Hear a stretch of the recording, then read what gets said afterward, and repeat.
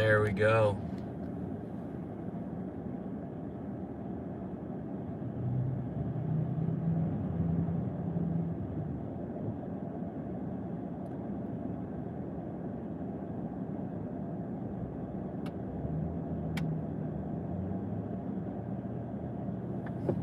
I see one person watching. All right, so we're going to Mayfield, Kentucky, small town in western Kentucky. Mayfield is a town that got hit by a tornado back in December, and town got hit pretty hard. But I was gonna go check out that town. I've been meaning to do it for a while, so that's where I am going today. Finally had some time to go do it. I wanted to make this trip before it got too late. I just wanted to document the damage because got hit pretty hard. I think there was over 50 fatalities down there in Mayfield, Kentucky. But yeah, this has just been a really crazy year. If you guys haven't noticed, I haven't been uploading too many videos this year. I've been sticking to like one video a week. It's been a pretty busy year. Hopefully things can settle down, but been meaning to make this trip for a while. Finally am able to do it.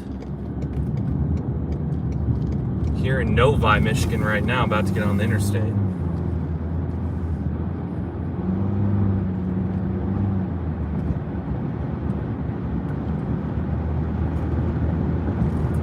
Yeah, it's just been such a crazy year. A lot of home renovations that have been needing to get done for a long time. And to be quite honest with you, the YouTube income has helped me do that. This YouTube thing has been great for me, and it's been really fun. I've always enjoyed traveling around, seeing places, but never really thought I could do that as a career where I made my living. It's kind of crazy, to be honest with you, but it's really fun. And here I am doing it again this weekend. Kind of crazy. Got a pretty big construction project here on a major freeway in the Metro Detroit area, 275 southbound. It'll be kind of a mess. I'm going to try to avoid it.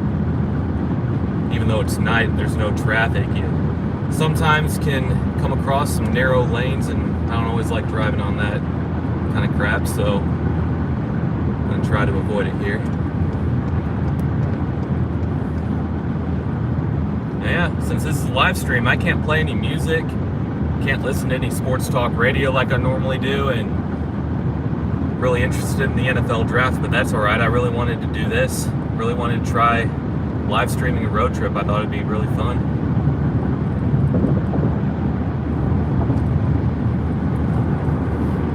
I've actually been watching a lot of live streams here recently of different content creators. Some of you may have known of some storm chasers that do this. They will put up their cell phone like I'm doing right now, and they'll just record as they're driving along chasing these storms. I've actually found it to be kind of fascinating. I think I find it fascinating because they do similar to the same things that I do, just drive to these random middle of the nowhere places on the road all day. That's probably why.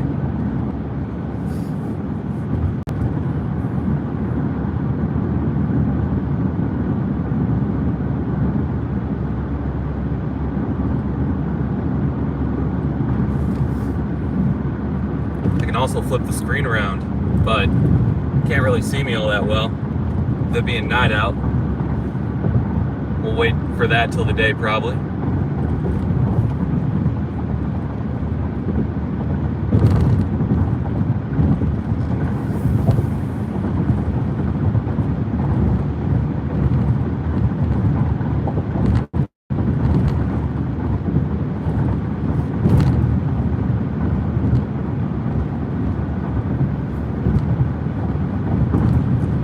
eventually I think this would be pretty cool to do whenever I go out on my little road trips to film for all the videos. I think it'd be cool to do this.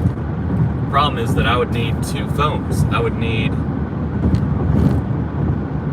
two different phones that are connected to a cell phone plan, so I would be needing to pay for a second phone. So it would be a little bit unnecessary at times just for a separate phone to have for live streaming, but I'm sure one day maybe I can set that up, because I also use my phone for navigation. I need it for whenever I'm out on these trips. I need it to help navigate me to wherever I'm going, of course. And if I don't have it, then I'm not gonna be able to stick to my game plan on the paths that I take through all these towns to make videos and whatnot. So I would definitely need to have a second phone.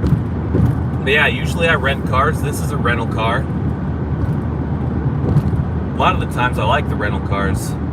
You get some pretty sweet hookups. This time, I'm not sure how to feel about this one. This is a Ford Explorer.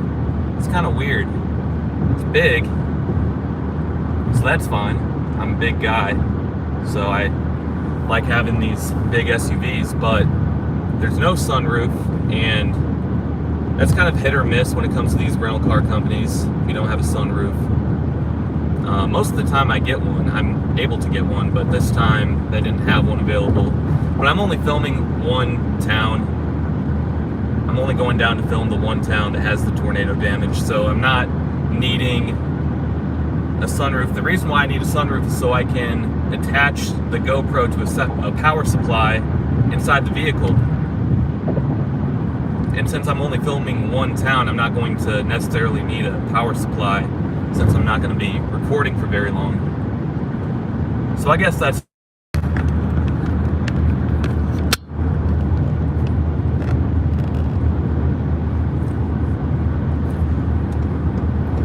yeah, and these live streams, they're gonna come in and out.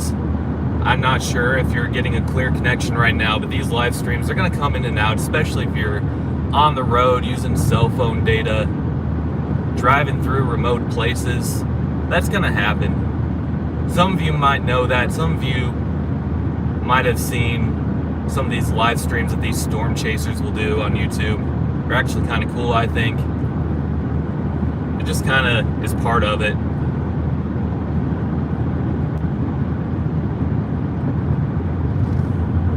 Had a message on my phone just a second ago to say to reconnect, so I'm sure something happened there. I'm not entirely sure, but yeah.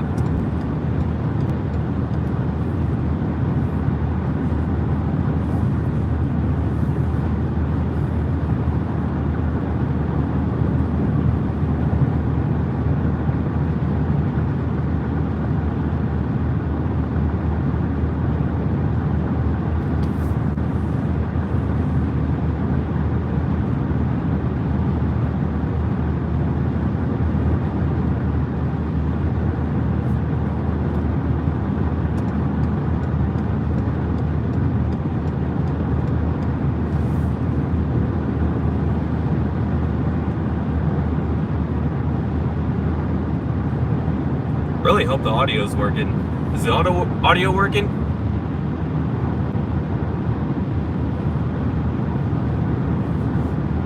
I hope the audio's working.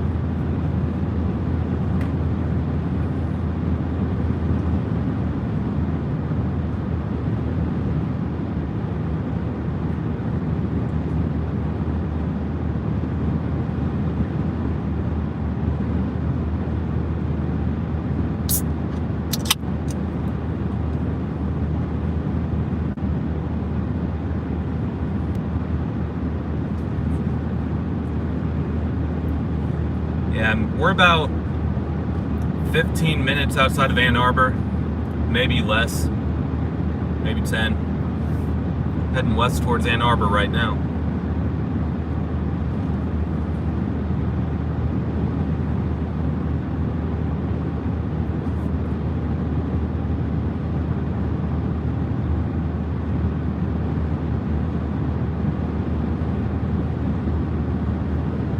Yeah, I can't see who's been commenting or whatnot. I'm not sure how to check that yet on this phone for live streaming.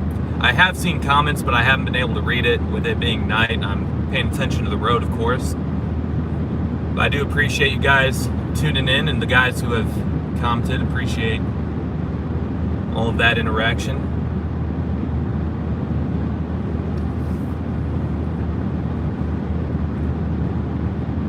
Drive safe, yes, absolutely, always. My top priority is to drive safe.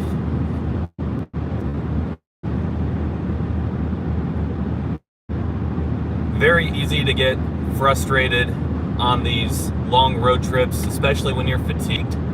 It's very easy to get frustrated at other drivers, but if you just keep that front and center, driving safe, you'll be all right.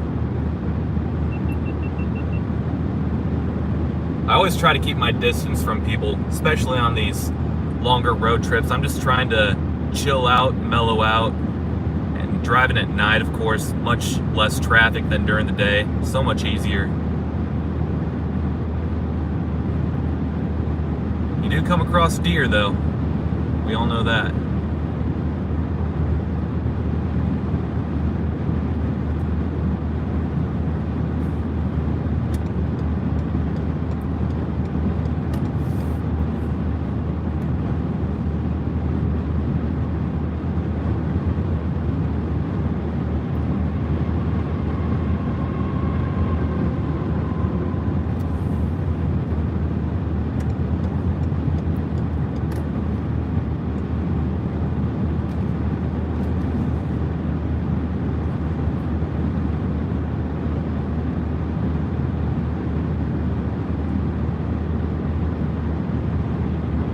It was actually kind of crazy. When I was heading out to Florida, some of you guys know that I went to Florida 2 weeks ago now.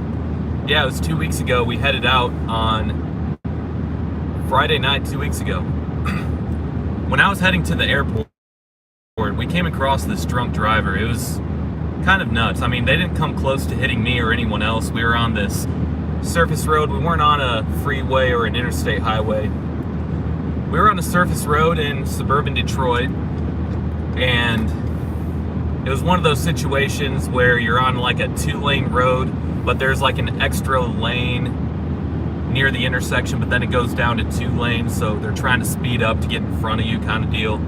And we were turning left onto that road. There were 2 left turn lanes to turn onto that road, even though there's only, 1 lane further ahead. So there was this pickup truck driver that was trying to turn left onto that road, and he lost control. It was a rainy night, and it was like 35 degrees, so it was kind of flirting with freezing temperatures. So the roads were a little bit slick. Well, he was gunning it around the curve, and he spun out and did several 360s in the middle of the road right there. And there was 2 of us that were in the other lane, and we just kind of stopped and just watched him do that. He wasn't close to hitting us or anyone else, so it's just kind of funny, but not because I think he was drunk. Watching him drive off afterwards, kind of fortunate that nobody was there to, be in an accident with him, that's for sure. And then we get down to Florida. Holy crap, Florida drivers. I've been to Florida twice now as an adult, and the first time I didn't really get to experience the Florida driver, the true Florida driver experience. I basically just stayed over in Melbourne, and I didn't really go anywhere, so I didn't have to drive anywhere. But this time I flew into Orlando, and I was driving over to Sarasota, so I was on the almighty Interstate 4. US 23 South Toledo. I need to, yeah, there we go. I was on the almighty Interstate 4, which if you've been in Florida, or if you've flown to Orlando, you've probably driven on that before, if you've taken a rental car from the Orlando airport. And I felt more scared driving on Interstate 4 than I did driving through any hood that I've been through so far in inner city Detroit, in East St. Louis. A lot of you are like, how can you not be scared? I mean, it's nothing. But if you really want to know where I have been scared driving before, it is on Interstate 4 in Florida. I saw probably 5 near accidents happen, and on my ventures going back and forth between Orlando and Sarasota, I saw probably over a dozen vehicles that were slid off into the median or the ditch on the right side of the highway. I saw a lot of post accidents, a lot of cars that just got in accidents for all the ridiculous drivers down there. I think Florida's just way overcrowded. I think that's the problem down there. I think Florida's just way overcrowded, and I think that there's a lot of tourists. So there's a lot of people that are not familiar with the roads down there and how people drive. And so just a mixture of all of that is just a recipe for chaos. And chaos it was. Driving up here in Michigan, though, good preparation for driving anywhere with how fast people go, that's for sure.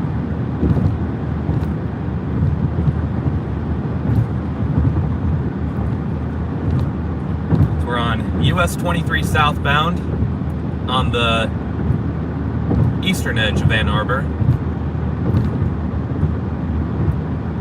bypassing the city right now, basically. Heading towards Toledo.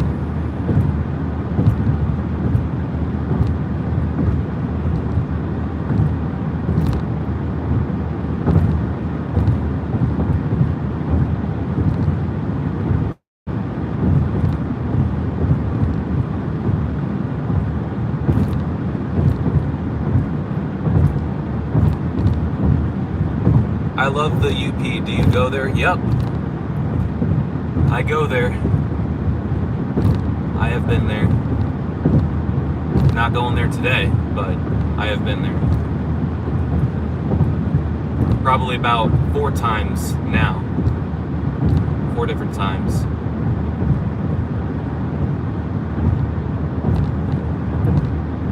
Someone up here on the shoulder, it looks like. What's this? Guy with his flashes on.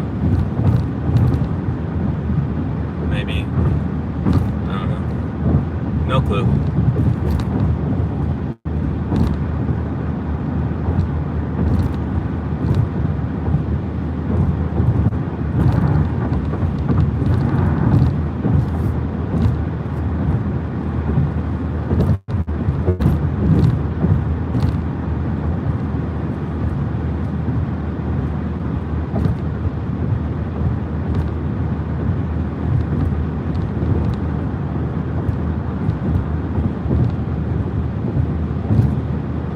I was talking about the storm chasers earlier. I was watching Reed Timmer. I was watching his live stream. He had a live stream going on for a long time today. I was watching it on and off throughout the day.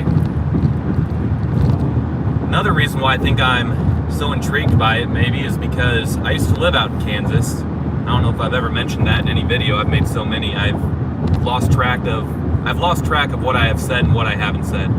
But I used to live out in Kansas, and he was not that far away from where I used to live in Kansas. So that was kind of crazy.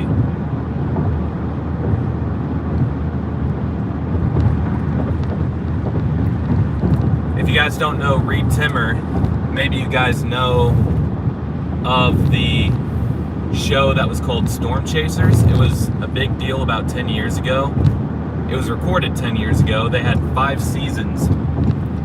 I actually only discovered it back in 2018. I mean, I knew of it, but I didn't actually watch it until 2018. Just never did.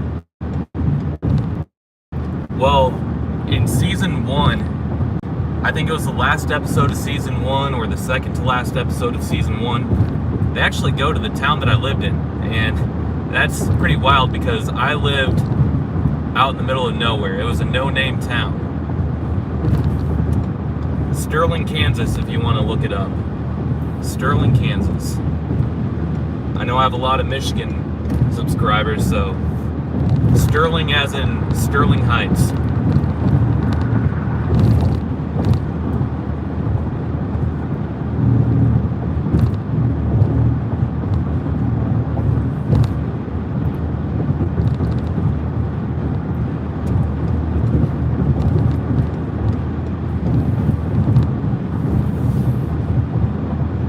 But yeah, whenever I see Reed Timmer over in that area of Kansas, or any storm chaser, or, you know, when I discovered that episode that I was just talking about, it's probably the same feeling that some of you get if you live in a small town, and maybe I've made a video on your small town. It's probably the same kind of feeling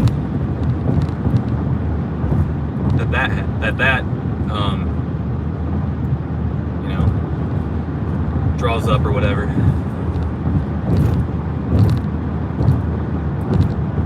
I haven't been back there in a long time. I lived there when I was in elementary school still. I was in 5th grade. It was 2002. 20 years. Wow.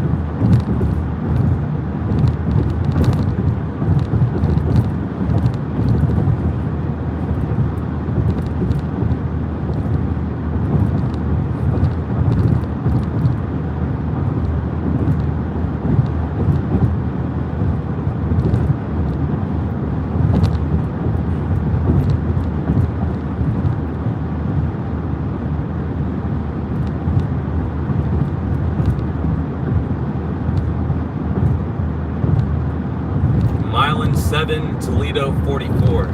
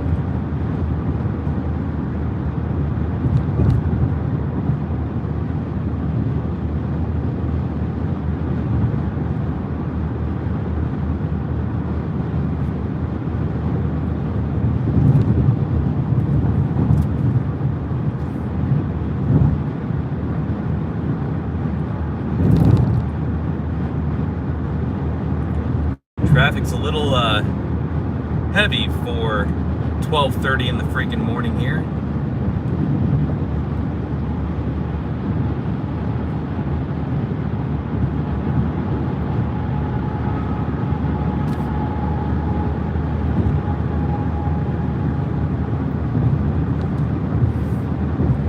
There's probably a lot of people taking 23 because 275 is all messed up with the construction. Plus 23 is always crazy. Those who know Michigan know that 23 always sucks.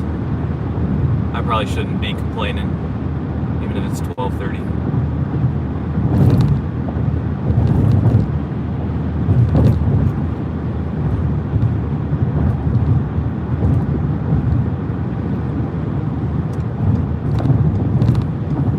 I never take this route. I'm only taking this route because of the construction on 275.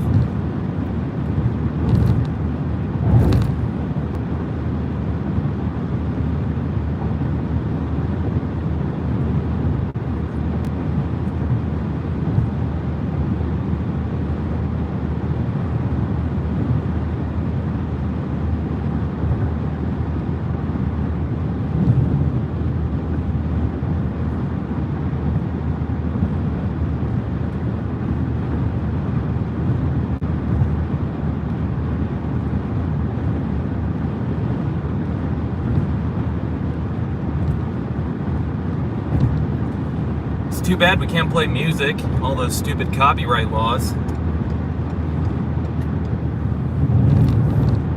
Oh well.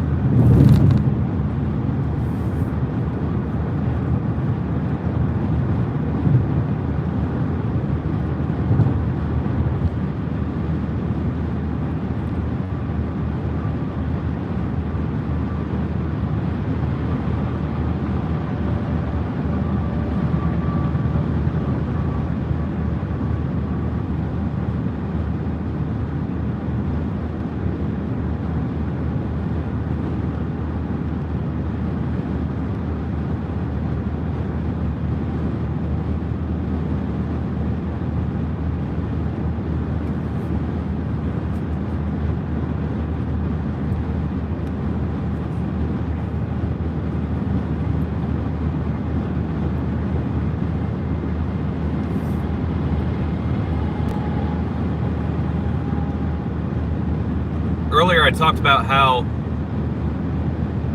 having 2 cell phones with 2 phone numbers would be very useful for this situation here, what I'm doing, because then I could use one phone for navigation, use the other phone for live streaming like I'm doing right here, and that would be great. And I'm hoping one day I can do that, and I can just live stream, you know, any road trip that I make. I think it'd be really cool.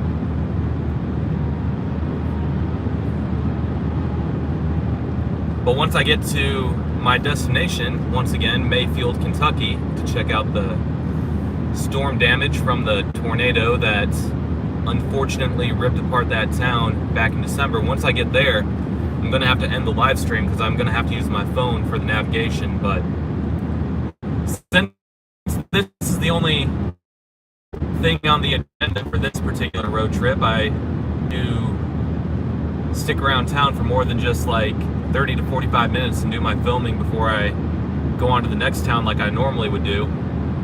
Should have an hour or two to take my time and, you know, get some good drone shots hopefully, and hopefully talk to some of the people in the town. That's the plan.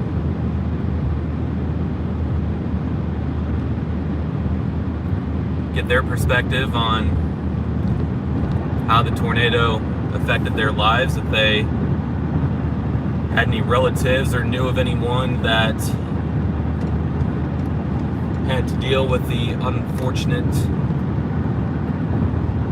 disaster that was that tornado. Tornadoes are terrifying. When I lived out in Kansas, I remember there was this circulation right above the town we lived in, Sterling. There was a circulation right above us. I could see the clouds spinning. I thought for sure there was going to be a tornado that would drop down on us, but fortunately there wasn't one on that particular day. I know of another tornado that hit southern Indiana back in 2012, either 2011 or 2012. I think 2011 actually. It was fall of 2011. There was a tornado that ripped apart this small town. It's called Henryville, Indiana, just north of Louisville. Not that far north of Louisville at all.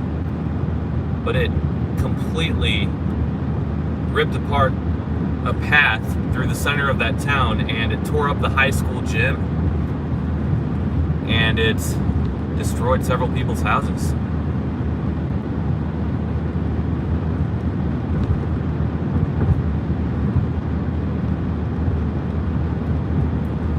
I've gotten messages from some of you asking me if I ever wanted to storm chase, and I've gotten some comments on some videos, and I've received some tweets and some other forms of communication on social media. People asking me if I wanted to storm chase, or if I heard about these towns out in Illinois that got hit by tornadoes. Because I think last year around the same time that Kentucky got hit by the tornado, the one that went through western Kentucky, I think Illinois got a few. And I think there is a town, I think it was Chester, Illinois, Popeye the Sailor. Chester. I think Chester got hit by a tornado, and I think somebody messaged me and was asking me if I was going to go out there and make a video or something. But you know, I work a full-time job. I was working 8 hours today, and now I'm doing this. I'm just a crazy person, I guess. But work a full-time job still. You know, I can't take days off like that. Back in 2020, when I was starting this whole thing, I was furloughed for 6 months, so I wasn't doing anything, right? I didn't have any responsibilities at all. I mean, obviously, I'm not just gonna leave my then fiance, now wife, you know, at the house. I'm not just gonna say, hey babe, I'm gonna leave for 3 months. I don't know when I'm coming back. Gonna go live the van life. Wasn't like that. But there were, I think the longest I was ever gone was 2 weeks. So I was gone for 2 straight weeks on one occasion in 2020. But I was able to do that, and I was really fascinated with the town of Cairo, Illinois. I wanted to make a video on it. I drew some interest early on, and then I went back to Southern Illinois and made a ton of videos on towns in rural Illinois. And that's kind of how my channel started to grow slowly but surely. And I did that because I had the time to do it. And I knew I was going to have the time to do it then. I didn't know if I was going to have the time to do it in the future. And I do want to try to go everywhere, or as many places as I possibly can. So my theory ended up being true. I was not able to travel much in the future. So last year I made a lot of videos around where I live in Metro Detroit. Well, I did a lot of filming in Detroit City, that's for sure. And then just so happened that life was getting really busy and I couldn't upload 3 videos a week anymore. So I've been uploading 1 video a week for a long time now, and I would really like to get back to uploading more. But as you know, life. There's a fine balance when you're making this content for YouTube that I've learned. There's a fine balance in not letting yourself get burnt out. There were definitely more than a couple of times where I was feeling burnt out because I was trying to upload 3 videos a week while working my full-time job, and it was not easy. It was very hard, very difficult, because it takes probably on average 8 hours to put together a video. A lot of it is a process called rendering on the video editor, where you have to render the video, and it'll take a long time depending on how good your computer is. So that's a big part of it right there. So you have to render it. That can take 3 to 4 hours sometimes just to render the footage to where you can actually edit the video. Because if you don't render it, then it can be a headache. But if you render the footage, then you can smoothly edit the video, but it takes like 3 to 4 hours to render. So while you're rendering, you know, what are you supposed to do? Just sit around and stare at the computer? No. So you probably just go get up and do something else, and then you come back and do it the next day because it took that long to render the video. So it's tough when you're trying to juggle all these other things that you're doing in life, but it's doable. It's very fun, very rewarding. Like I said at the very beginning of this stream, this honestly seems like a legit career path that I can follow. I've had a lot of fun exploring this country, especially, you know, that I can get reimbursed for the travel and make money for the travel. It wouldn't be possible if I couldn't. I think most of you get that. But yeah, it's fun. Right now I'm in Dundee, Michigan, heading south on US 23, almost in the city of Toledo.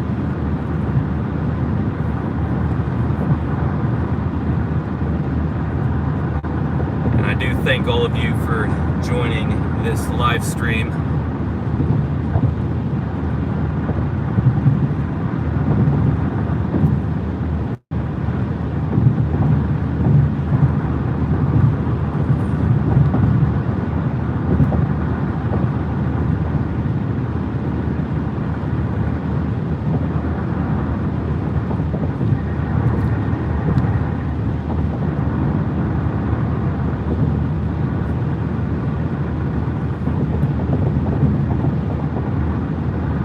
Do you plan to visit all 50 states eventually? Yes, absolutely.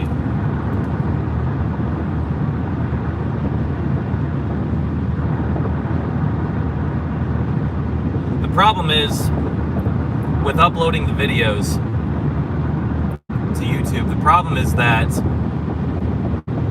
the only videos that generate enough interest where people click on the video, or should I say enough people click on the video to where it triggers the algorithm, is when I go through the messed up hoods. The inner city hoods where all the abandoned stuff is, where everything's all torn up. People want to see hoods. They think it's scary, they think it's bad or whatever. I mean, it's very sad to drive through these urban neighborhoods and see so many cities, especially around the Great Lakes region, that have fallen so hard. Because I'm a city guy. I like cities. I like being in the city. There's a reason why I make so many jokes about rednecks, hilljacks, hillbillies. I lived in the rural Midwest for a good portion of my life. And, you know, most rural folks that I know don't get upset if they're called a redneck. I mean, they laugh about it and they make jokes themselves. And I probably was considered to be a redneck for a stretch growing up because, I don't know, trying to fit in with the crowd in high school or whatever. But I don't have anything against rural folks, so hope you guys don't think that. I get comments from people sometimes who act really offended or are really offended by some of the jokes that I say sometimes. It's all meant for fun. And if there's any crowd that I can make fun of, it's that crowd, because I lived there. I lived in southern Indiana. I lived in rural Kansas. I know that crowd well. My whole extended family, you could say, is a part of that crowd. So,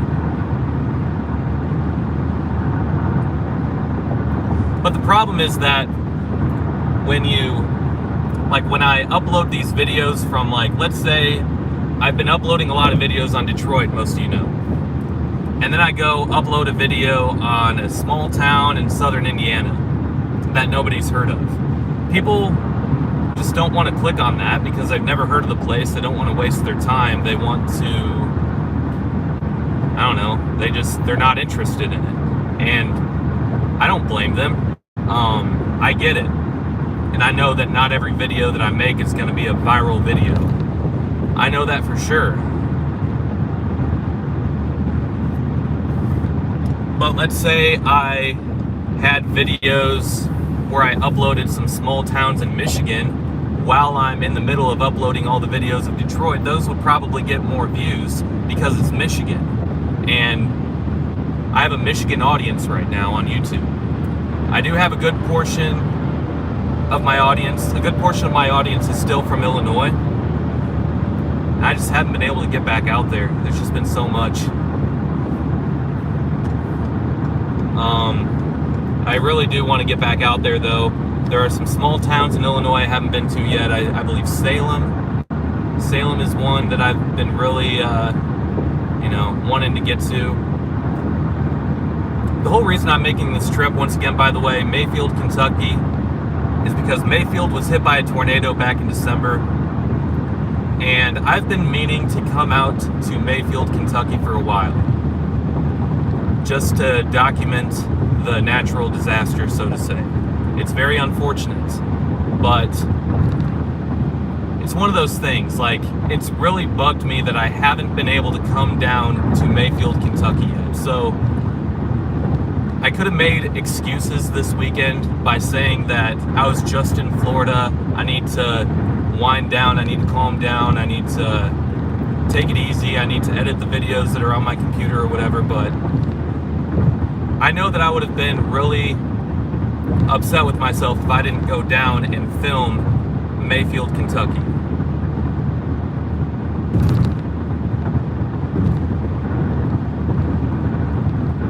Because it's, you know, after a major tornado, I think it was an EF4 tornado that hit Mayfield, Kentucky.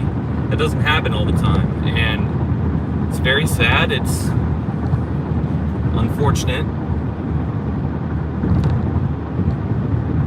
There's other places I would like to go to that I have like on the top of my head that are just like away from everywhere else that I've made videos on so far. So like there's this town in Oklahoma, it's called Pitcher, Oklahoma, which the streets for Pitcher, Oklahoma are still there.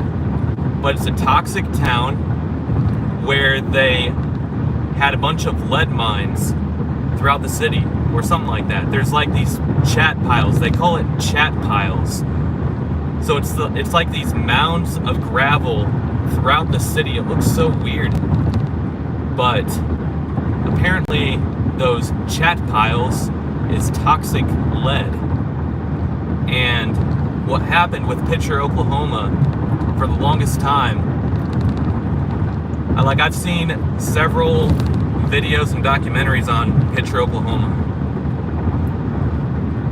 Elementary school kids would climb these chat piles that are full of toxic lead, and they did not know that it was toxic lead. They didn't know that it was toxic, you know, back in the day when they were doing all that. And there's lead in the water, there's lead in the soil, there's lead in the houses. When the houses were there was lead in the houses.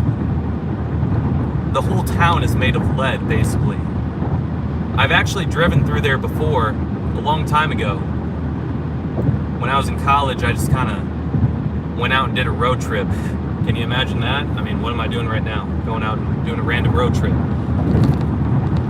So I guess I was kind of always meant to do this, I guess. But in college, I just kind of went out there because I was just so curious about that place. You can drive through the town. Streets are open. There's just no houses left, and there's just these giant piles of lead, and it's still there today. And when I drove through there, that was like 10 years ago, but as far as I know, it's still there today. And there's another town. It's actually on the border with the state of Kansas. And as soon as you cross the border, Pitcher is literally on the border with the state of Kansas. So you go across the state border, there's another city. It's called is completely gone. Like, even the streets to that town are gone. And that town existed as recently as like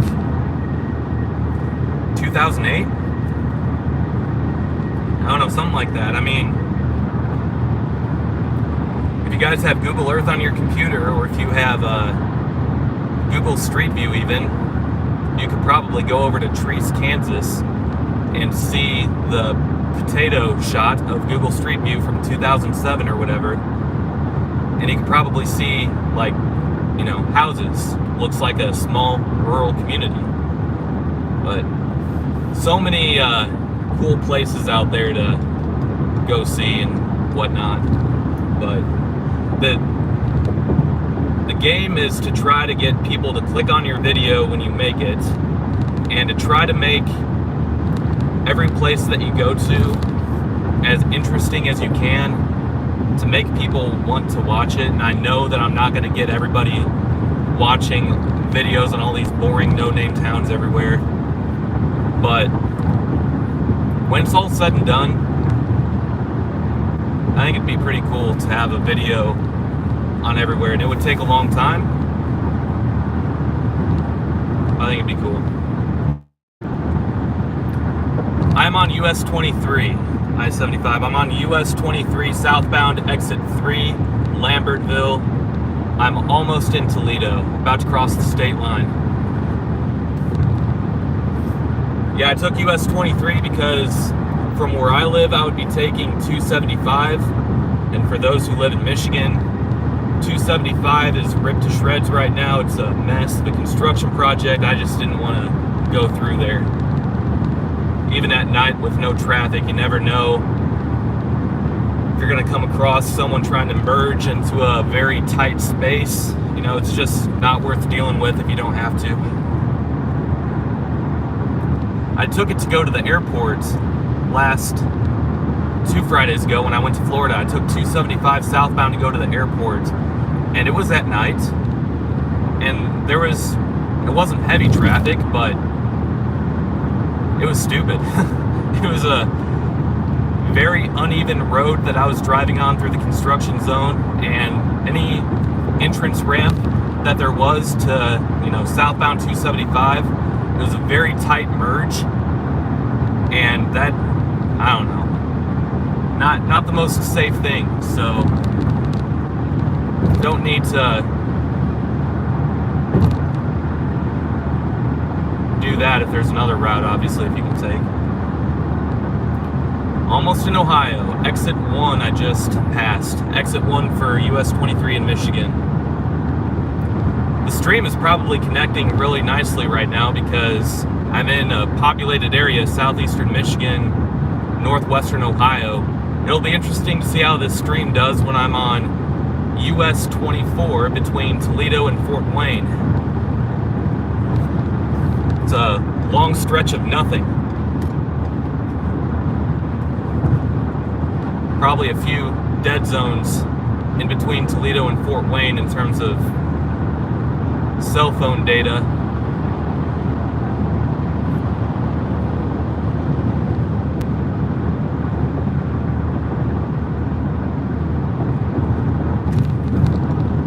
Appreciate all of you guys joining. This is actually really cool, this live stream. Prepare to be pulled over in Ohio. Oh yes, I know. Everyone here in Michigan complains about the roads, and yes, the roads in the state of Michigan suck, but what that commenter just said is very true. Be prepared to be pulled over when you get into Ohio.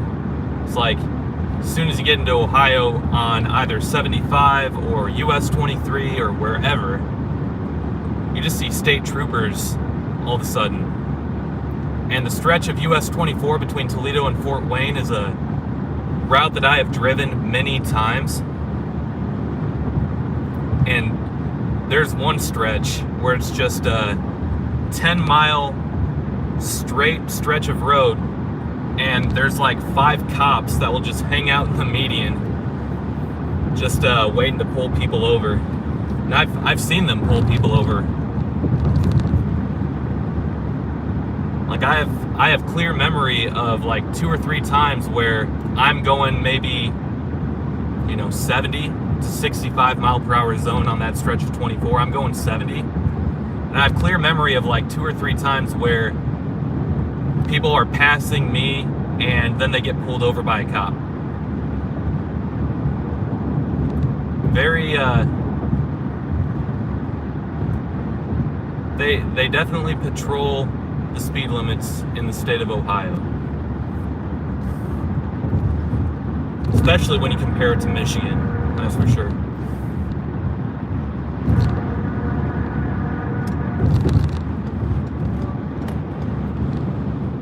About to merge on to 475 here.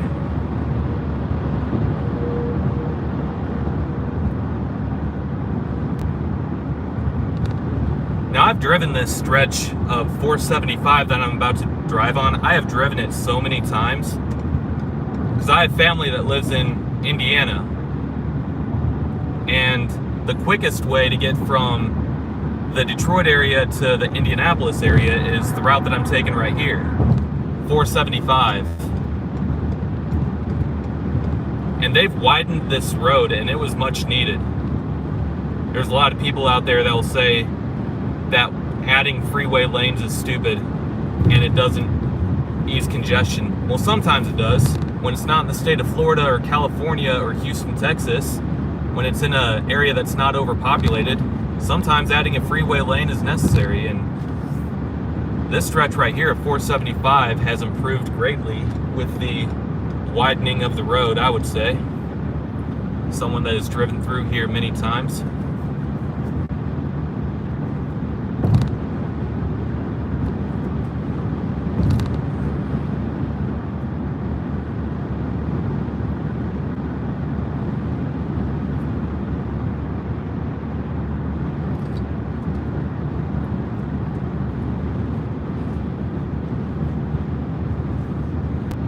What's going on with this car here? It's like their trunk is open or something. That's weird. Oh, their license plate, okay. Their license plate is just a really stupid spot, that's all. Really weird spot. Whatever.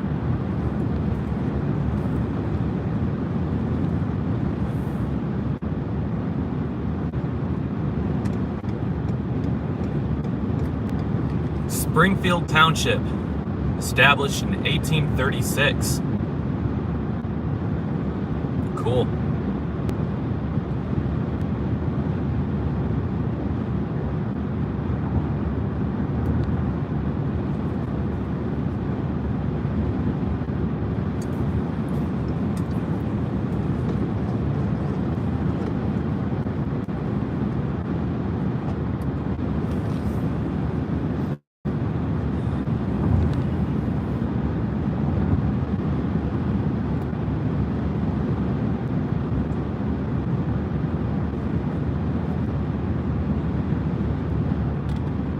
Yes, driving at night is very nice, most of the time. Smooth sailing.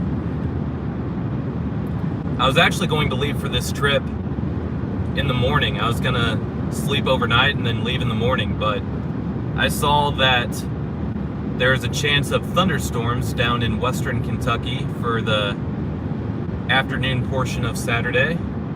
So I came up with this plan, and I was just going to leave at midnight, which I did. So I will arrive in around Mayfield, Kentucky. I should arrive sometime around 9 or 9:30. It's a 9-hour drive. Whereas before, I was going to just kind of take it easy. I was going to just take my time and leave at like 9 or 10 a.m. Get there, and I was actually going to, just stay down there overnight, and then I was going to, what am I saying? I was going to do all the filming for the video on Mayfield. I was going to do that on Sunday, and then I was going to drive back. I was going to take it easy, but now I'm going hardcore, driving for probably 18 straight hours. I will, of course, if I need to, I will pull into a rest area. But I've done it before, many times.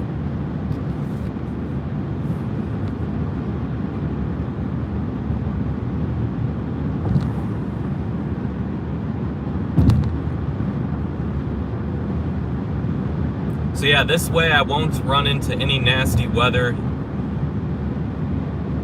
I'm not Reed Timmer, not a storm chaser. Not necessarily for me. I don't have insurance that will cover hail damage to the car.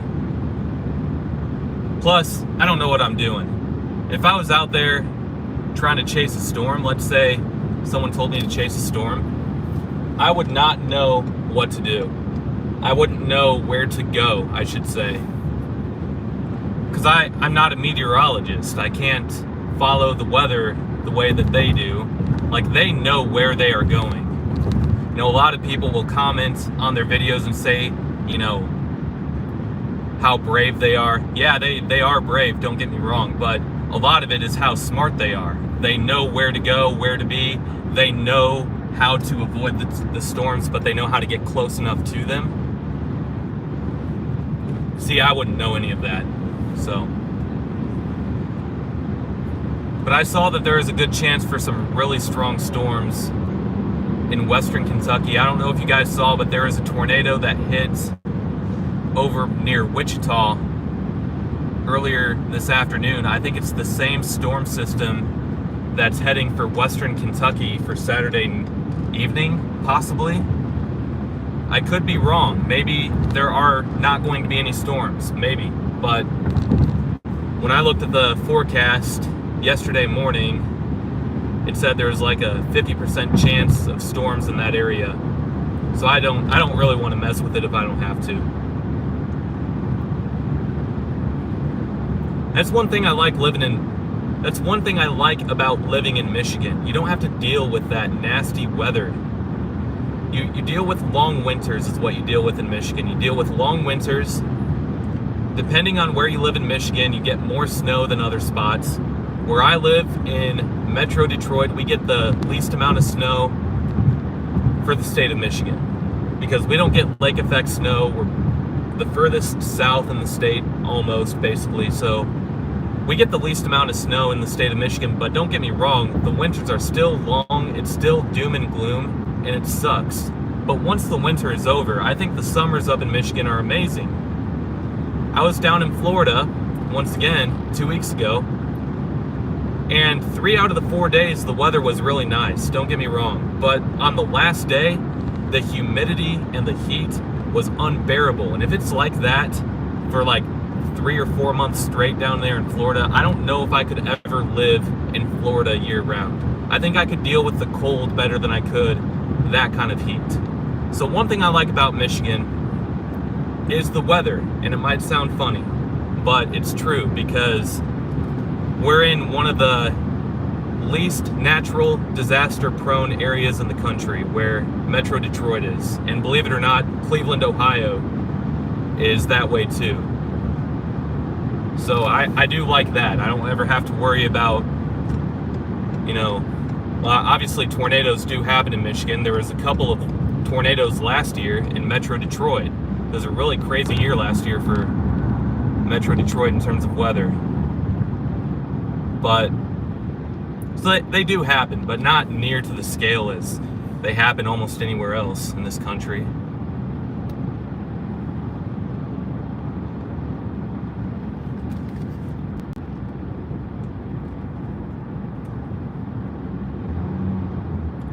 I also laugh whenever people in Michigan complain about how the weather will be warm one day and then it will be like cold the next day or something like that.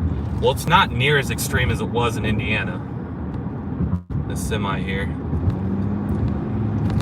Indiana, you get days all the time in the cold months where it's like 70 degrees or 80 degrees, maybe not 80, but like it's like 60 to 70 degrees in most of the state of Indiana on random days in like February, January, whatever.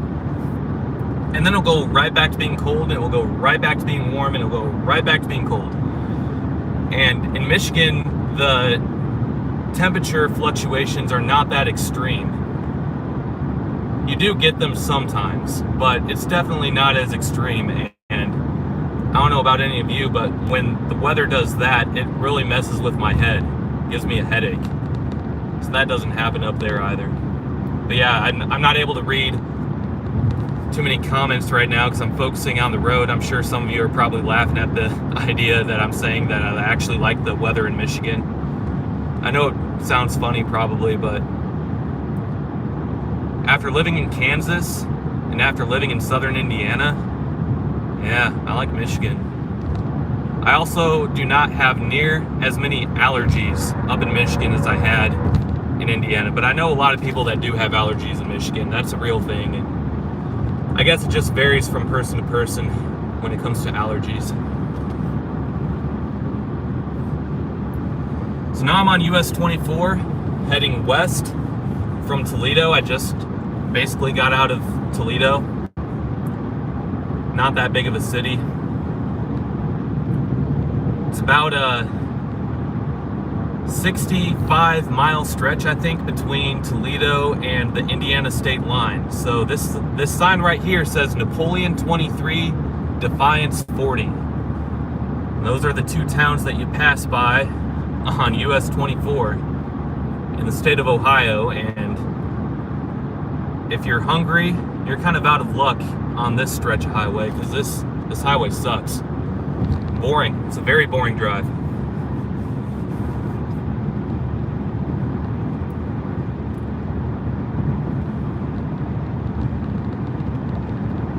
So yeah, it's a 65-mile drive between here and the state line of Indiana, and then once you're in Indiana, I think it's like 20 miles maybe until you get to Fort Wayne. Not that long. 15 to 20 miles. It's not that long once you get into the state of Indiana. I like to go off of checkpoints. I like to think of things as checkpoints when you're on these long drives. So like on 24, I have a checkpoint of Napoleon, Defiance, State Line, Fort Wayne. Helps me get through it a little bit quicker, I guess.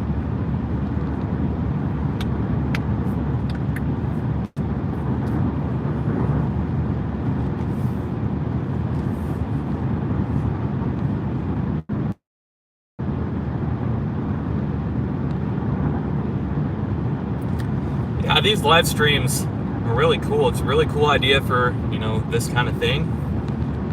I'd like to do it during the day, of course, where you can see more.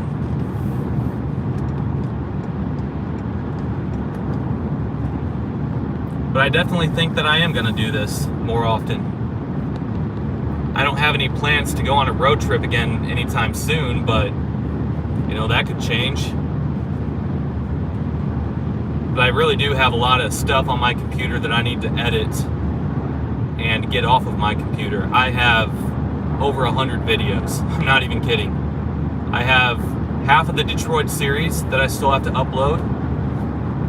What's this guy's deal? See, I don't understand why people speed up when they see that you're trying to pass them. And then, of course, when you pass them, they slow back down to the speed that they were going. It's so stupid. But it happens. It is what it is.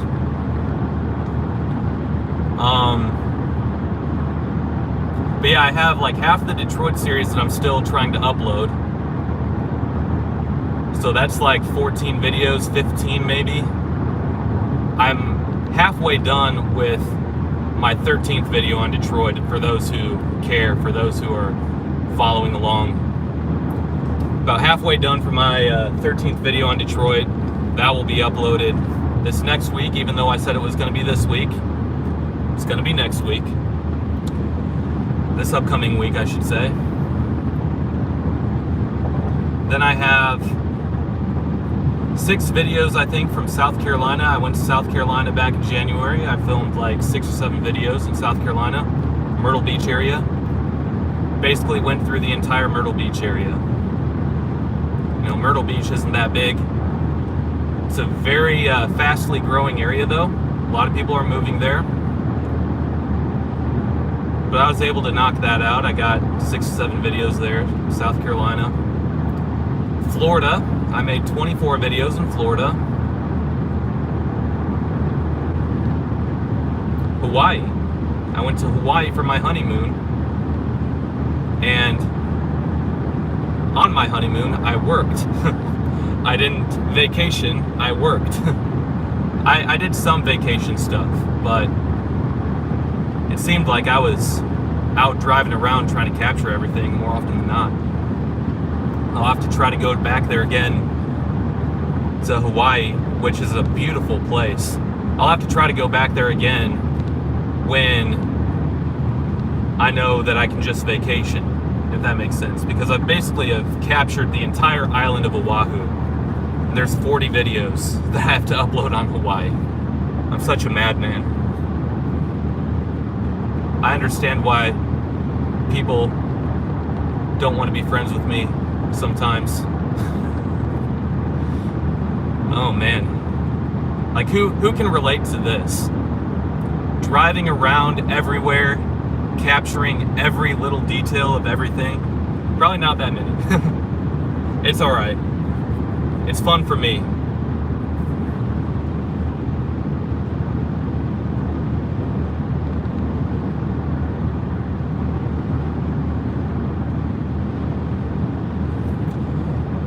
it's kind of tricky here on US 24 in Ohio, because right now the speed limit's 70, but up ahead somewhere the speed limit goes down to 65. So if you're not paying attention,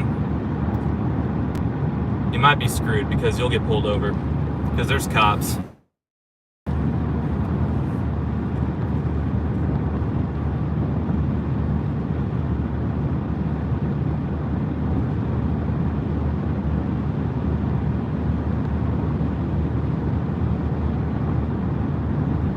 Mile marker 58.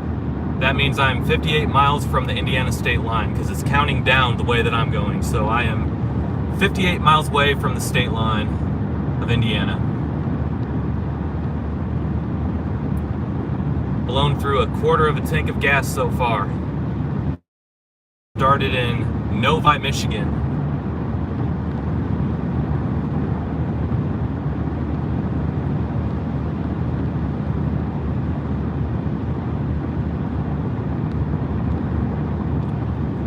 Have I really been going for 67 minutes? Wow. Thank all of you for joining this live stream. This is really cool.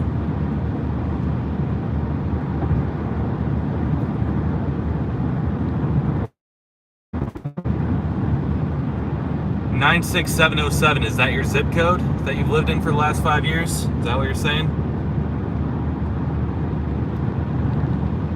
Semis onto the shoulder here, resting on the exit ramps and entrance ramps.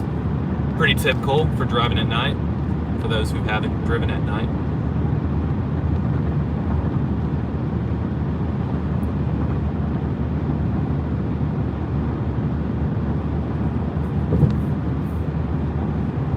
US 24 starts in somewhere in Oakland County in Michigan. I don't know the exact city. Napoleon 14, Defiance 31. 14 miles out of Napoleon. 24 starts somewhere in Oakland County. Not sure of the exact city. I think Waterford. I might be wrong. It might be further north of Waterford, but it goes all the way out to Colorado. When I was a kid, we moved from Metro Detroit to middle of nowhere, Kansas, and US 24 goes through Kansas. And I remember seeing US 24 in Kansas. I was in elementary school. I'm like, hey, that road's in Michigan. I don't know.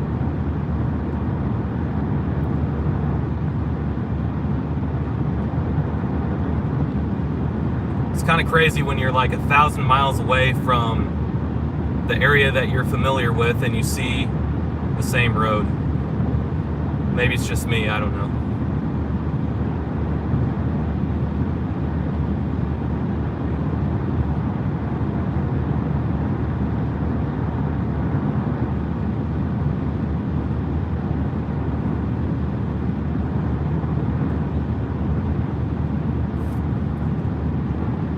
Have you taken US 24 to Ohio? I'm on 24 in Ohio, yeah. It's the road I'm on. Been on this many times, between driving from where I live and to see family.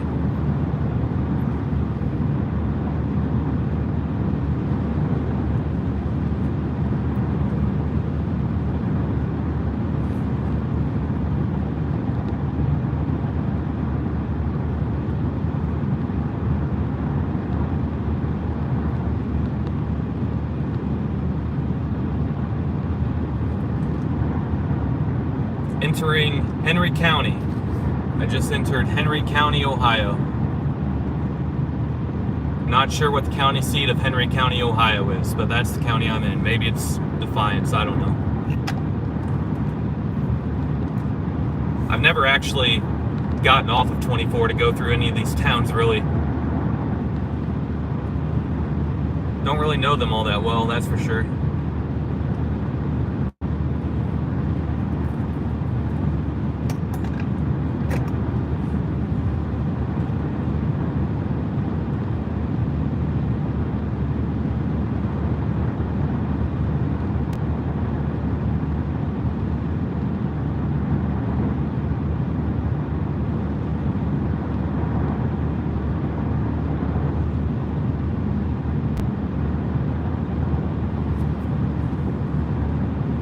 So the plan is to take 24 to Fort Wayne, and then take the almighty Interstate 69 all the way down to Indianapolis, and then continue on Interstate 69 all the way down to Evansville.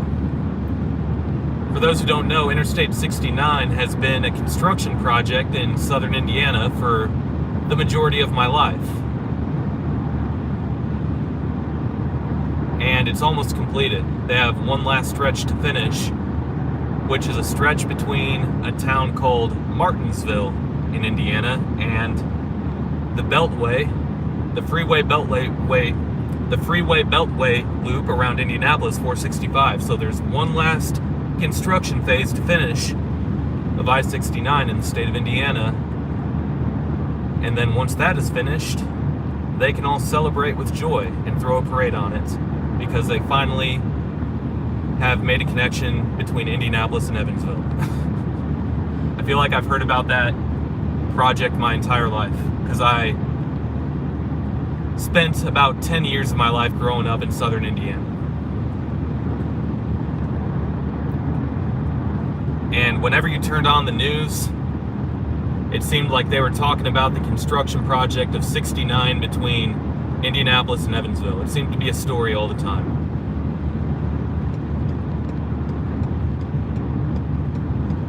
Those people in Indianapolis, they are proud of their nickname being called the Crossroads of America. They are proud of it.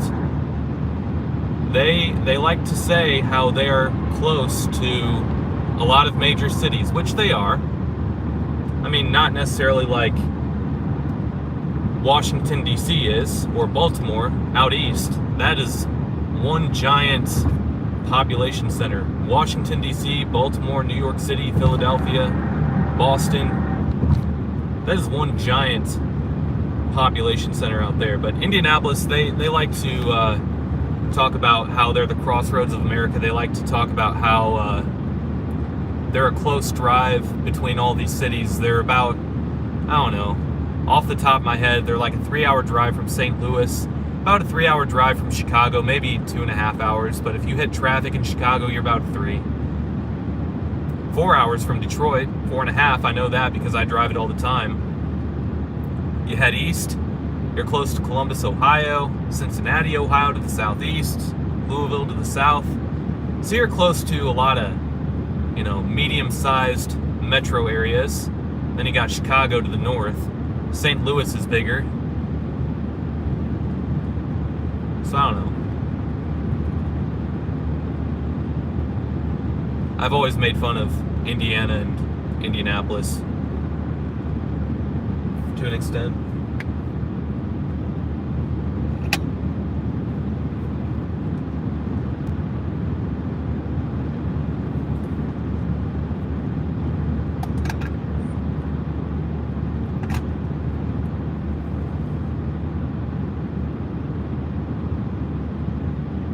US 24 westbound, we are at, let's see, what's this say? Highway 109, Liberty Center, Malinta, half a mile, exit 47. So once we hit that, we will be 47 miles from the state line of Indiana.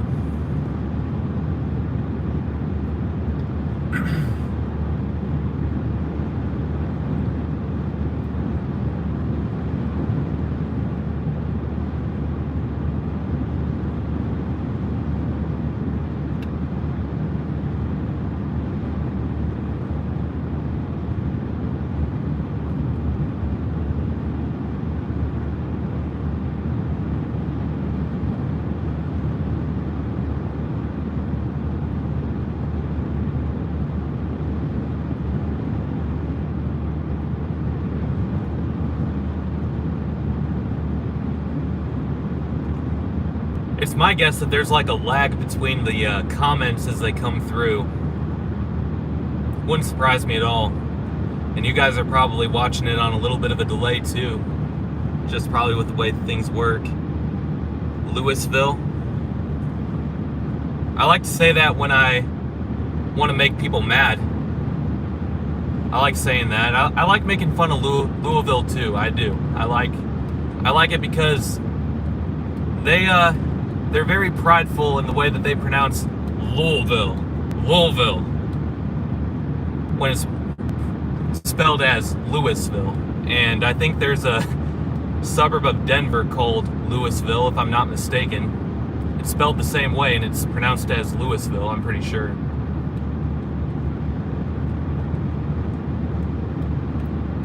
Louisville's another prideful bunch down there, that's for sure.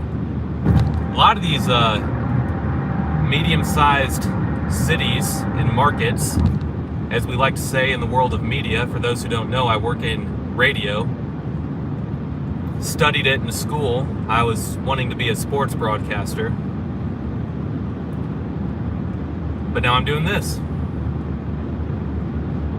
But there's a lot of medium-sized markets out there that are insecure, as some national broadcasters would say, and it's kind of true to an extent. No doubt about it. Indianapolis, Louisville, even Cincinnati, Columbus, Ohio, Cleveland, Ohio. When I say insecure, I mean, at least when it comes to sports, they want their sports teams to be heard. They want their sports teams to be talked about on a national scale. I know that there was a long stretch when I was in Indianapolis where the Pacers were a really good team. They had Paul George, David West, for those who know basketball. I mean, I'm sure there's a lot of you who don't. I'm probably just boring you if I'm listing all the names off. But there's a stretch there in Indianapolis where the Pacers were really good for about 5 or 6 years. And they met up in the Eastern Conference Finals with the Miami Heat, with LeBron James a couple of times, but they could never get past LeBron James. They were always mad at LeBron James, always talking about how LeBron James and his teams always get all the calls in the NBA, which to an extent that's actually pretty true. But they always got upset, at first anyway, when Steph Curry was recognized as the best three-point shooter in NBA history. They always wanted Reggie Miller to have that title, even though Reggie Miller never won a championship for the Pacers. And Steph Curry has been better at shooting threes than Reggie Miller has. But it took them a while to get over that. It also took them a while to accept that Tom Brady has had a better career than Peyton Manning. It took them a very long time. And when it comes to sports, I've always gotten a kick out of that, because you come across these diehard Colts fans, and I guess you get this with a lot of fan bases, but there seems to be nobody, for the Indianapolis Colts fans anyway, that for the longest time there seemed to be nobody that could accept that Tom Brady was better than Peyton Manning, or at least had the better career. So yeah, a lot of insecurity, at least when it comes to sports, in these medium-sized markets. Detroit has insecurity too, no doubt about it. And it's not just sports, that's just a good example to use. It's not just sports, it's a lot of things. Whether people are really prideful of their city and they want their city to be a travel destination, or they want their city to be thought of as well, you know, have a good reputation across the country, whatever the case may be. And then whenever someone says, you know, anything bad, they lash out on the internet or whatever. You see it a lot on the videos that I make. You see it a lot on the videos that Nick Johnson and World According to Briggs make. You see it everywhere, honestly. All of these news websites, they have comment sections on their website sometimes. I know that there's a few media outlets in Detroit that have the comments on their own website. People get mad all the time. Not just at YouTubers, not just at people that work in media that, you know, come up with these news articles and opinion pieces. They get mad at each other. Go look at a Reddit board. See it all day. Speed limit is still 70. Huh. Maybe they increased the speed limit for a stretch. Pretty sure that this was... No. Okay, this is the US 6 split with 24, so... No, it was always 70 through here. Alright, so now I'm... Exit 39, US 6. 39 miles to the state line.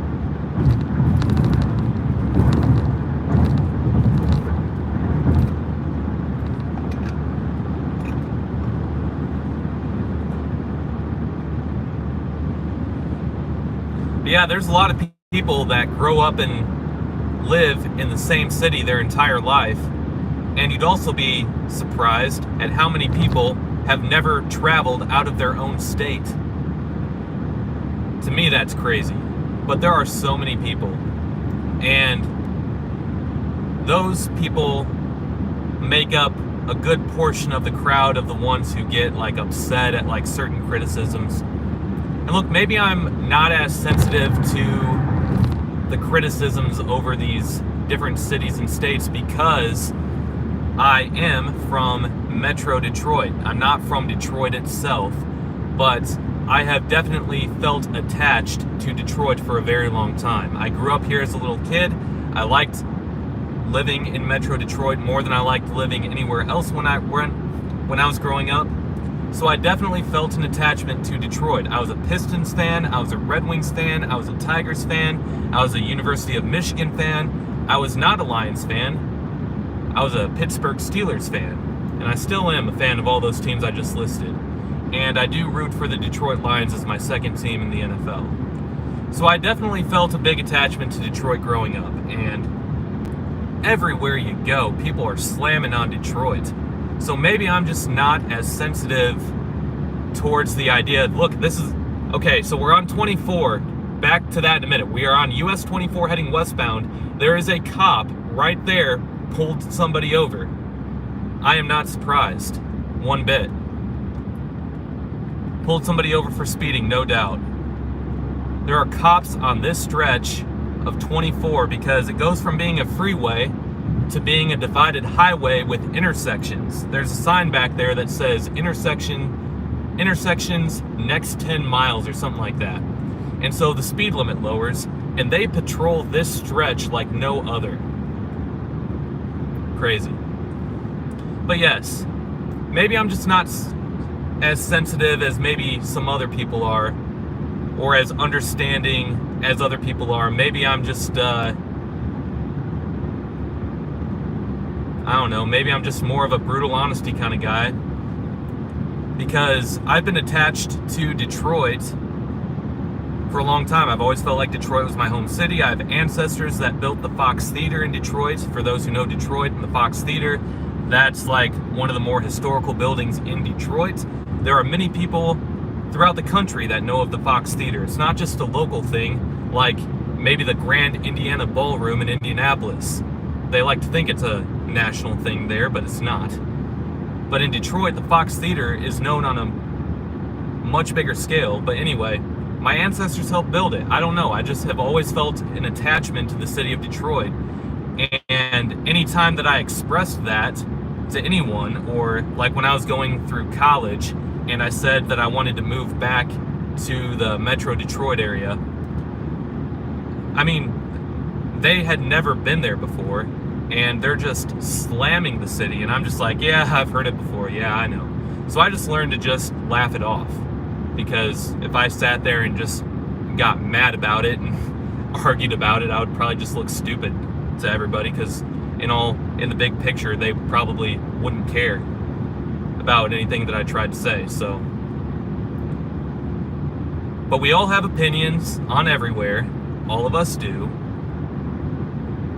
We're all human beings. It is okay to have opinions on places. It is okay to have different thoughts.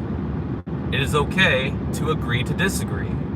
I strongly believe that one place can be good for somebody, whereas it could not be good for another person. I mean, Everybody has their own thing. If you're a country music artist and you are super passionate about country music, you're going to want to live in Nashville, Tennessee, right?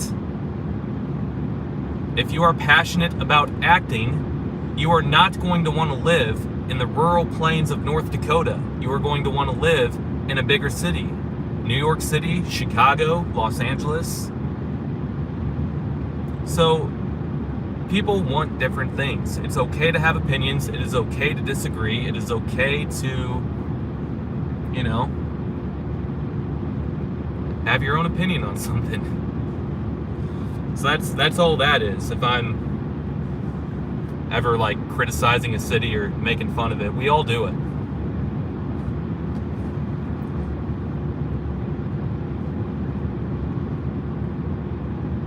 There's no traffic at all. It's beautiful.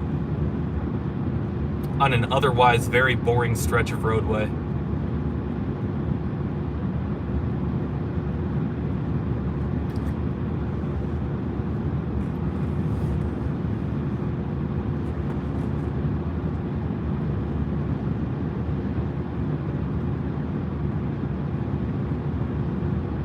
I'm very talkative probably because I just had a Monster Energy drink.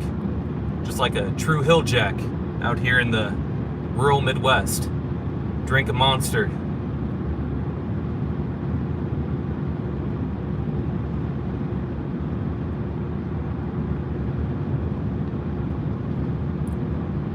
"32 miles from the Indiana state line."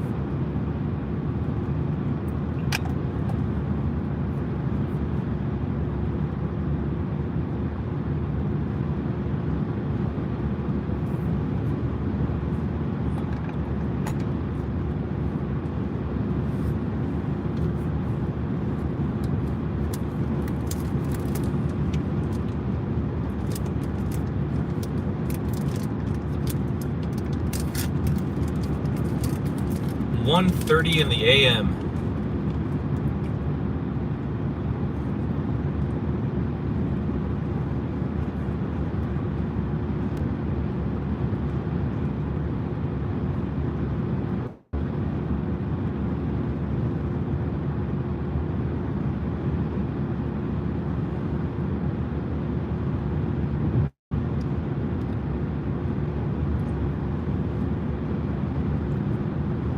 Sounds like real fun, eh? 1:30? Yeah. Actually, it's a lot more peaceful of a drive when there's nobody, when you're by yourself, for sure. And if you can be awake, I'm plenty awake right now. 10 hours from now, we'll see. But right now, I'm doing all right. And when you're awake, there's no traffic, it's at night. It's pretty nice, actually, I think. It's not raining, it's not snowing.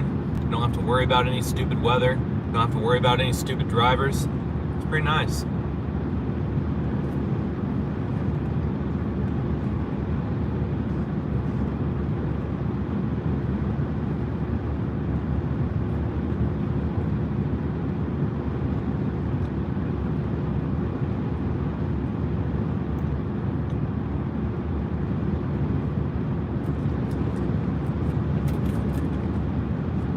Where are you along the trip right now? I am on US 24 westbound in Ohio. Let's see what this sign says. I don't have a map pulled up because my phone's being used for the live stream. Independence Dam, exit 28. I have no idea what that is. All I know is that I'm 29. That was milepost 29. I'm 29 miles from the Indiana state line. That's all I know right now. Ohio 281 Domersville Road, half a mile. I'm an hour and a half into the drive. I started in Novi, Michigan. I'm going to Mayfield, Kentucky. The reason why I'm going to Mayfield, Kentucky is because in December, there was a tornado that ripped apart the town. Not the entire town, but a good portion of town. And the damage is still relevant, and I wanted to make a video on it. I've been wanting to go down there for a long time. Just haven't had the time to actually do it because I've had so many other things going on. We have been renovating our condo, my wife and I. And if anyone has ever renovated a place that they have lived in, you know exactly what I'm talking about. I've also been working my job, my full-time job, whatever. I don't know what else to call it. I keep calling it my full-time job, and I feel stupid saying it, but I don't know what else to call it. I've been working my job 8 hours a day, 5 days a week. Not too bad. But then when you add this YouTube thing to it, it's like working 70-hour weeks a lot of the times. But it's all right. I'm not complaining about working. I want this YouTube thing. I want to make these YouTube videos. It's very fun. One of the things that I've enjoyed throughout life is traveling, seeing all these places, and YouTube lets me do that. I can get reimbursed for the travel expenses, and I can get paid. And let's be honest, you need to get paid if you're going to spend this much time doing this, and you need to be reimbursed at the very least, because it costs a lot of money. So YouTube allows me to do it, and I just try to do the best job that I can with every video that I make. And that's all I can do.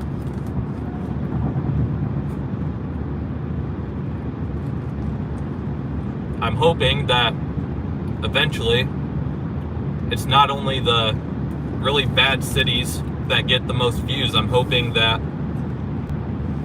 nice areas can get views too. But it is what it is. And I'll take it for what it is until, that changes, if it ever does change.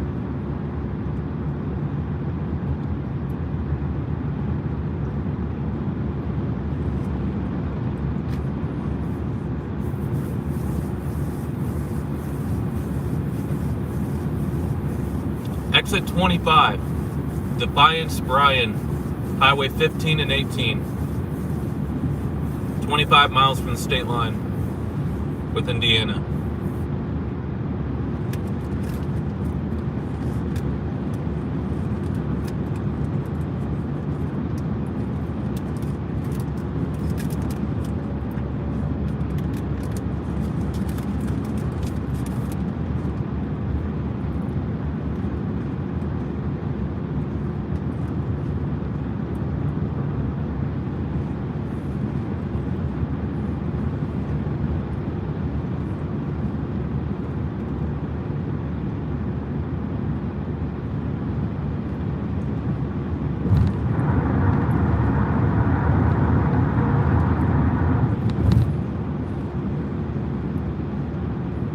Ohio. Oh, I hate Ohio State. Go blue.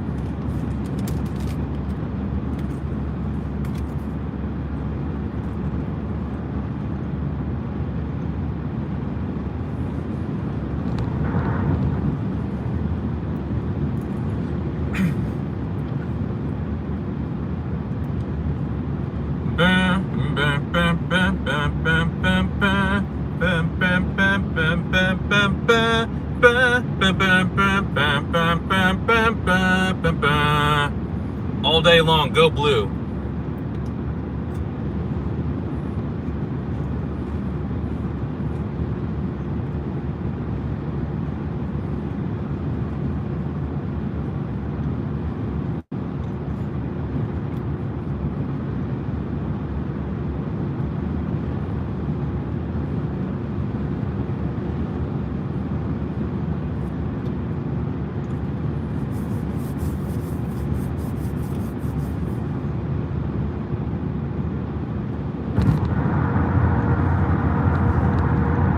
Just woke up and saw this. What is your ETA? About 9 or 9:30 a.m. I will arrive in Mayfield, Kentucky. Around then. I don't have navigation hooked up because I'm using my phone for the live stream. I know how to get there though.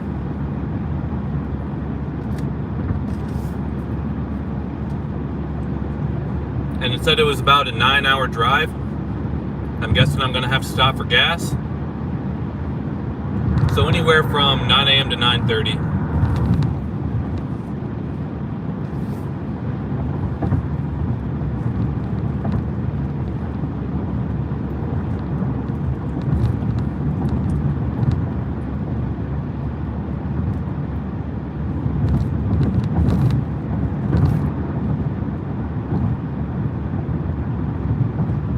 Intersections, next 19 miles ahead. Cool. What a weird sign.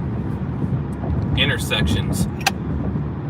I mean, it makes sense, because this is kind of a freeway in some spots.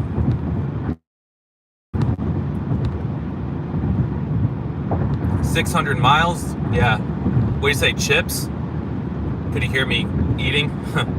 I was eating a Twix bar, because I'm a Hilljack from the Midwest. Eating a Twix bar and drinking a Monster Energy drink. That's what I do to get through. I was looking for a power bar, like a protein bar at the gas station, but they didn't have any, so went with Twix. Rather have Twix bar than have a bag of potato chips, or should I say tater chips.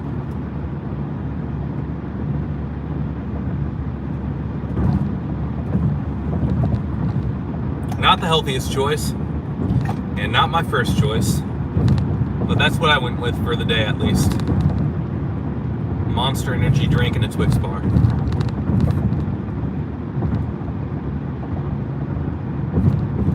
But yes, I think the drive is 630 miles from point A to point B. Something like that.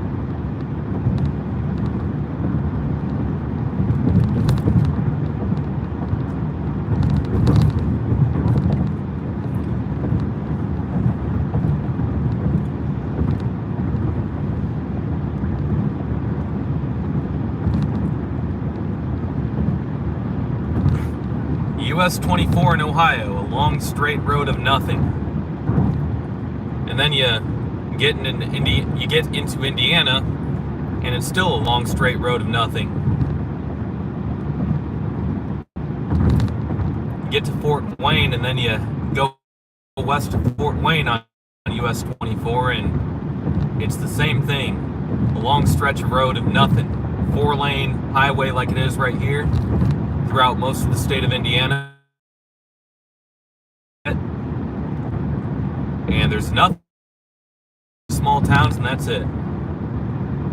When I say small towns, I mean like towns of like 12,000 people. There's like a town called Peru, another one called Wabash, another one called Logansport. My first job interview out of college was in Logansport. It was at a radio station in Logansport. For those of you who don't know, I work in radio, and I applied for a job in Logansport, Indiana. They gave me the job. I signed the papers.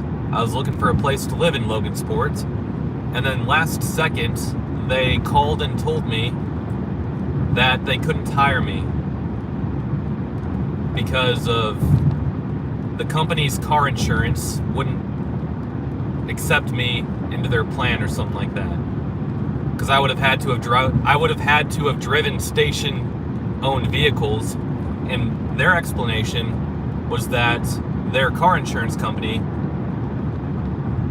wouldn't accept me, and I was very confused.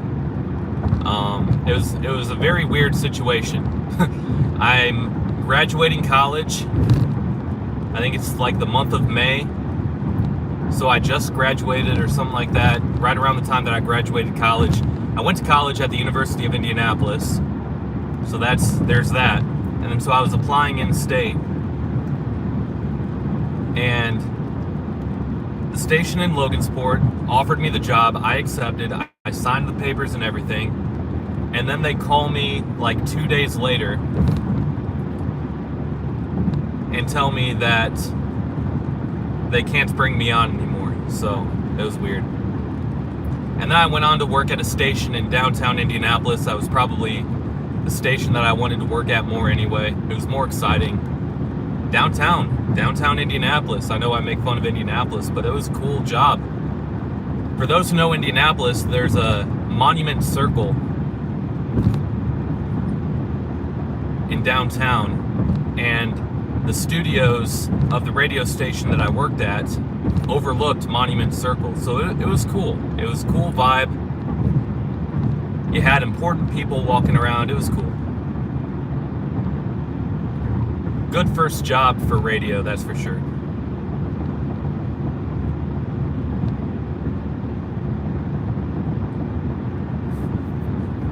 So screw you, Logansport. Just kidding. Just kidding, Logansport. Just kidding.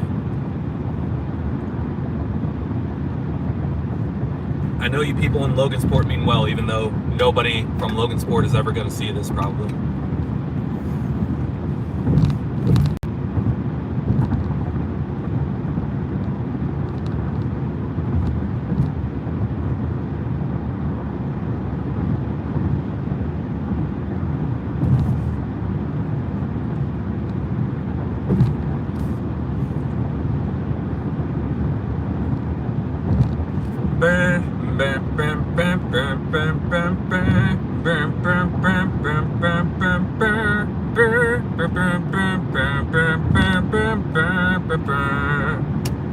Go Blue.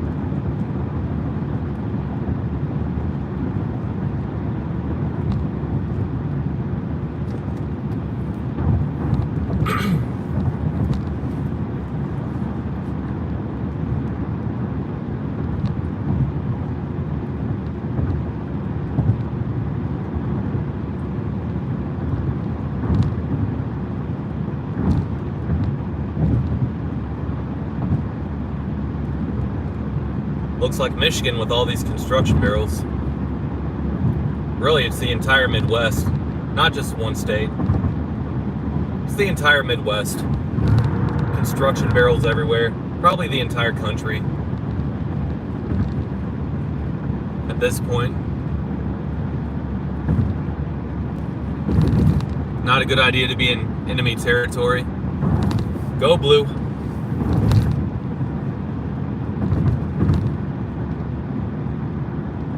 Whenever I go to Columbus, Ohio to, make videos in that area, I'll be making sure to wear my maize and blue, wear my Michigan gear.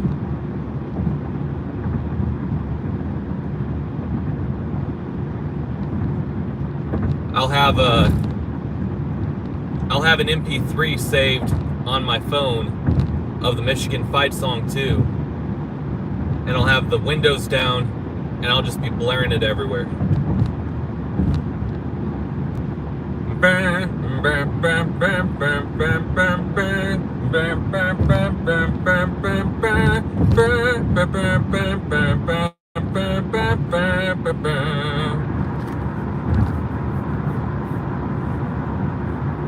That was like 3 touchdowns that we just scored on Ohio State right there. Let's go. 21-0. That's what's up.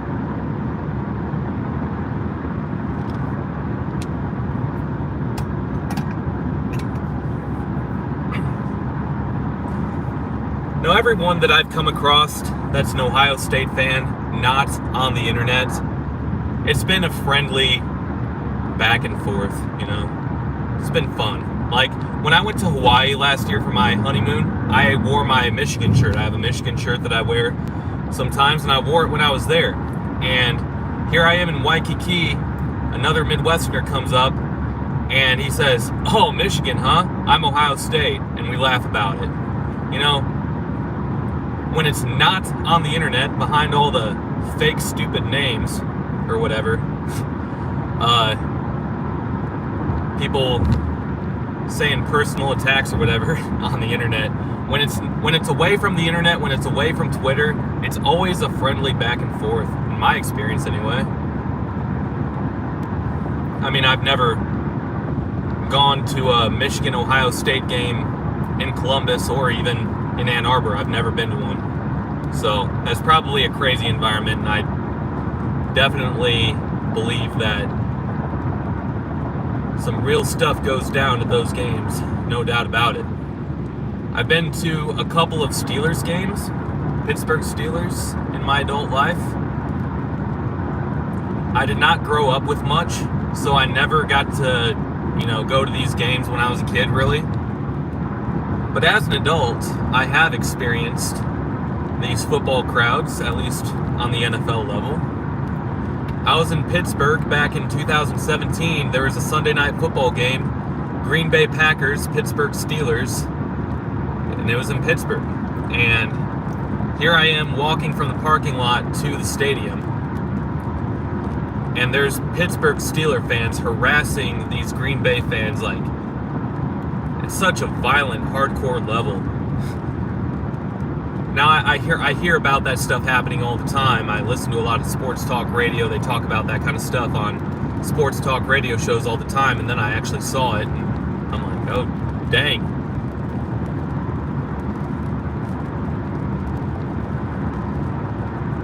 So I'm sure that there are some crazy things that go down at Michigan, Ohio State football games, whether it's in Ann Arbor or Columbus, Ohio, especially given the rivalry and given how many testosterone-filled junkies there are, a bunch of dudes drunk in their young 20s. I'm sure that there's definitely stuff that goes down. Yep.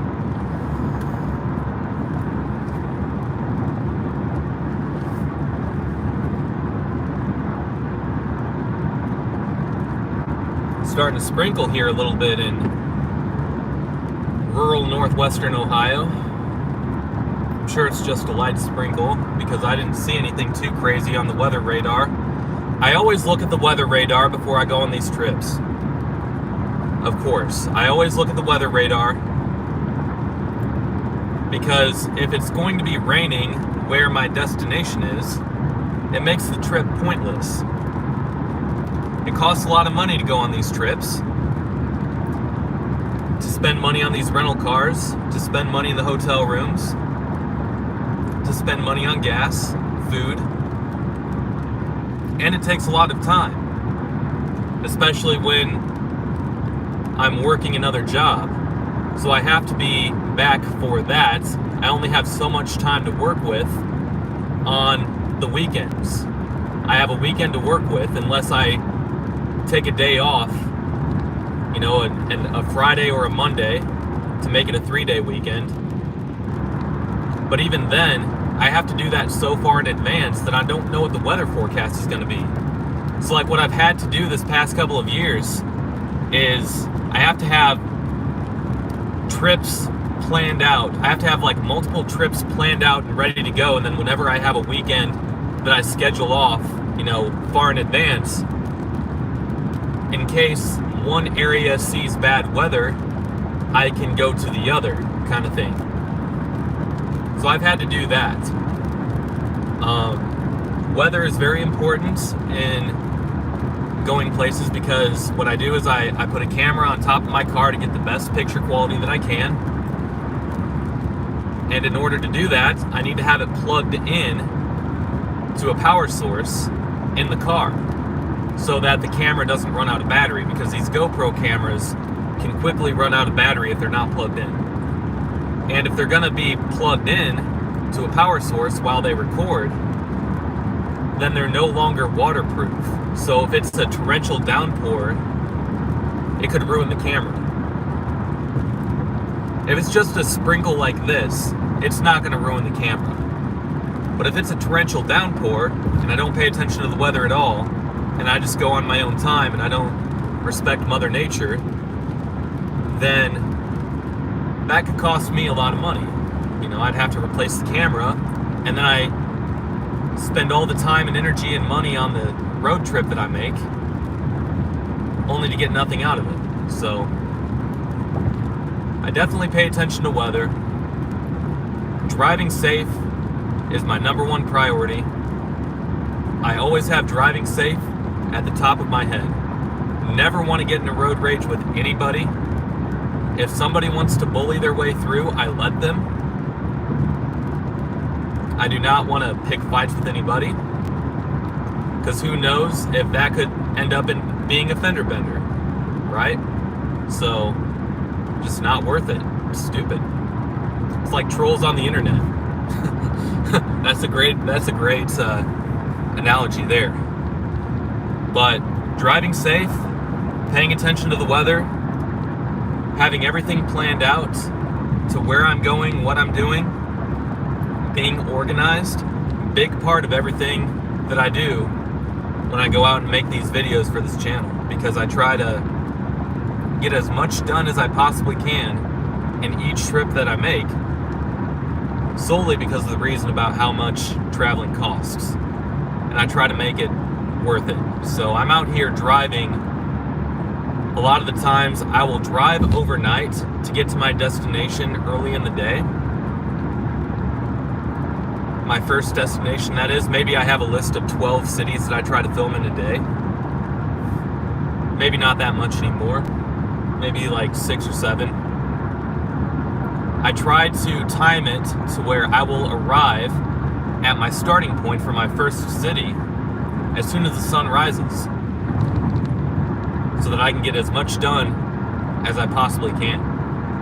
When I was down in Florida, I filmed 25, 26 videos.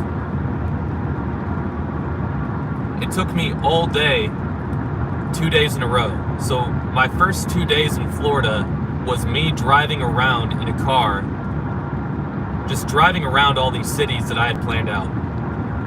That's all I did for the first 2 days. And then the third day, I did vacation stuff with my wife, while my wife sat in the hotel room the first 2 days, but she wanted to. She wanted to get that rest, because we had been renovating our place and it's been chaos. So it was actually really nice for her to just be able to sit around and rest. And I probably could have used it too, but here I am stressing myself out, giving myself more wrinkles, being a madman, driving around like crazy in Florida to get all these videos done. I guess I'm a workaholic, I don't know. But the third day I did vacation stuff. The fourth day, I was driving around for the first half of the fourth day that we were there. The second half, we did more vacation stuff. But I would have been very upset if I didn't get all the videos done that I wanted to get done when I was down there. And that's how long it took me. Excuse me.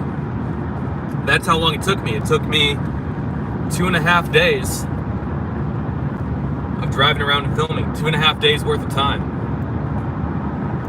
I only had a day and a half of being able to do vacation-like stuff, which is alright. It was very fun. It was very fun, and I have, overall, I enjoy checking out all of these towns. I really do. It's very fun for me. That's why I do this. If it wasn't fun, I wouldn't be doing it, because it's a lot of work. That would be one miserable of a time. If you're someone that doesn't like driving, being in a car, being in long road trips, which there are plenty of people who don't like that. Plenty. And I get it. But if you're someone who doesn't like that stuff, this would be miserable. What I'm doing for this YouTube channel, it would be miserable. But I don't mind it. As long as I'm in a nice enough car, stay comfortable, it's alright. And then you get to look out the window, see everything. Welcome to Indiana. I am in the Hoosier State. I am in the state of Indiana. This sign right here says Interstate 469, 11 miles, Fort Wayne 19. Interstate 469 is the Beltway freeway around the eastern half of Fort Wayne. And that's what I will be getting on. Because I don't want nothing to do with Fort Wayne. I want to bypass it. I don't want to drive through Fort Wayne.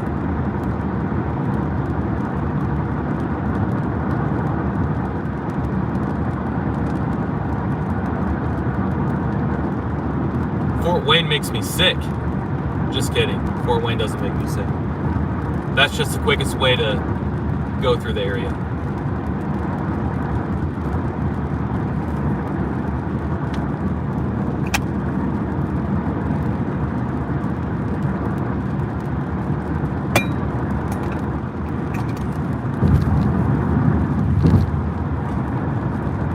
Woodburn.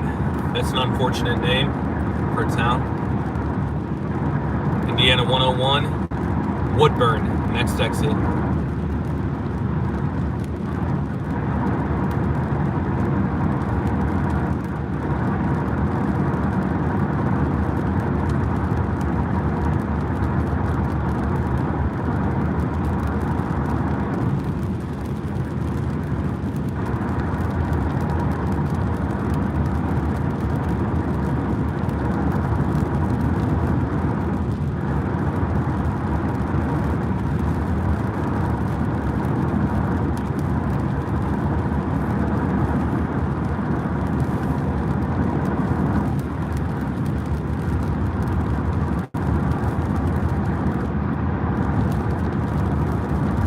Got a semi coming onto the highway here. Move over. I guess I'll move over for you, big guy. I guess.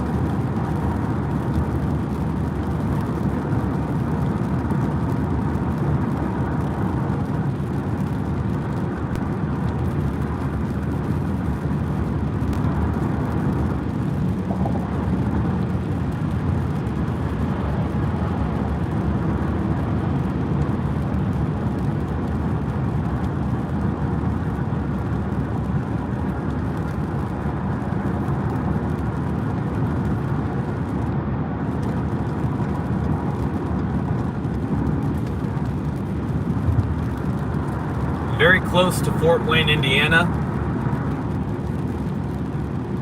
Been doing the live stream for about 2 hours now. Started in Novi, Michigan. We're just about into Fort Wayne, Indiana. We're going to be bypassing the city, but basically in Fort Wayne. Any semi stories?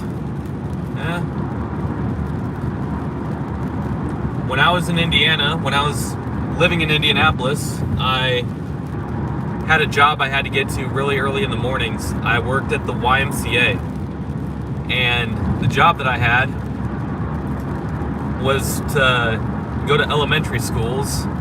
It was their before and after school program, right? So I was driving to get to my job. It was probably like 4:30 because I had to be there at 5. I'm pretty sure. Pretty sure the program started at 5 a.m. So I was driving at 4:30 in the morning. I'm on Interstate 69 heading northbound in the city of Fishers. It's a suburb of Indianapolis. Interstate 69 northbound. That stretch of highway is ridiculous. But there was no traffic, but there was a semi that was just slowly drifting over to the lane. So there's like 4 lanes on this stretch of interstate. There's a semi that was just slowly drifting over into my lane. And it's like they were falling asleep at the wheel. And I kept moving over, and then there was no more room to move over. And I had to slam on the brakes because my car was a piece of crap and I couldn't speed it up to get past. So I had to slam on the brakes in order to not run off the road or get smashed by the semi. And I think the semi was asleep. I think the semi driver was asleep. I'm convinced. Nothing too crazy though. I mean, I've never driven a semi. I respect semi drivers on the road. I don't get mad at them like a lot of people do. I think most semi drivers are good drivers. Despite the one that I just talked about, I think that most semi drivers are really good drivers. Because they have to be. Their job and career and their life kind of depends on being a good driver, so.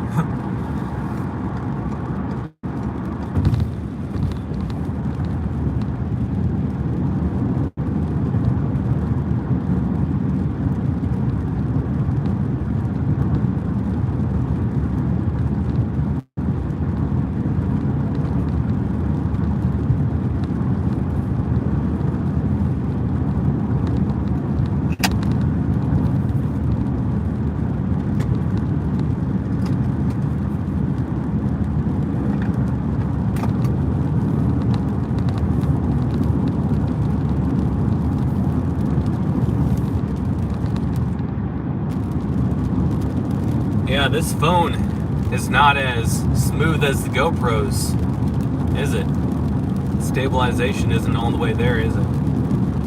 Wow, that's really shaky. Just shows you how good those GoPros are. What's my biggest bucket list state? That's hard to say.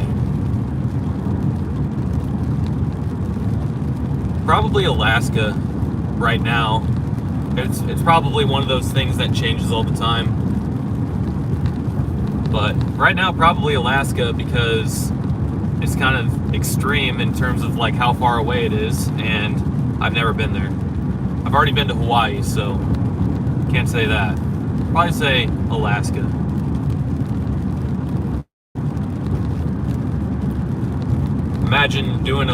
Imagine me doing a live stream of a drive to Alaska. Now that would be something. Yep, I'm in Indiana, just outside of Fort Wayne. Do I have to come through Illinois? No. I could have driven through Illinois, but it would have been longer.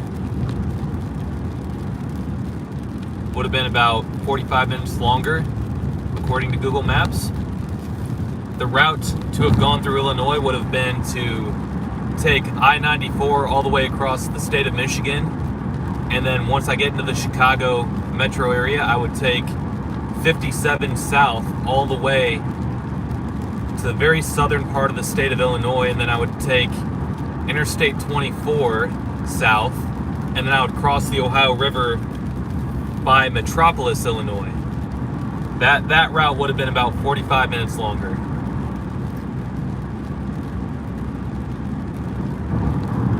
This route that I'm taking, I'm going through Fort Wayne right now, so then I'm going to take 69 south towards Indianapolis, and then I'm going to take 69 southwest from Indianapolis, or if you're looking at a map, it might say Indiana Highway 37. They're building that stretch of 37 to interstate standards, so eventually 69 is going to connect with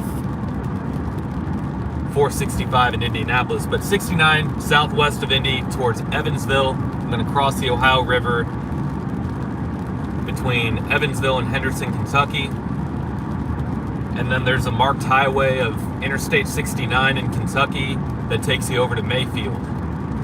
And that's like on an old state highway parkway system in Kentucky. They just kind of converted it to an interstate, I guess.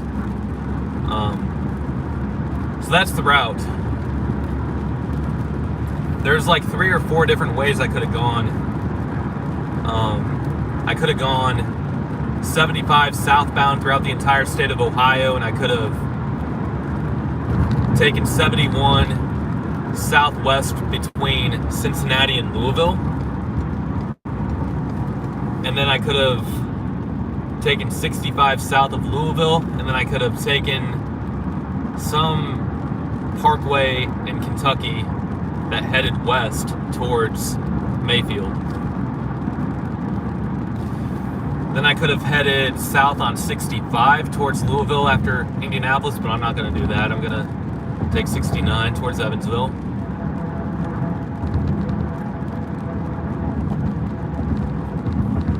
And then that route through Illinois, I could have taken that route.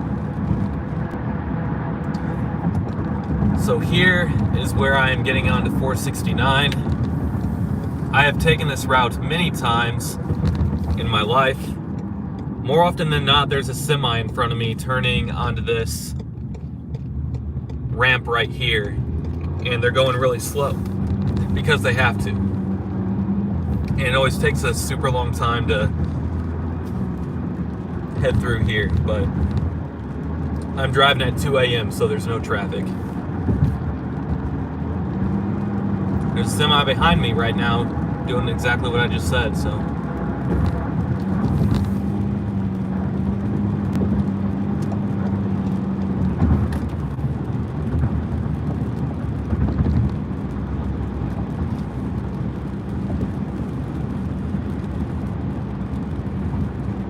Talk about a boring stretch of highway.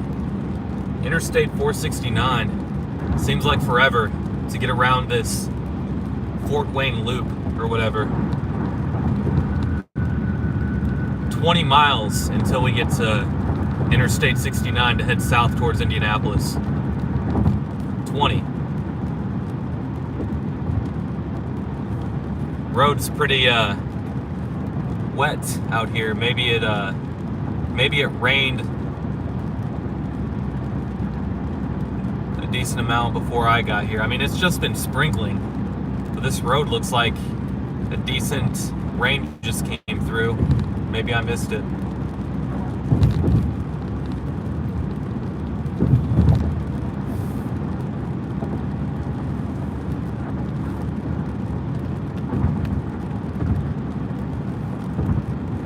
It rained earlier, yeah. Yeah, it's been sprinkling only a little bit, so nothing too bad for me. Yeah, it definitely looked like it did a lot more than just sprinkle here, that's for sure.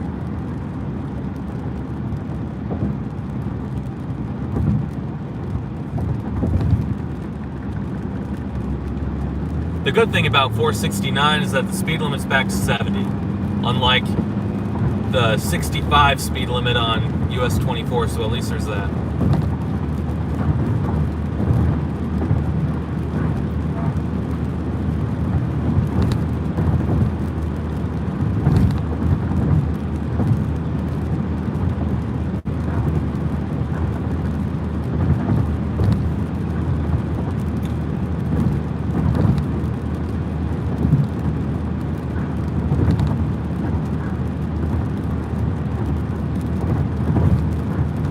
That's where the giant Superman is. Yeah, Metropolis. Yep. Metropolis is where the giant Superman is.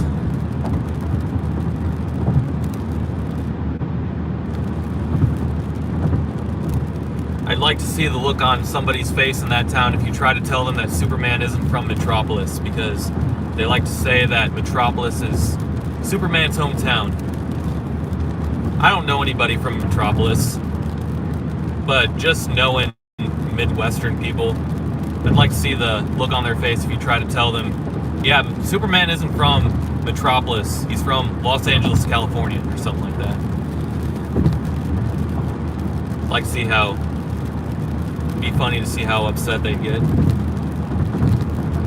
That stuff has always been funny to me, but I'm the same way to an extent about where I'm from. I think everybody is.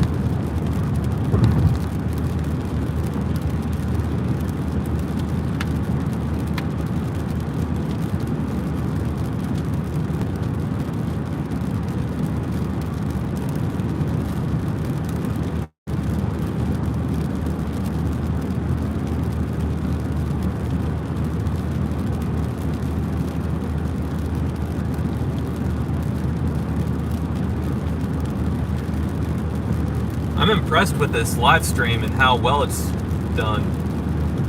I tried doing a live stream last summer on the Woodward Dream Cruise.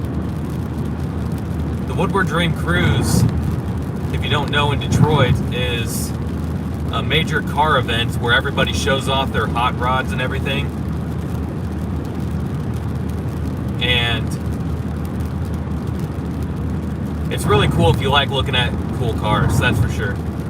Well, I tried doing a live stream of that, but it didn't work out because I think the reason why is because I was trying to do a live stream through my GoPro, and without a Wi-Fi connection, doing that over a mobile hotspot at 1080p, I think that's what screwed that up. I've done a lot of research on these live streams to try to make sure that they go smoothly, and I think I understand what I did wrong with that one. I don't have that up on my channel anymore, so if you try looking for it, you're not going to find it. So no need to waste your time trying to look for that crappy live stream that didn't work out. But basically, I was trying to live stream through my GoPro on top of my car. I had it set for 1080p. I had my GoPro connected to my hotspot on my phone. It was a disaster. So now I know to just do it like this. I have a suction cup mounts for my phone now, so anytime that I go on a road trip I can do this to an extent, because I'm going to need my phone for navigation after a while. So whenever I need to use my phone for navigation, I'm going to have to end the live stream. That's for sure.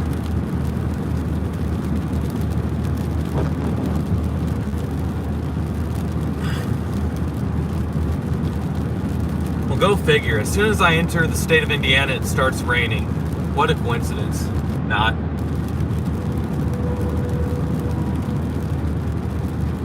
People complain about the weather everywhere that they live, but I don't think I've complained about the weather where I've lived more than I've complained about it in Indiana. I've looked up the data too. It rains a lot in Indiana.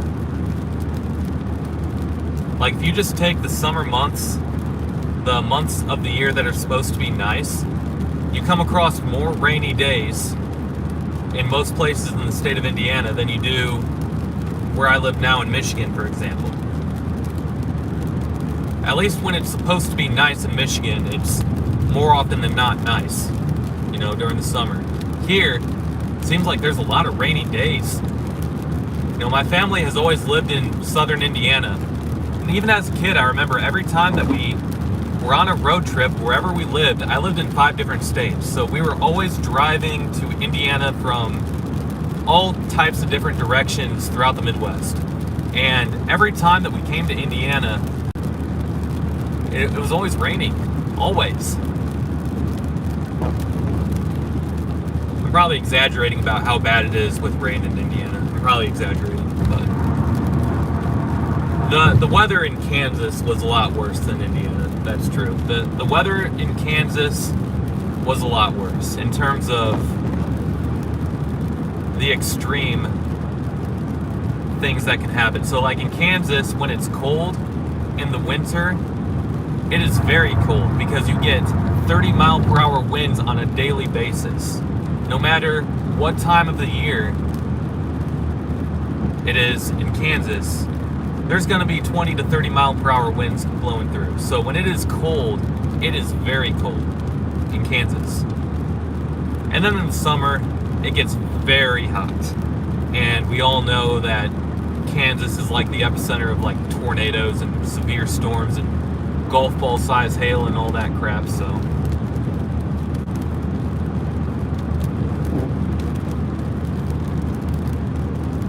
I was exaggerating with Indiana.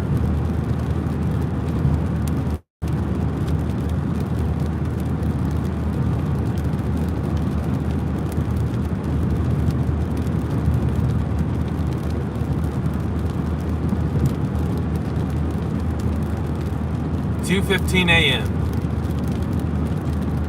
West on 469, 10 miles until I-69.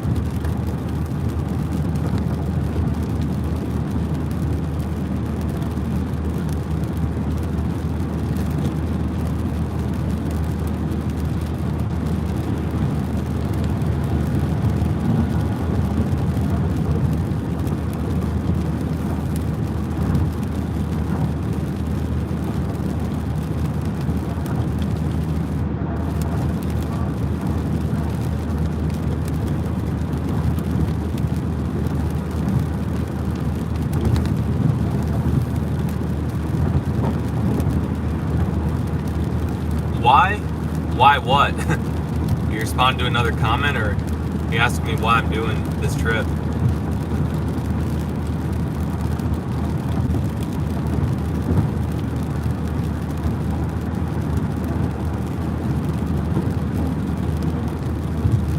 I don't think that there's going to be that many people that are going to be able to watch the whole stream.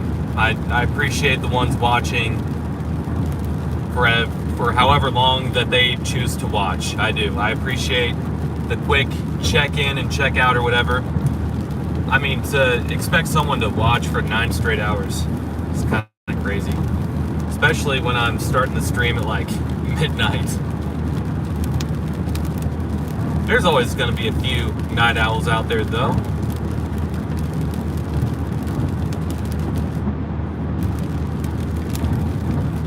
Especially on a Friday night.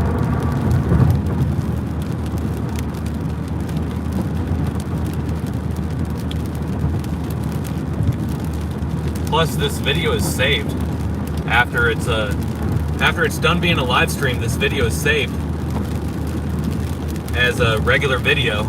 It'll be like a 9.5 hour video though, so that'll be funny, but yeah. Always look back if you're ever curious, see what happened.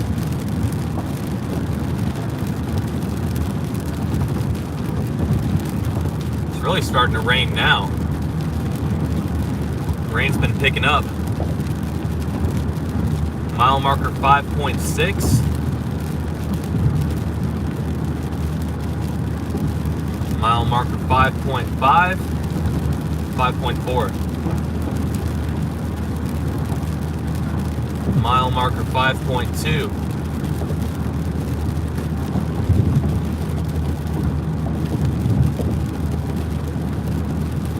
Maybe I'll do this tomorrow, or maybe I'll do this live stream on the way back once I'm done in Mayfield. We'll see. I don't know.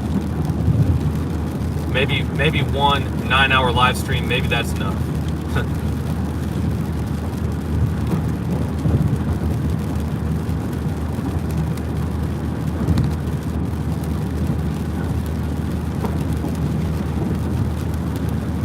Rental car that I have is kind of weird how it works, at least for what I'm used to, so I'm still figuring out the different switches and everything.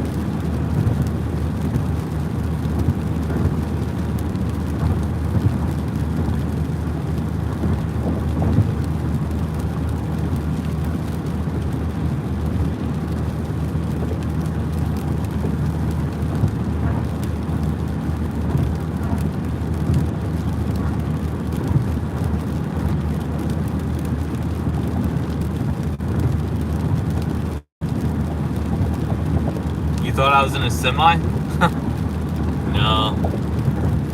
No way. No disrespect to semi drivers at all.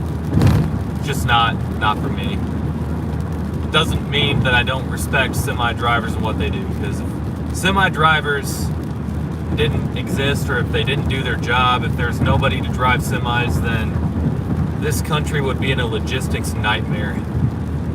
We all need it. We all need semi drivers.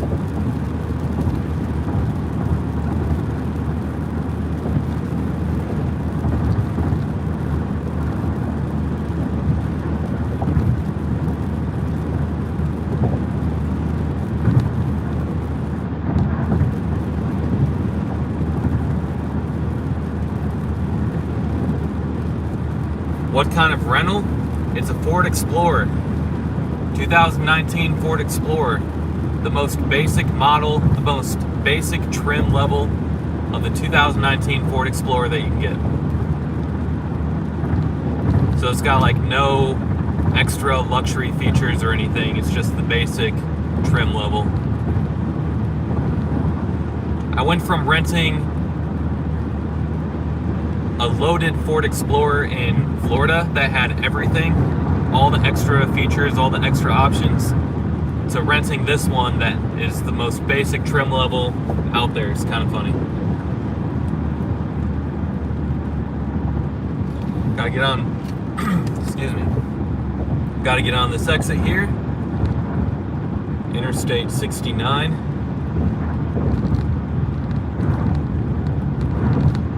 First exit is north for Fort Wayne. The next one is south for Indianapolis, and that's one I need. Rain has settled down, that's good.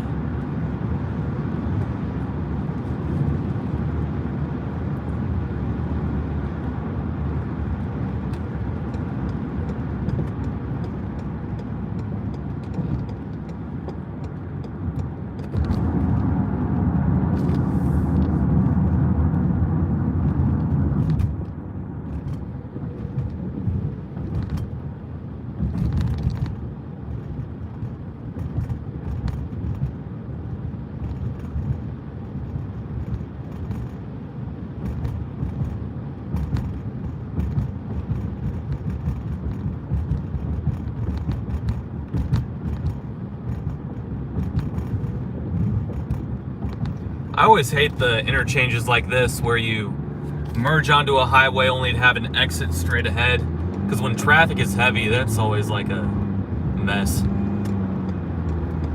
Nothing that anyone can really do about it either. It's always a mess. That one right there, I've passed through it often, is often a mess during the day when there's more traffic.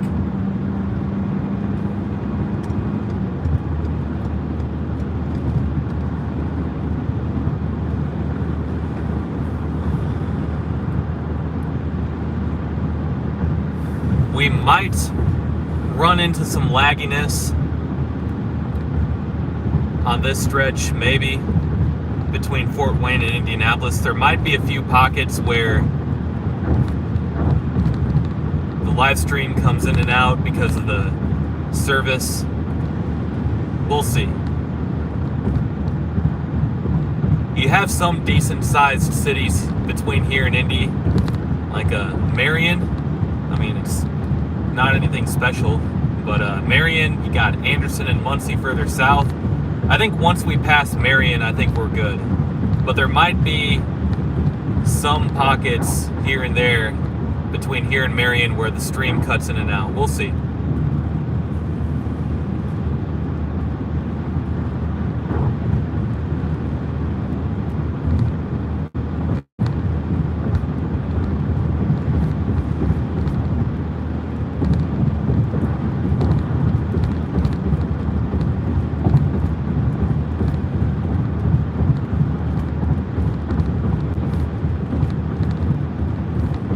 What other city travel YouTubers do I watch?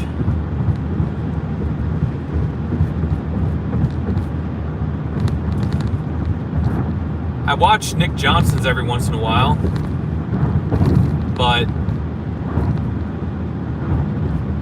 I don't watch all of them. I don't have time to watch all of them.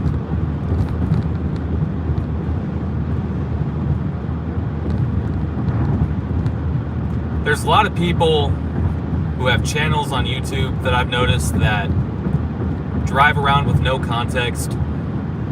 They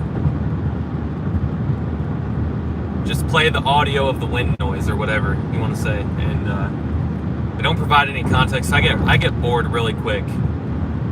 Me personally, I get bored really quick of videos that are like that. I wanna have context. I wanna learn something.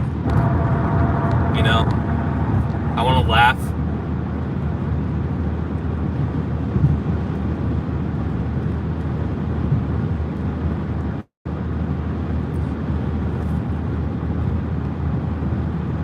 That's just me personally, but I mean, obviously there's a lot of channels out there who do exactly what I just said, and they have like 500,000 subscribers or something. So it works for some people. I do think that YouTube is starting to get a little bit oversaturated with that. Just people driving around without any context. And I hope that I separate myself from that a little bit, because I feel like I put a lot more work into each video than a lot of driving around with no context videos do. Like I said, it takes me about like 8 hours on average to upload a video, with all the rendering that I have to wait for, and then all the research that I do on top of that, and then all the video edits that I make. Plus, I always want to do this,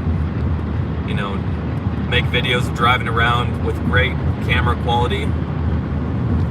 I always want to have that as part of the videos that I make, but I also want to do other things too, eventually. Not really sure how to explain what the other things are that I want to do, but just watch my video on Sunday that I've uploaded. It's different. I need better cameras for other types of activity, that's for sure. I could have used a better camera for the video that I uploaded on Sunday. If I had a better camera with me, I would have had better shots. But I'll get there.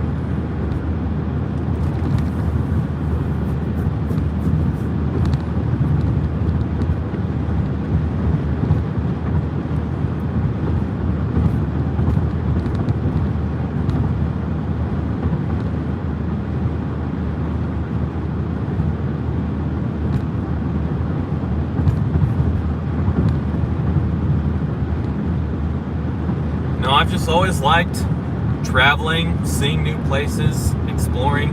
I can get a thrill out of seeing any new place. I'm that way. I guess I'm weird. That's pretty much why I enjoy doing what I'm doing so much. It's because I really do get a thrill out of seeing new places. I've never been to Mayfield, Kentucky before. I'm not necessarily excited to see the tornado damage. That sounds bad. I like being on the road trip. I'm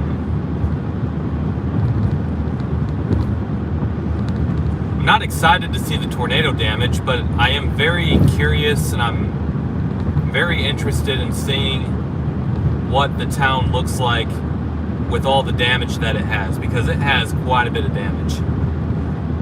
Very unfortunate. The tornado in western Kentucky from December had a very long path, from what I understand. I mean, I'll do more research on it when I do the voiceovers for the video and whatnot. But from what I understand, it was a very long tornado that just so happened to rip through Mayfield, Kentucky, and then it hit a couple of towns that were much smaller than Mayfield further east, but not as bad. Mayfield is like the poster child of that tornado, if you will.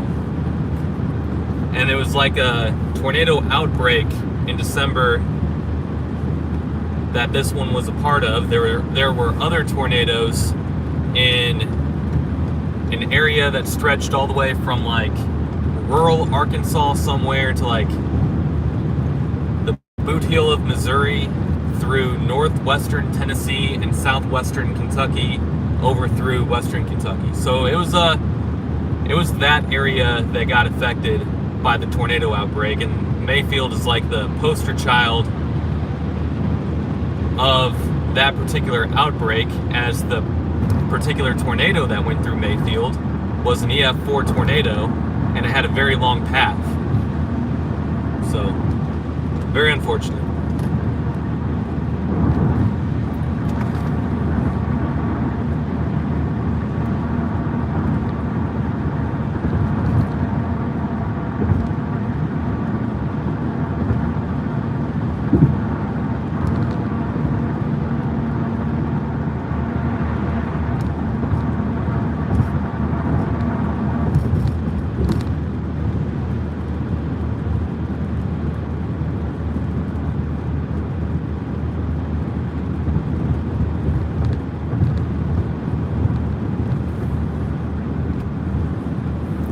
Southbound Interstate 69. See what this sign says. Warren 12, Marion 27, Indianapolis 96.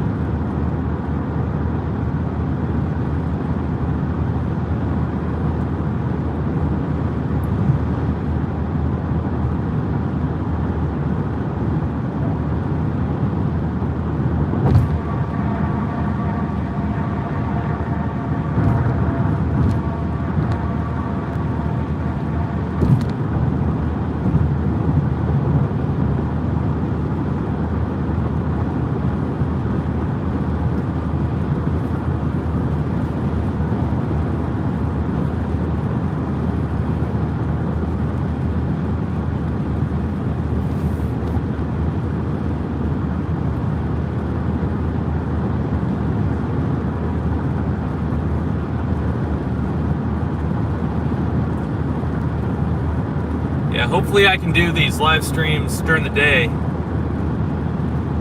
more often instead of at 2:30 at night. Probably get more people watching, probably be more fun that way.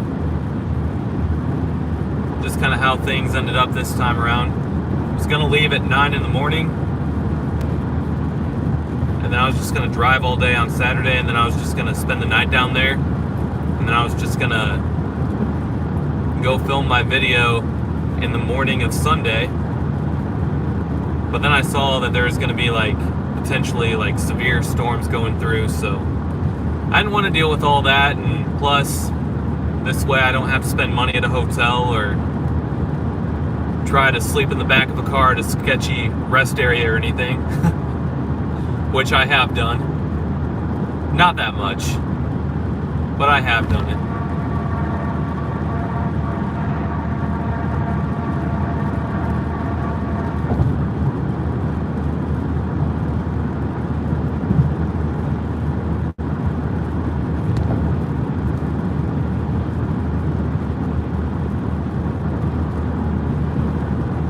Oh man, that smell. Going through some farms with manure. Those of you who drive in the Midwest know exactly what I'm talking about. That's what I'm smelling right now. Oh man.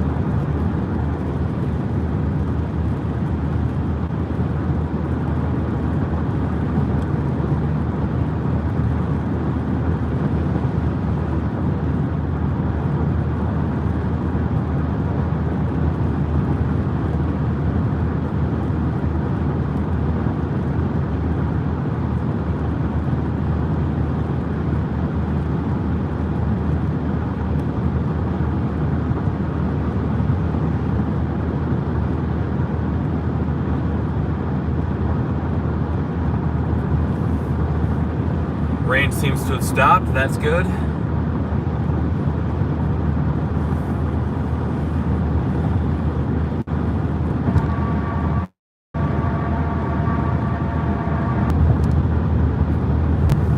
I know what's happening. It's losing signal because we're going through the rural areas. Yep.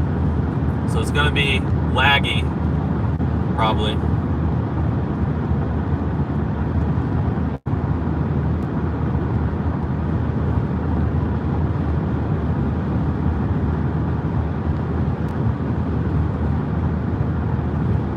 If you catch this, I'm at the exit for Warren and Huntington, Indiana Highway 5.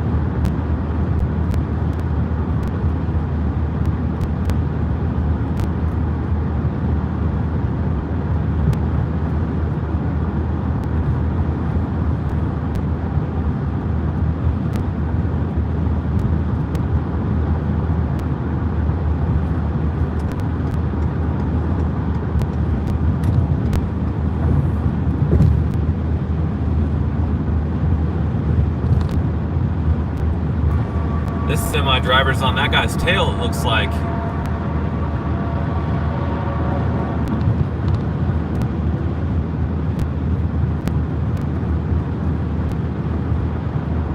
Maybe not. Seemed like it for a second. Thought he was gonna get over and to the lane in front of me to pass.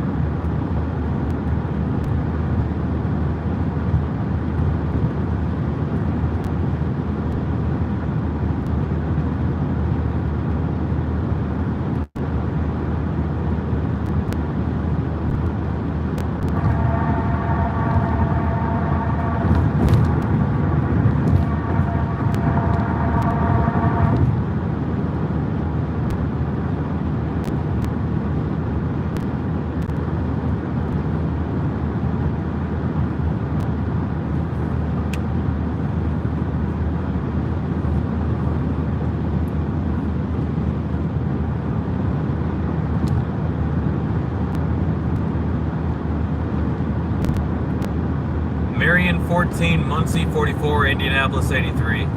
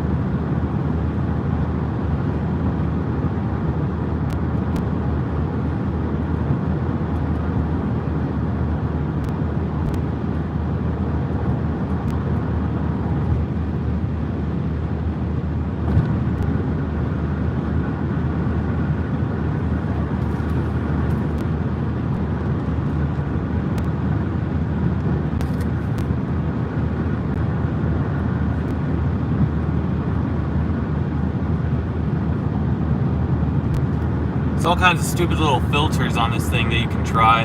What's this?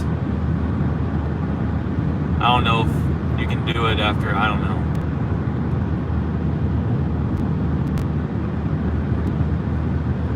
Line across thing, I guess.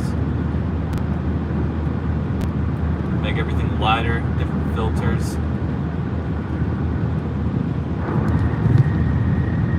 I don't know.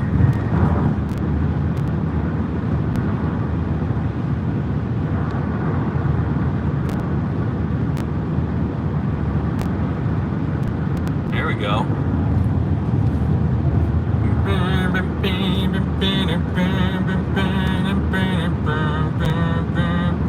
I'm a gamula, mother, father, gentleman.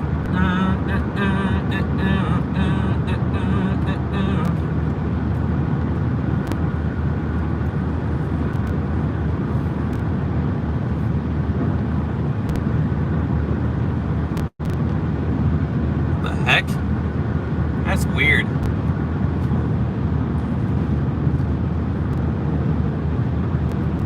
Dream. This one is called Dream. weird. What the heck is that supposed to be?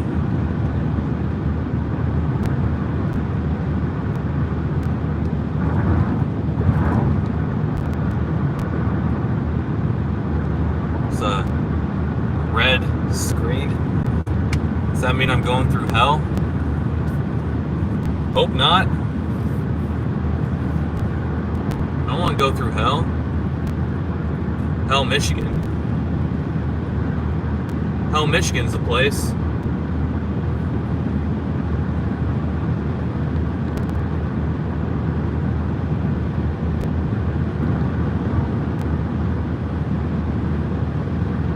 Now that's weird. That is a weird one. It's like I'm going through Alaska. Looks like I'm going through a blizzard. Why did I decide to go to Kentucky? I'm going to Kentucky because there is a tornado that hit a town. It's called Mayfield, Kentucky. There's a tornado that caused major damage to the town. It was an EF4 tornado. Passed through there back in December, and the town is still cleaning up from it. So there's still tornado damage, and I've actually been wanting to go there for a long time. I just haven't been able to because there's been so much going on the first half of the year for me. So I wanted to go there while the tornado damage was still present. I've been meaning to go. I just haven't gone because I've had so much other stuff going on in my life. So now I'm going. About 6 months after the fact.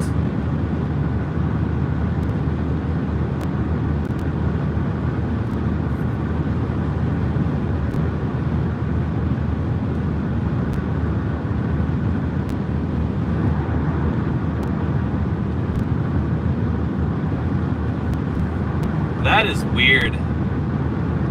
Indiana 18, Montpelier, Marion. That's the exit I'm at.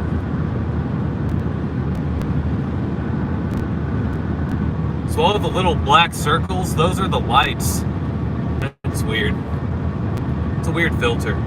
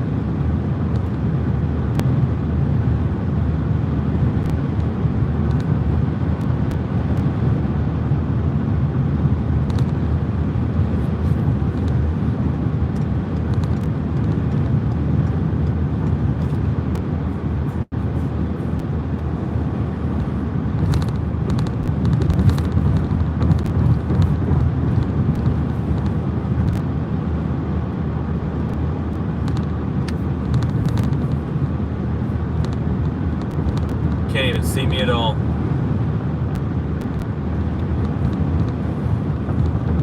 Now you can.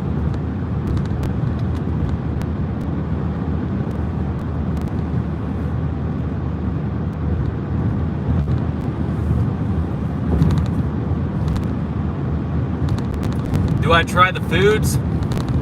Not always. And the reason why is because when I go on these trips, like I was mentioning before, I try to explore as much as I can. So when I'm on these trips, it's all about time and money. How much I can do in as quick of a time, as safely as I can, of course. I'm not gonna drive 200 miles per hour on the interstate or whatever, but sitting down and eating in every single town that I go to would take an extra 30 to 45 minutes potentially. And when you add all that up, I'd only be able to film like 3 or 4 videos a day whenever I go out on these trips. I don't want to be away from home for months at a time, if you know what I mean. So I'm not trying to, do too much. Because if I do that, I would have to be on the road every summer. Like, I'd have to be on the road for like 2 months every summer in order to capture every place. That would just be too much if I added eating food to the criteria. I understand why people are curious and want to know about the good eating spots in these towns. I totally get it. But just something that, for the way that I'm going about things, it's just kind of unrealistic. It's kind of hard to fit into everything else that I'm trying to accomplish. So it is what it is.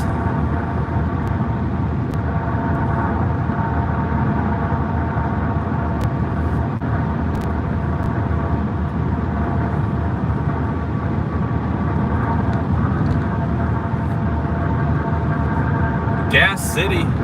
That is the city that we're passing by. Gas City.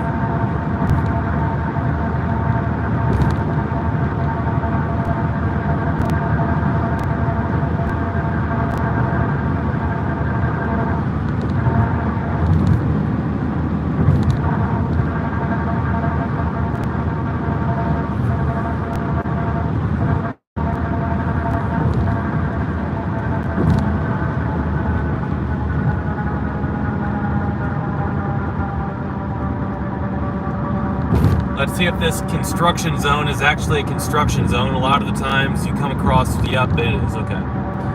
Yeah. A lot of the times you come across signs that say construction zone ahead, but it's a construction zone of old and they never took the signs down. Happens a lot in Indiana, I know that out of experience, but this is a legit construction zone for sure.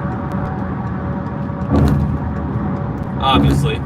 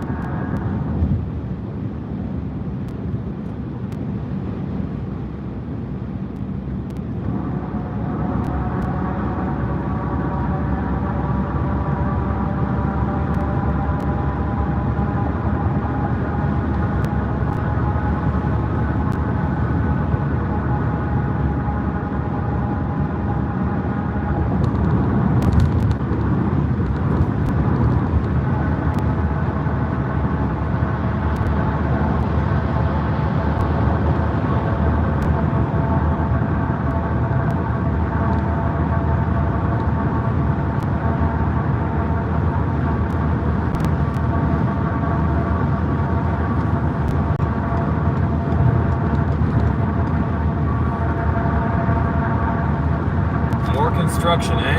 Okay. Let's see.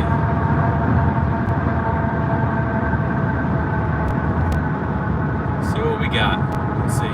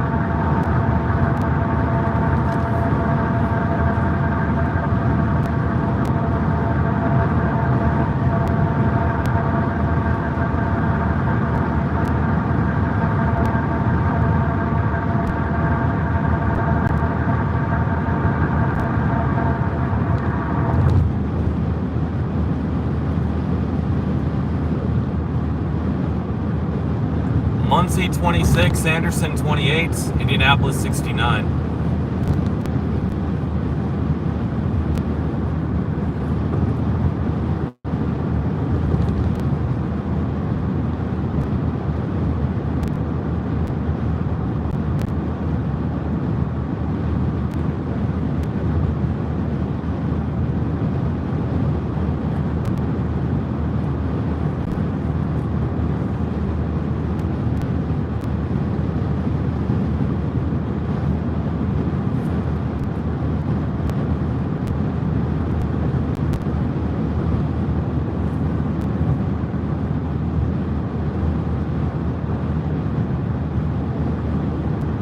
Trying to zoom in,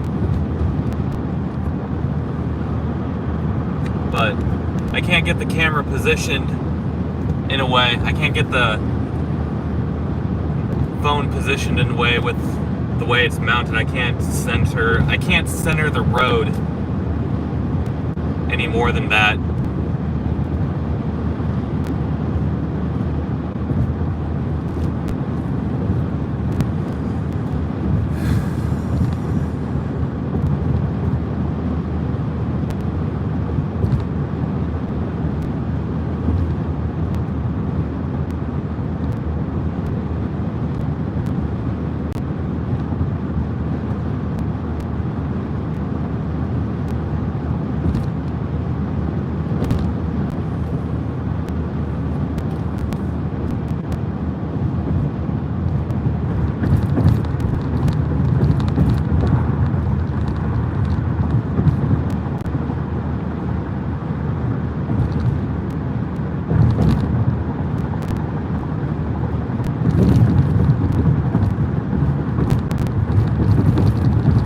Sorry if I can't read all of your comments when they come through, because obviously I'm driving, and sometimes I can, if like there's nothing going on. Like right now, nothing's going on. I was trying to read it, but the phone was bouncing up and down because I was going over that bridge and I couldn't read it, so sorry if I can't read all the comments.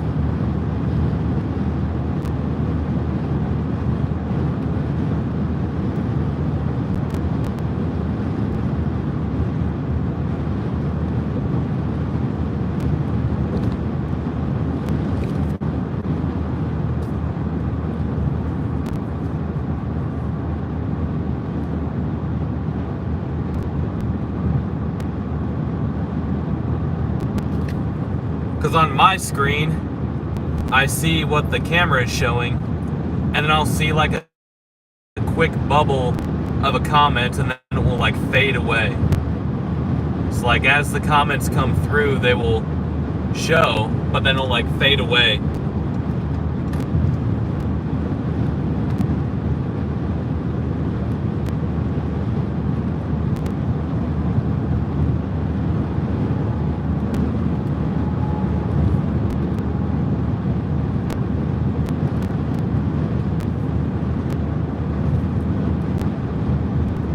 What is the destination city in Kentucky? It is Mayfield, Kentucky. Try not to follow me there, people. Don't stalk me now. Just kidding.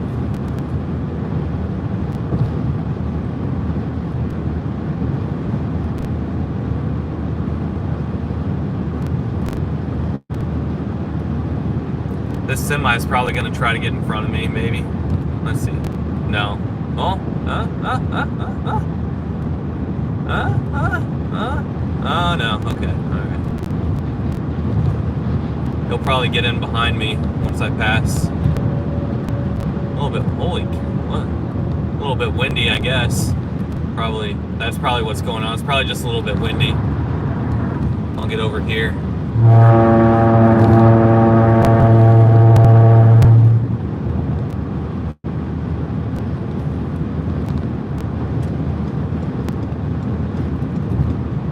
Get in the right lane like I'm supposed to, unlike the person in the car up ahead. Doesn't matter. They're not in my way.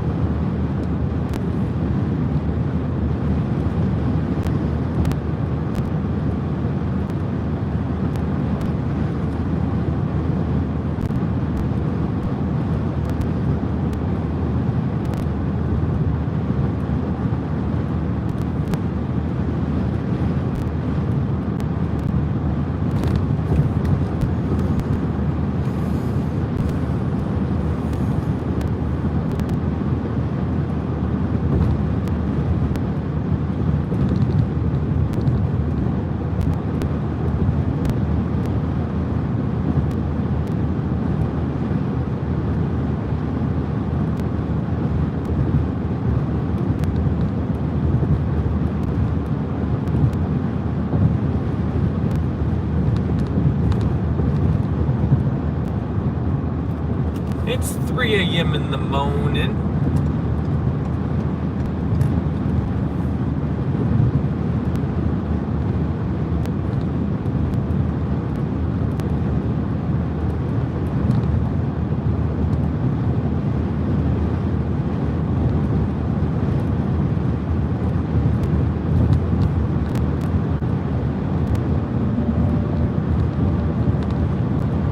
Haven't listened to that song in forever.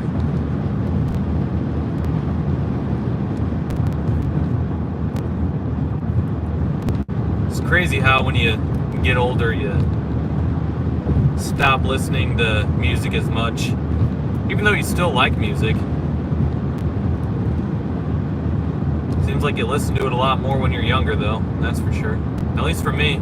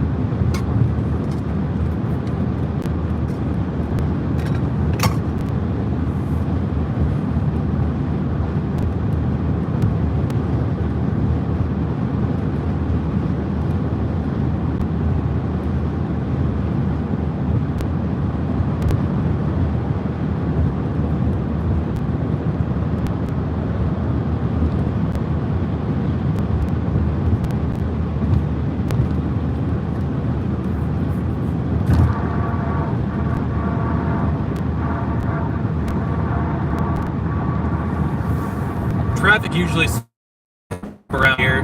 There's a lot of times where there's hardly much traffic even during the day between Fort Wayne and Marion or so, at least in my experience. And then around here, once you get closer to Muncie and Anderson, traffic always seems to pick up a little bit, and seems to even do so at this time in the morning. Although during the day, there's a lot of times that you're stuck in a line going like 65 around here.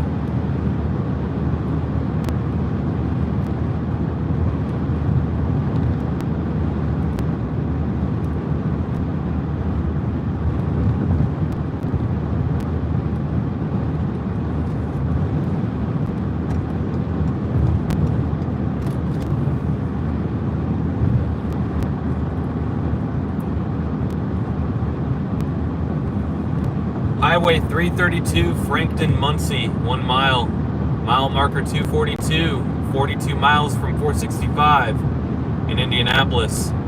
I'm thinking I'm going to drive through Indianapolis. I'm not going to go around 465. I think I'm going to just drive through.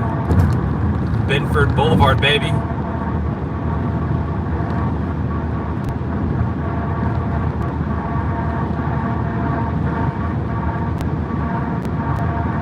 Ball State University, Cardinals. A lot of the people that I went to high school with went to Ball State University.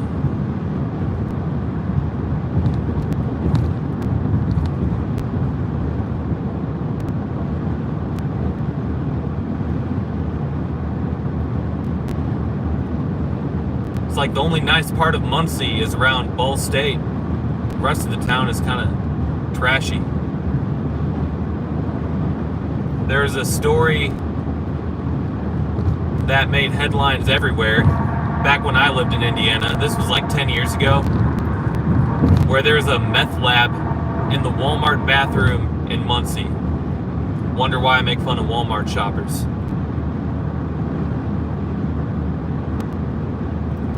Muncie is also, at least 10 years ago, Muncie was known, like across the state of Indiana, as being the meth capital of the state. Indiana had a huge meth lab problem 10 years ago. Meth labs aren't really a thing anymore these days. That just kind of gets imported from Mexico everywhere and distributed. Meth usage is still a thing, very much so, at the same level as it was 10 years ago, but meth labs are not necessarily found and discovered as much as they used to be 10 years ago. It's kind of something that I found out through research for all the videos that I make. But rural Indiana, huge meth usage in rural Indiana throughout the entire state, and Muncie is like the center of it. It's like the capital of meth usage in Indiana for sure. Rural Illinois, same thing. Rural Michigan, same thing. Rural Kentucky, rural Ohio, same thing. Missouri, same thing. It is just as bad in all of those other states too, but it's unfortunate.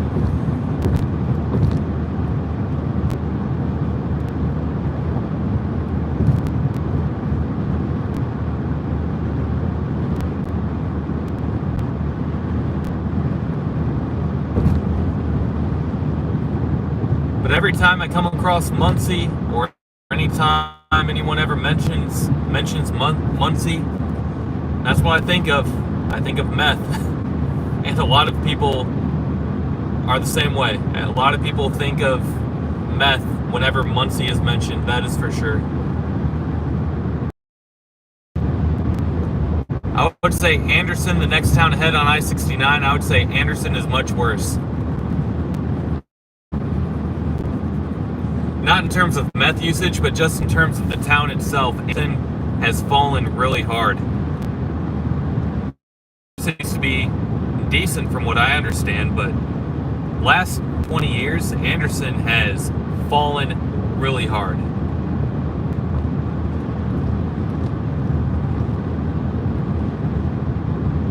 If you want a comparable city to Anderson, I would say Saginaw, Michigan. Yep. Saginaw is bigger than Anderson, though. The Saginaw area, bigger than Anderson, but Anderson, I would say, has fallen similarly to how Saginaw, Michigan has fallen.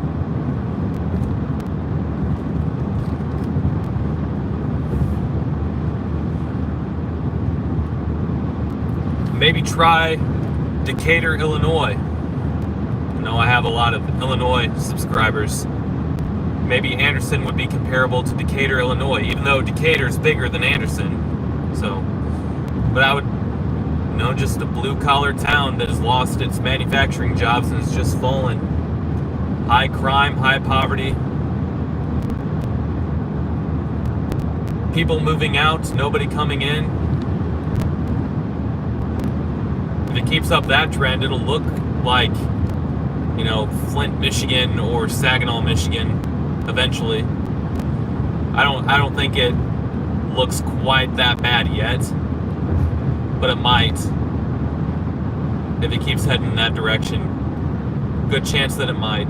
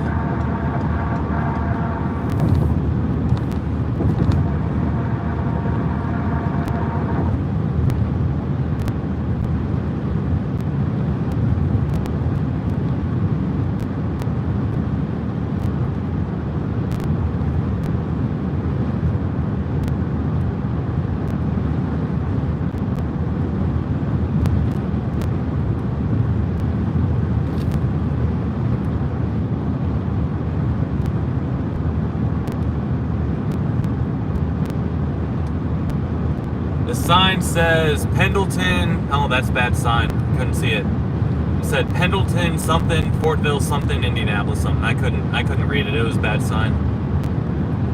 Mile marker 232. So we are 32 miles away from 465. The highway becomes 3 lanes here pretty shortly. We go around this curve right here, and I don't know how far after, but pretty soon the highway becomes 3 lanes. It was recently widened. Needed to be, too, because this stretch during the day can see a lot of traffic. Once we pass Muncie and Anderson, there's a lot of people that live in Muncie and Anderson that commute to Indianapolis or maybe Fishers for their jobs, because Muncie and Anderson don't have any jobs. Ain't nowhere to work in Muncie and Anderson unless you're working at Ball State University or Anderson University. Unless you're working at one of those 2 places. Not too many places to work at in those 2 cities. So I feel like there's a lot of people that commute on I-69 to Indianapolis and maybe Fishers or Carmel. So this road can be congested.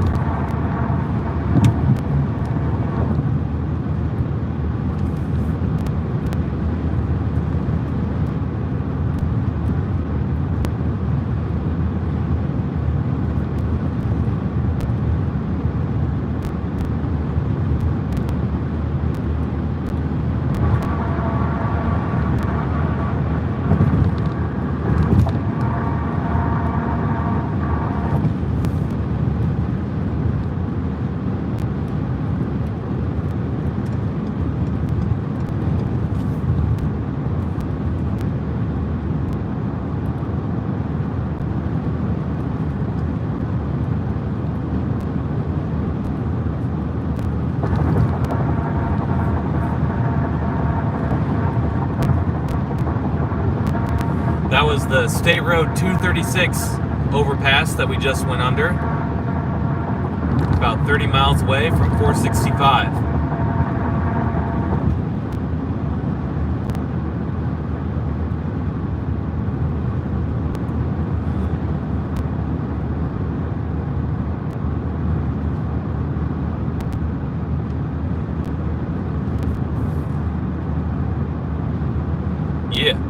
Yeah.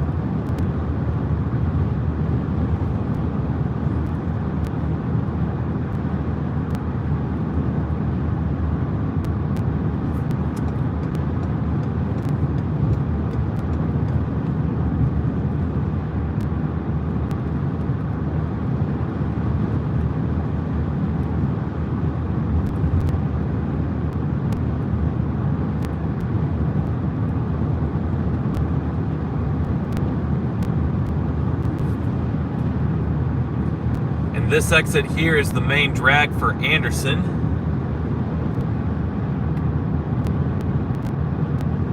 It's called Scatterfield Road, Indiana 9.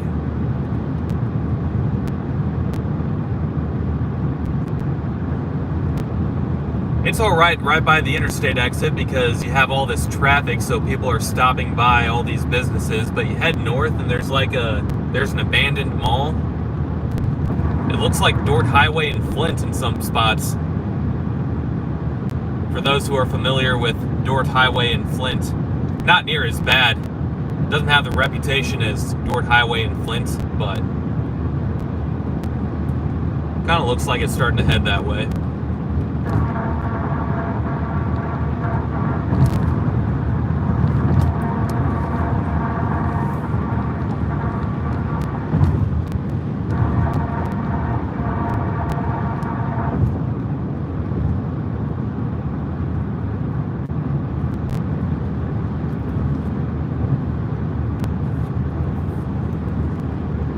Huntsville 5, Pendleton 9, Indianapolis 37, getting close.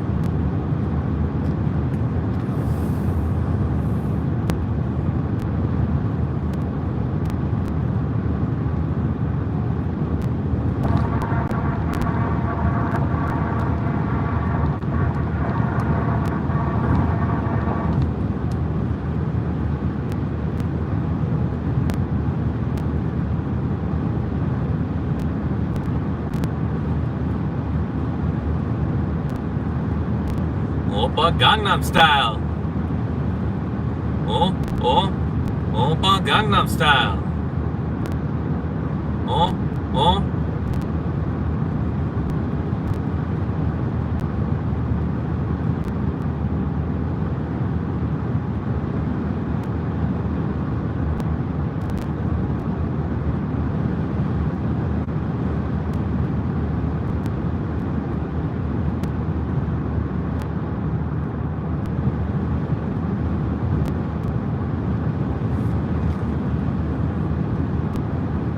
Oh man.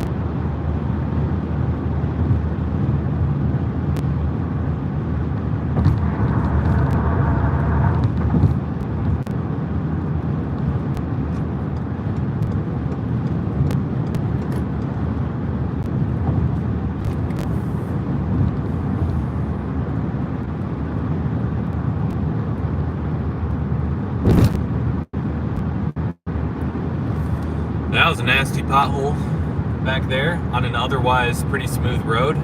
Wasn't expecting that.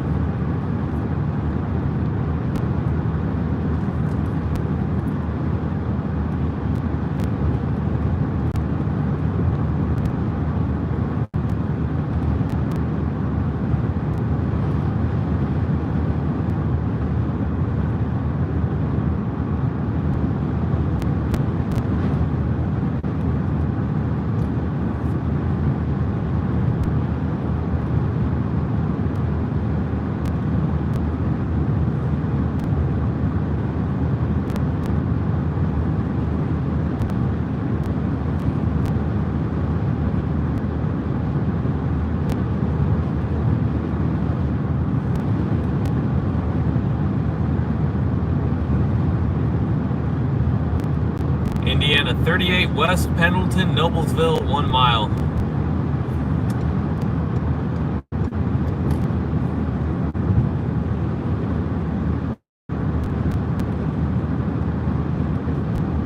Pendleton is known for the State Penitentiary.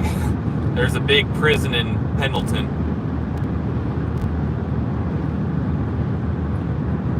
One of those prison towns. Those who are watching from Illinois know all about those prison towns. They're all over in Illinois. Holy cow, are they all over in Illinois. Seems like almost every town in Illinois has a state prison. My goodness.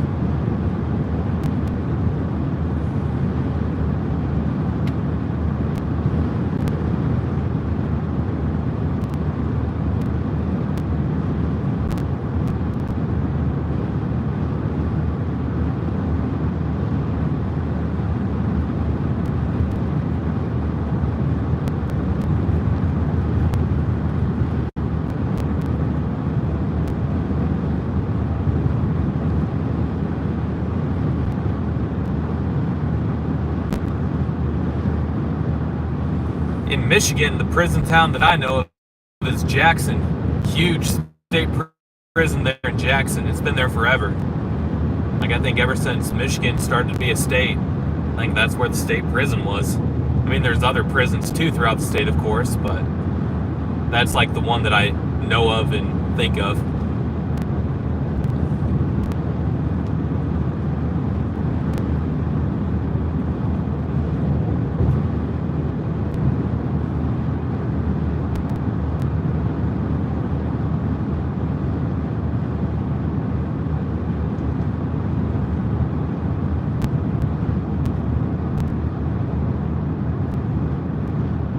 Illinois, man, Danville, you have Pontiac, you have, I think, Highland or Greenville, one of those two, or maybe even both. You have Vandalia. You have Chester.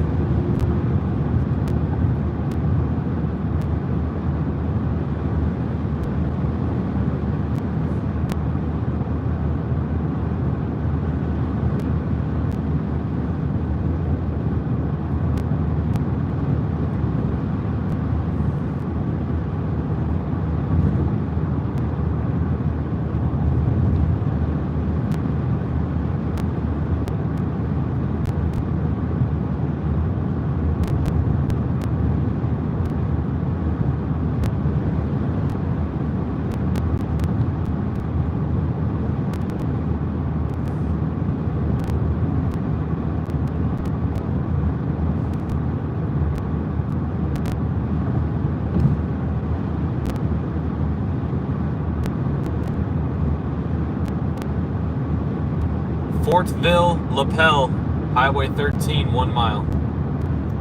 Mile marker 215, which means that we're 15 miles away from 465.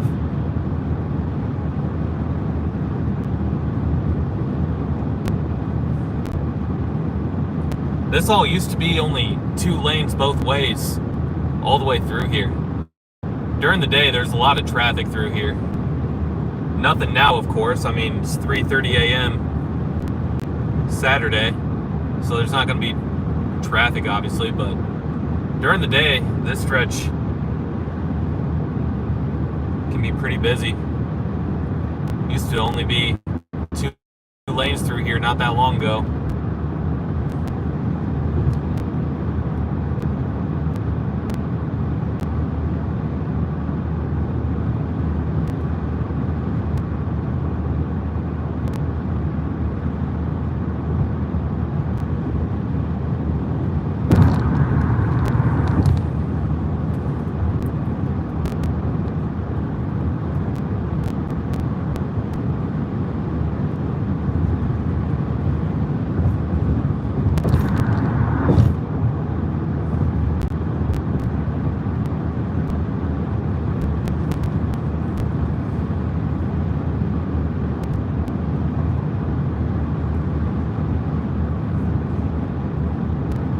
Fishers 10, 465, 14, Indianapolis 25.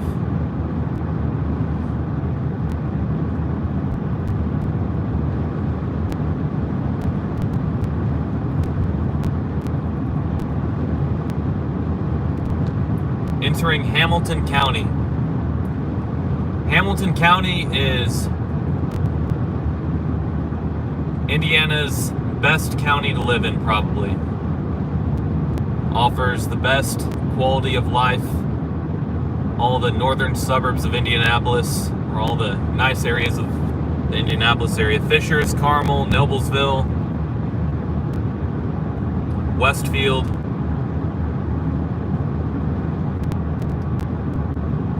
It's been growing rapidly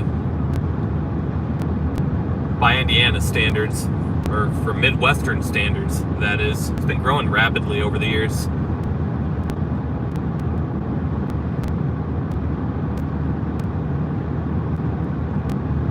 Carmel was building roundabouts in the city before it was cool to build roundabouts. Now we're seeing roundabouts getting built everywhere.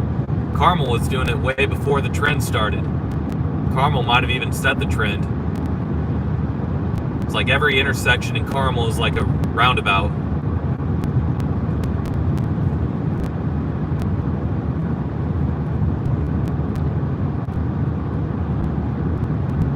Noblesville, next exit. Fishers, next 4 exits. Campus Parkway, Southeastern Parkway 1, 116th Street 6. So yeah, we're basically in Metro Indy now that we're in Hamilton County. Rualf Music Center. Used to be called Klipsch Music Center. And then before that, it was called Verizon Wireless Music Center. Back when I was in college, it was Verizon Wireless Music Center. And then, like, towards the end of my college years, it turned into Klipsch. And now it's Rualf. That's where all the summer concerts are held in Indy. Otherwise, they're going to be held in one of the places in downtown, whether it's Bankers Life Fieldhouse or whatever, Lucas Oil.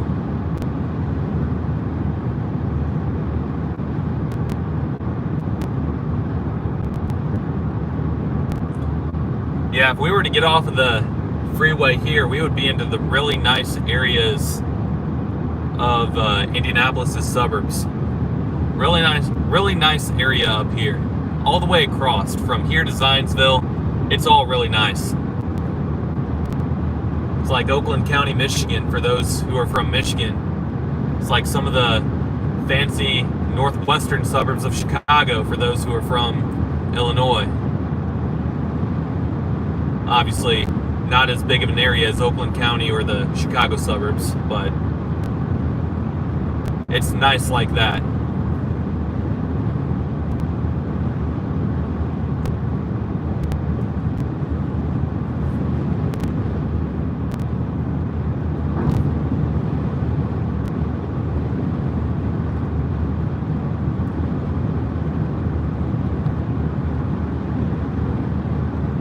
Eight miles to 465.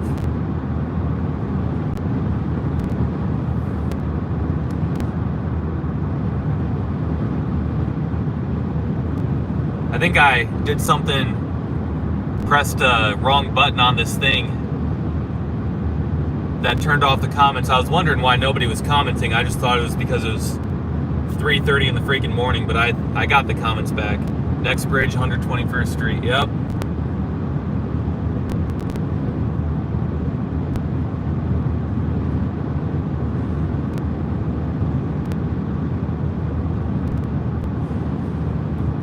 Yeah, I think I'm gonna take Benford Boulevard through the city.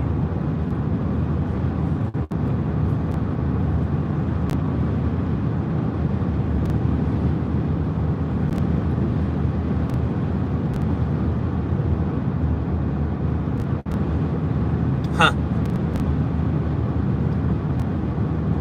You're gonna go to sleep until you saw this. Well, maybe this video might help some of you sleep. I know for me, sometimes I need help falling asleep. Sometimes watching one of my old drive lapse videos, I do that sometimes. I will turn on one of my old drive lapse videos, I will turn the volume off, I have a drive lapse video of driving between Indianapolis and Detroit, or Indianapolis and Port Huron, where it's this long, boring stretch of Interstate 69. Sometimes that will put me to sleep. I'm not even kidding. Doesn't always work. But hey, sometimes maybe this video, this live stream can help somebody fall asleep. Glad to help if so. Sleep is good. Sleep is a good thing. When you're not Wiz Khalifa, that is.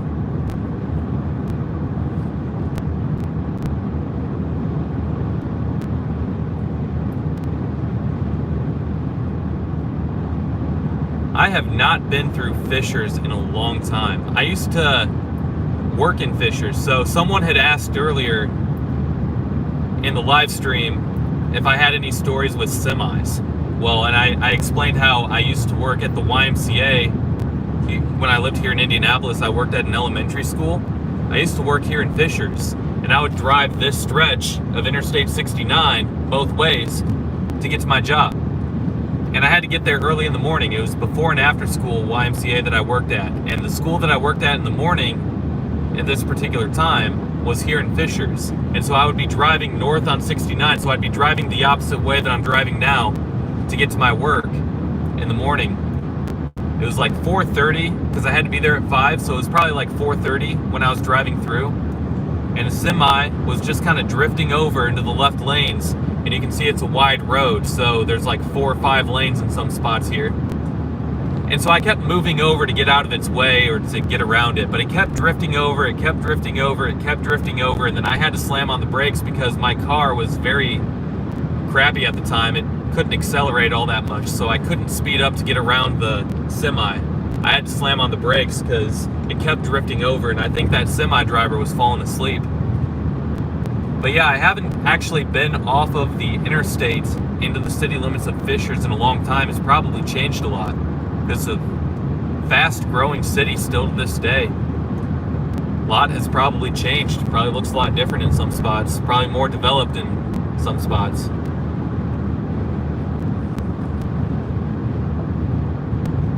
I haven't lived in Indianapolis since 2016. I moved back to Michigan in 2016, and I've lived in Michigan since. So that's how long it's been since I've lived in Indy, but I lived in Indy for 6 years. So that's a good chunk of your life to spend somewhere.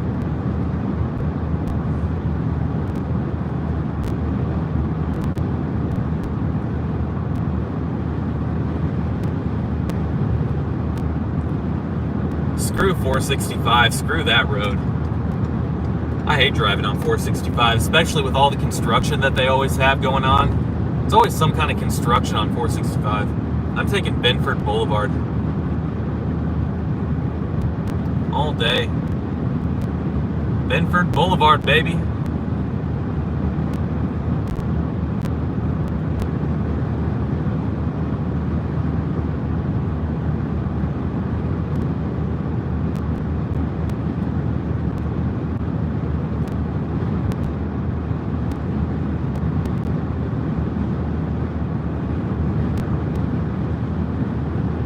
Nice driving this stretch with no traffic. If anyone's watching this from Indianapolis, they know what I'm talking about.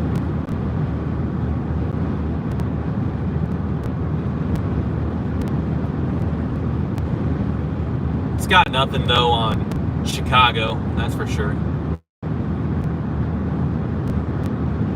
Everyone complains about traffic everywhere.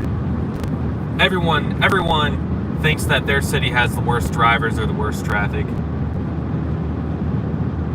Right now, out of the places I've been to, I would say Los Angeles.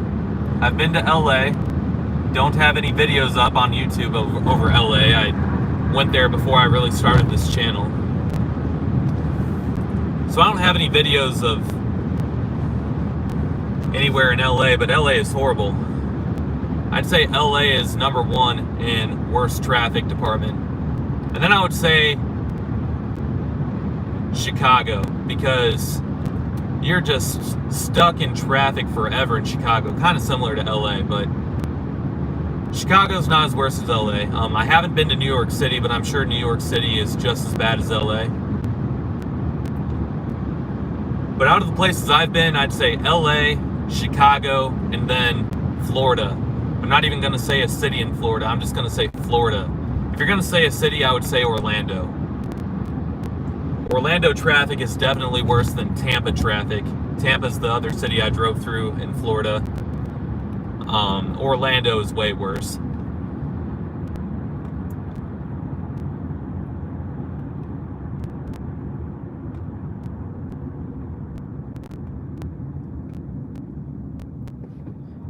Benford Boulevard, baby. We in Indy.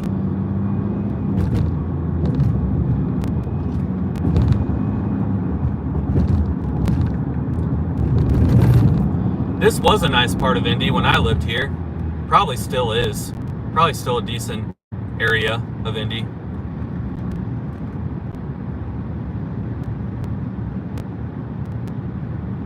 Far northeastern part of the city.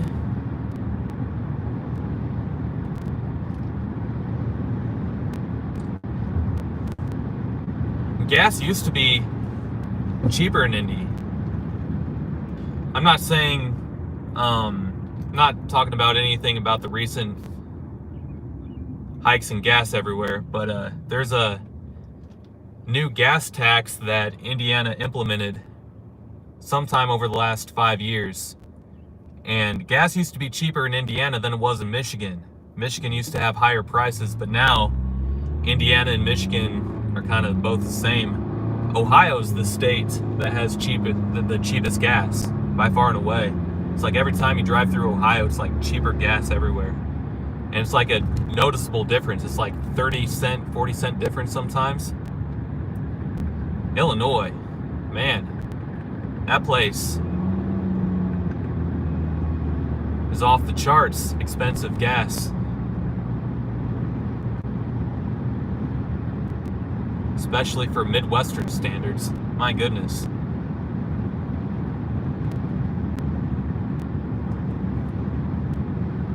Because no one wants to go to Ohio. That's right. Go blue. Oh, I hate Ohio State.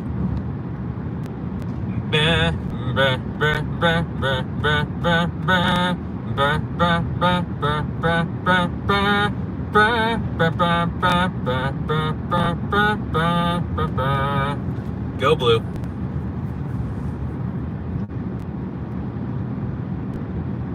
They don't hate the University of Michigan here in the state of Indiana like they do in Ohio.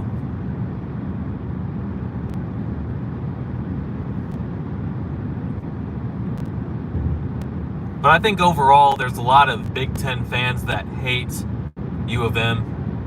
And I think there's a lot of Big Ten sports fans that hate Ohio State. Because those two schools are the ones that get all the attention. So I think there's a good chunk of people that just overall just hate those two schools. We're in basketball territory here.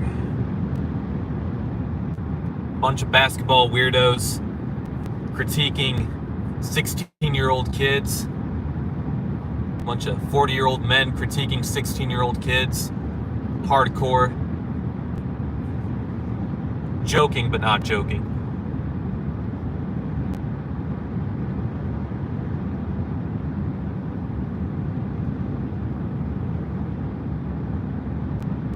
Kessler Boulevard. The road that I'm crossing right now is Kessler Boulevard. Let's see what this next road is. 56th Street. So it's like every time you get in between 56th and, I don't know, Washington Street, it's kind of sketchy. Still on a highway-like setting right now, though. It doesn't look like we're in a city at all. But if we went onto one of these numbered streets and headed east or west, it would look like we're in a city. Just the way things are set up around here, I guess.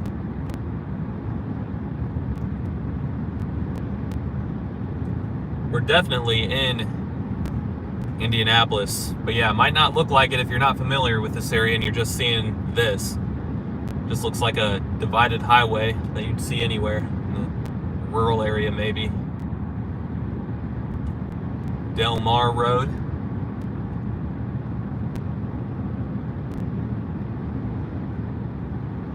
This is like the only road in Indianapolis where the speed limit is like 50 or higher. Up in Metro Detroit, the speed limits everywhere are like 45 or 50. It's great. Here it's like 30 and 35. This is like the only road where it's like 50 or more or whatever. Even 45. Driving on 465, the issue with driving on 465, especially during the day when there's a lot of traffic, is that most of you that know Indy know that the speed limit on 465 is 55. And then you get all these people that try to follow the speed limit, and then you get people that obviously don't. So you have people going 55, but then you also have people going 80. And that's why it's bad.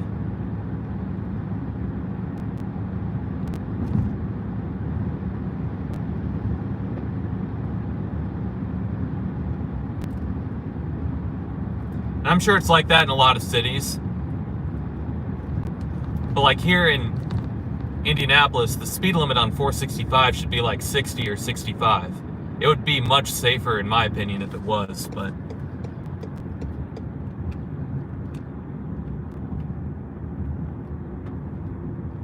another thing I like about driving in Michigan, the speed limit everywhere is like 70. Until you get into the city of Detroit, then it's 55 on the freeways, but everywhere else it's 70, where it would be like 55 in a lot of other states. Everyone drives like it's 72, so you don't get the random 55 mile per hour driver up there. Dangerous when people are going different speeds like that.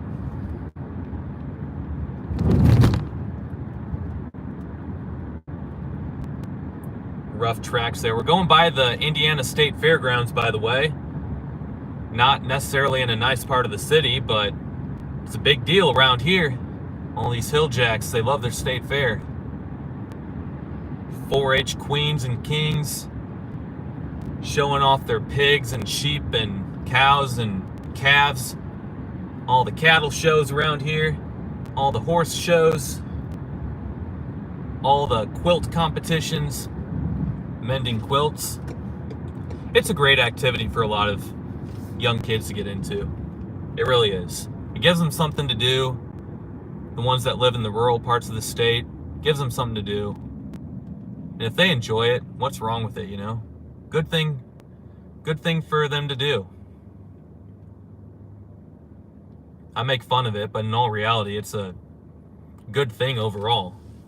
It makes the youth productive. And that's what we need.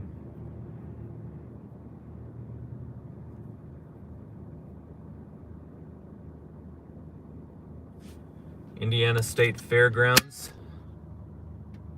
All lit up and fancy. Yeah, this is 38th Street. This is 38th Street and Fall Creek Parkway.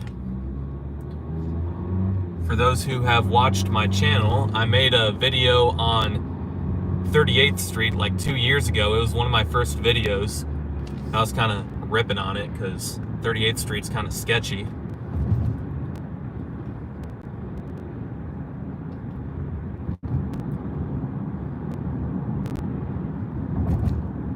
I used to live off of 38th Street in Indianapolis. Lived in an apartment complex on the far west side, so on the opposite side of town. I was over by Eagle Creek Reservoir. So you could walk over to Eagle Creek Reservoir. There's like a little bike trail along the roadway there. You could walk back and forth or whatever. But Eagle Creek was a decent enough, you know, lake, recreation. We're on Fall Creek Parkway. The center lane is used to, manage traffic during rush hours. So you see the green lights. Those aren't traffic lights. Those are signals that tell you whether or not you know, you can use that center lane basically is what that's showing you. So if it's morning rush, it'll be green for these 3 lanes, and then if it's afternoon rush, it'll be green for 3 lanes heading the other way.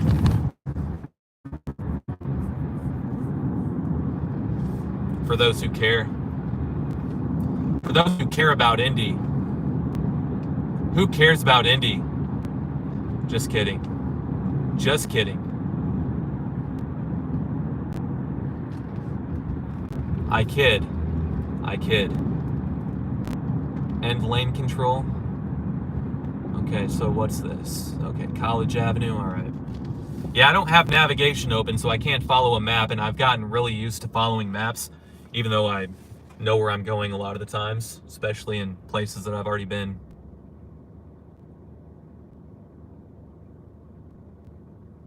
But yeah, since my phone's being used for the live stream, I can't do that.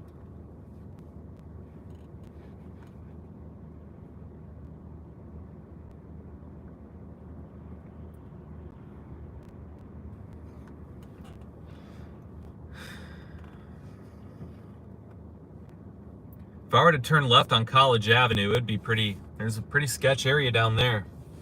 At least it was 10 years ago.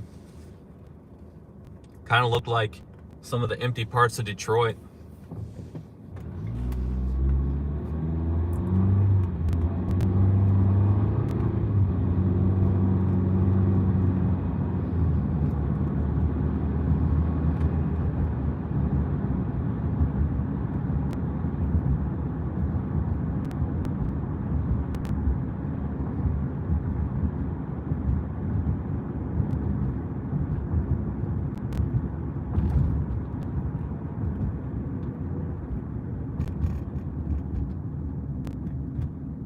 This is Central Avenue. Central Avenue, Fall Creek.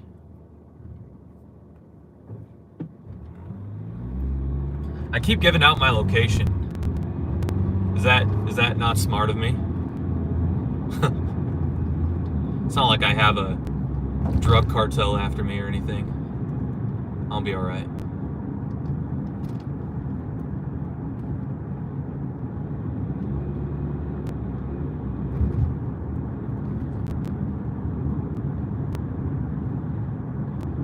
That was Delaware, so.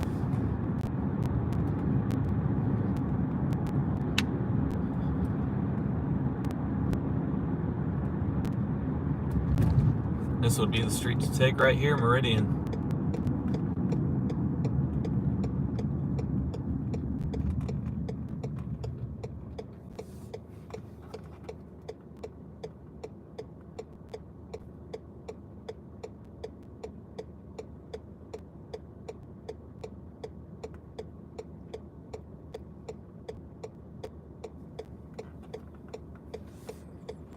Man, I haven't been over here in a long time. When I lived in Indy, I was all over the city. I was working like 3 jobs at one point. I've been all over this city so many times within the 6 years that I lived here. As a broke college kid, hustling, working all these jobs everywhere. And then I left, and I hardly ever came back. I mean, I come back to Indy all the time, but I don't ever really drive through the city much, like, at all. These bus lanes are new. Like, to me, they're new. They've probably been here for a while now. I'm not familiar with these bus lanes. I think I've only seen them like one time. I've only been on Meridian one time, and from then until now, seeing these bus lanes. The Red Line bus. Does that even work? The Red Line bus. That was implemented after I left. So there's a bus line along Meridian, and then I think there's one along 38th Street. And then I think there's one along Keystone Avenue, which is a major road on the eastern part of the city, north and south. There might be a few other major routes through town that have a rapid bus, like it's supposed to be like super fast service. Is it really though? It's a bus. I don't know. I've always kind of laughed at the idea of rapid bus. I wonder how well it works. Every city bus I've been on, for any city that I've been to, has been sketchy. Every single bus, every single city. Even though nothing is probably going to happen to you, it just feels sketchy when you're not used to it. And if anyone's being honest, they'll say that. Even though nothing's probably going to happen. But when you're not used to it, it can definitely feel sketchy. I've been on Detroit city buses. I kind of did that as my own kind of personal experiment one time. I didn't make a video or anything, but I did that one time, and so, I mean, nothing happened to me. I would do it again, and I would know nothing would happen to me, even in Detroit. But no matter what city you're in, it feels sketchy. So there's a huge line over by that McDonald's. Oh my gosh. All of these places are closed, and there is a huge line at that McDonald's. I don't know if you can see. Huge line in that drive-thru for that McDonald's. That's funny. And everywhere else is closed. That's probably why there's a huge line there, because everywhere else is closed. But that's funny that it's McDonald's. There's like nobody on this street. All these places are closed. It is 3:55 a.m. and the McDonald's line is packed. That's great. All right, this is Meridian Street. We're in downtown, heading south. Eventually, this will lead towards Monument Circle.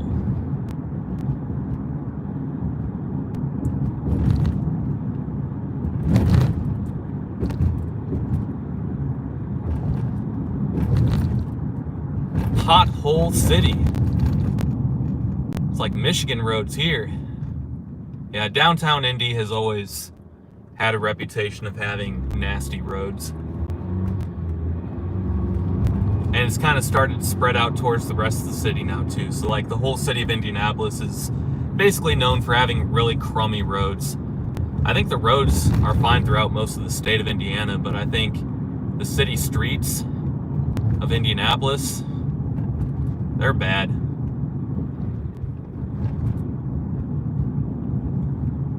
Ba-boom. Ba-boom. Ba-boom. Ba-boom. Ba-boom. Pa-pow. Ba-boom. Pa-pow.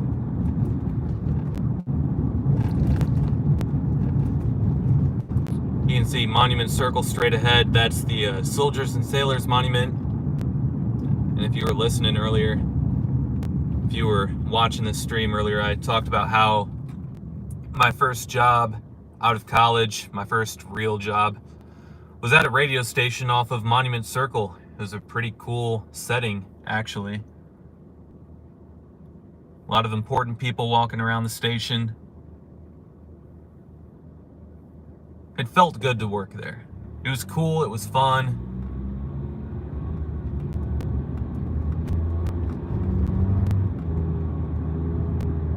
It was a good first job.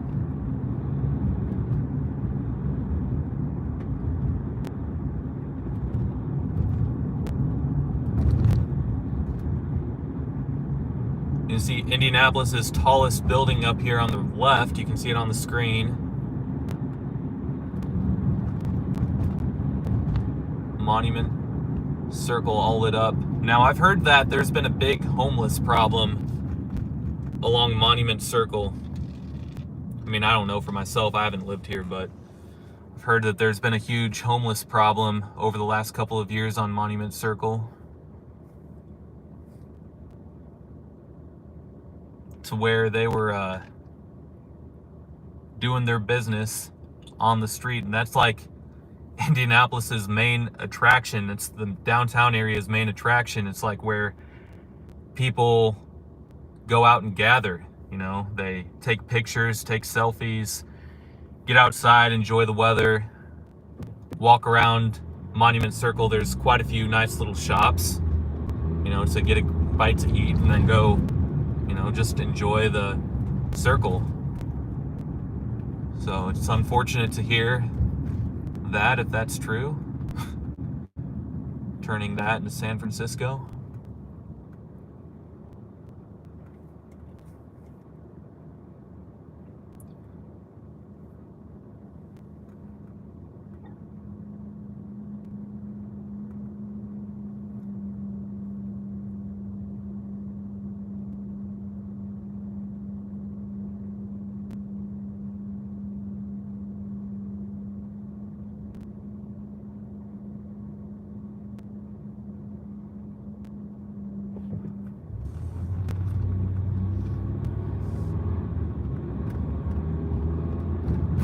Lots of memories off of this circle. I have a lot of personal memories off of this circle, that's for sure.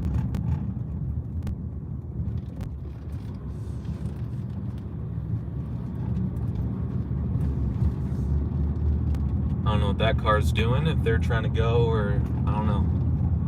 No, okay.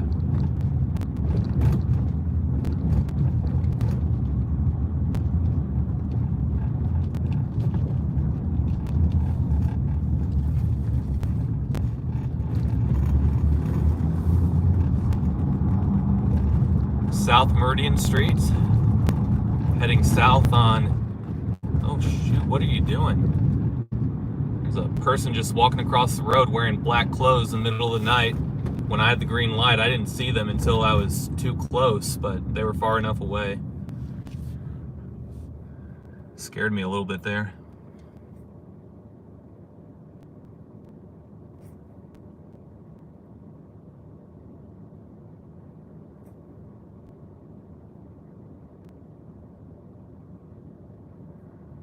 Yep, I've done a lot of bar hopping on this street right here back in my college days. Gone to a lot of these places. Punch Bowl, Social. Some of these places are new. Kilroy's. Oh yeah, Kilroy's.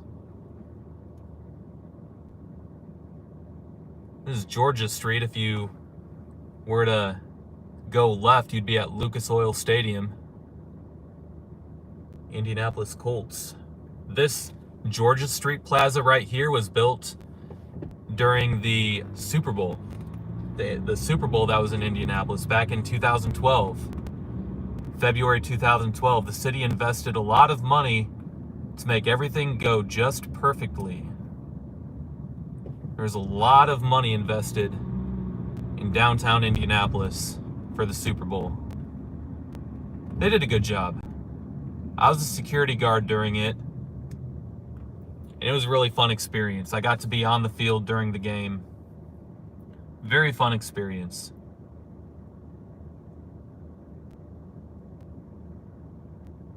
Especially with me being a hardcore NFL fan, especially back then.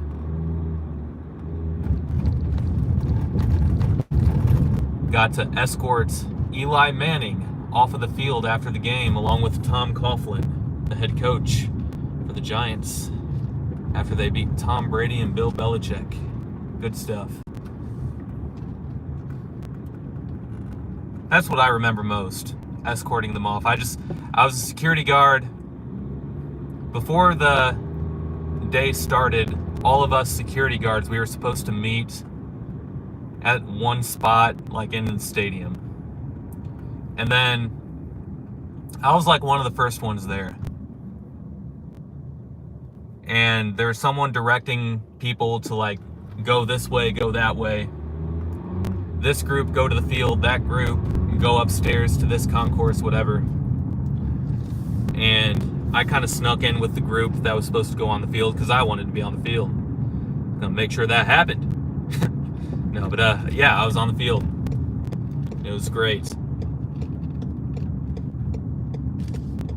And I kind of did the same thing when it came to the post-game shenanigans when all the celebrations were going on. after the confetti bursted when the Giants won the Super Bowl, I kind of did the same thing. I just kind of made my way towards center, acted like I was important. I just kind of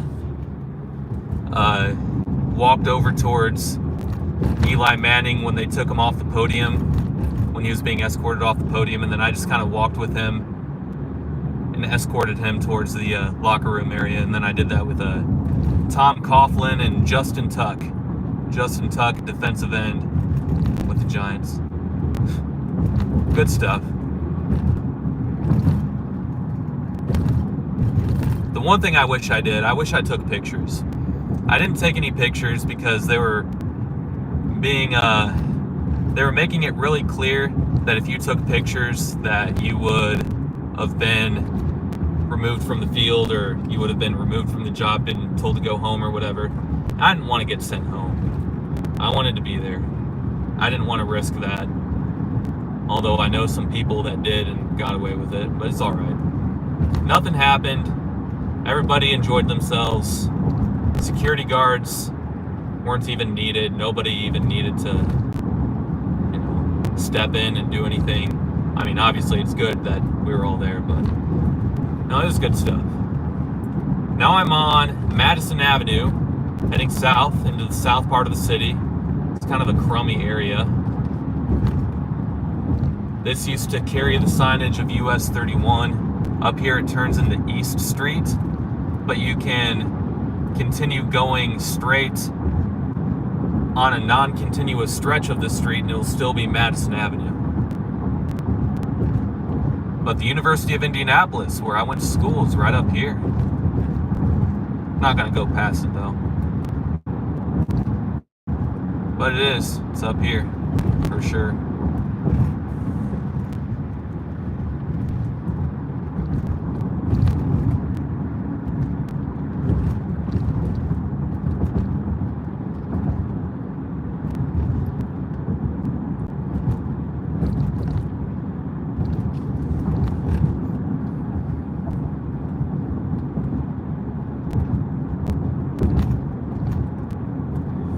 Now, I have not been over here easily in 7 to 8 years.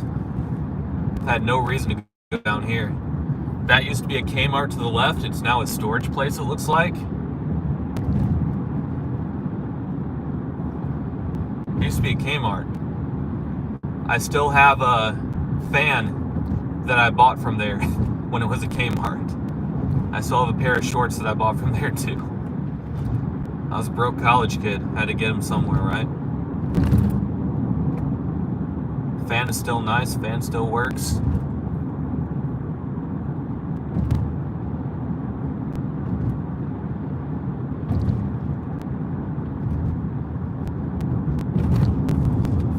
Gateway South, eh? Is that what they call it? The Gateway to the South? Gateway South Indy? Gateway South District? Let me tell you, if I were to go straight on Madison Avenue, there's nothing really interesting down there, so they're trying to make it attractive, I guess, by calling it District South, or whatever, South District. Yeah, this turns into a suburban, trashy-looking strip of retail pretty quickly.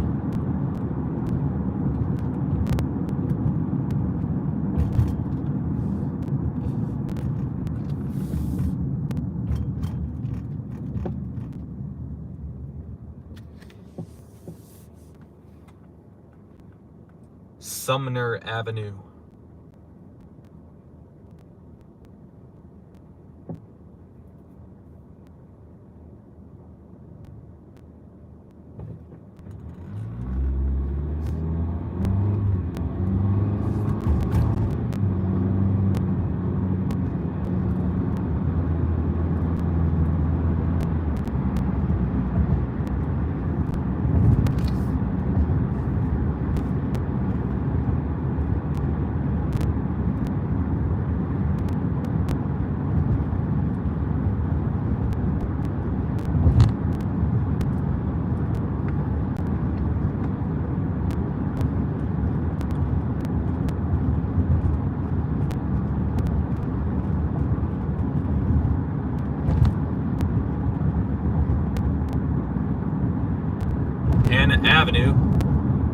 past Hannah Avenue. If we were to have turned left, we would have been at my school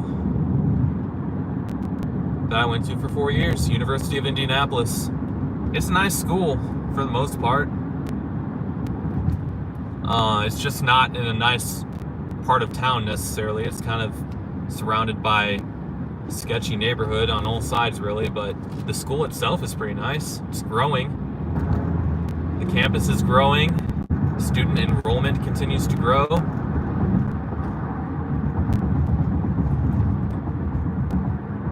There's something crossing the road here. I don't know if you see that on camera. That's like a muskrat. There's like a muskrat crossing the road. All right. 465 going over to Indiana 37. Then we're heading southwest.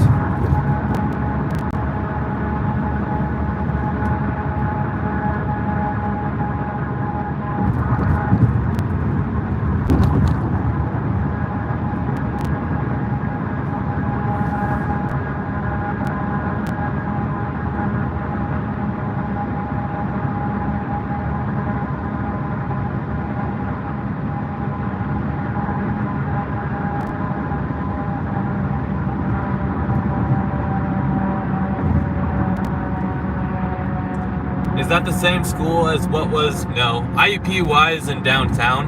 UEPUI, whatever. A lot of people say that just because it's IUPUI, it sounds weird. It's Indiana University, Purdue University, Indianapolis, whatever that means. That's in downtown. That gets confused a lot, actually.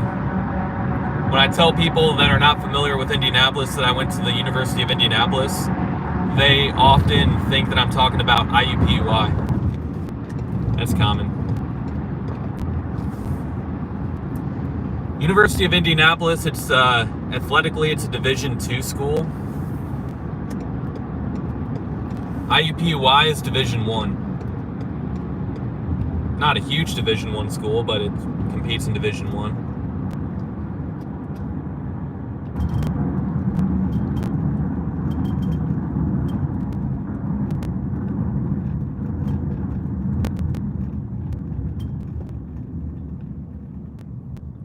Whereabouts did I start my video? Novi, Michigan. So I've been at it for, my thing only says minutes. Mine says 251 minutes, so make this turn here. 251 minutes. That would be 4 hours and 10 minutes. Wow. You can really get to places a lot quicker at night when there's no traffic to deal with, can't you? There was a tire in the middle of the road back there. Really got to pay attention here. Yeah, I haven't had to slow down for any like slow stretches of traffic. I haven't necessarily been like speeding or anything. I just haven't had to slow down for any slow people because there's no traffic. So usually it would take a lot longer than that. Maybe like 20 minutes longer. Maybe not a lot. Like 20 minutes longer.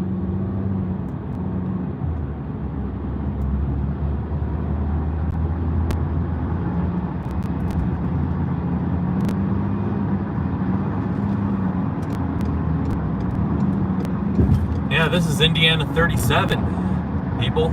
Indiana 37. Going southwest towards Evansville. Right now, this stretch is being converted into an interstate highway. Interstate 69, that is. Doesn't look like work has started on this stretch yet.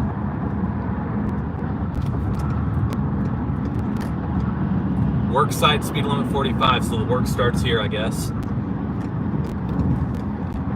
They've already completed most of the routes between Indianapolis and Evansville for the new Interstate 69 to connect Indianapolis and Evansville, and eventually the interstate is supposed to go all the way to Mexico. So it's supposed to go from Port Huron, Michigan all the way to Mexico, but other states have not done their part. Kentucky, I think they just converted an old parkway that they had in the state to,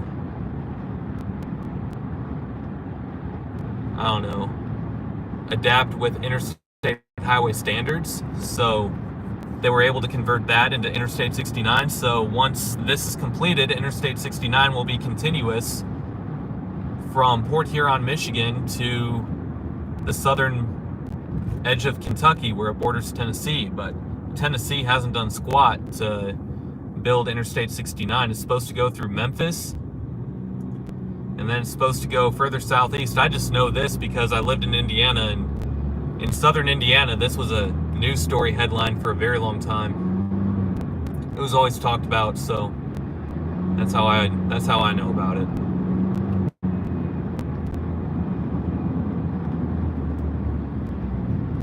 Yeah, it definitely looks like there's work being done over here. Who knows how long it'll take to finish, though.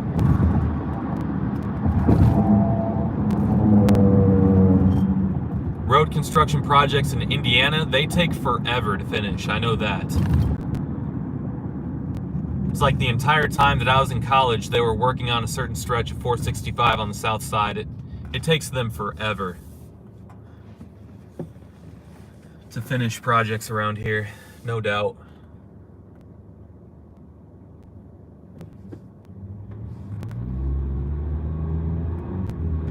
You can always count on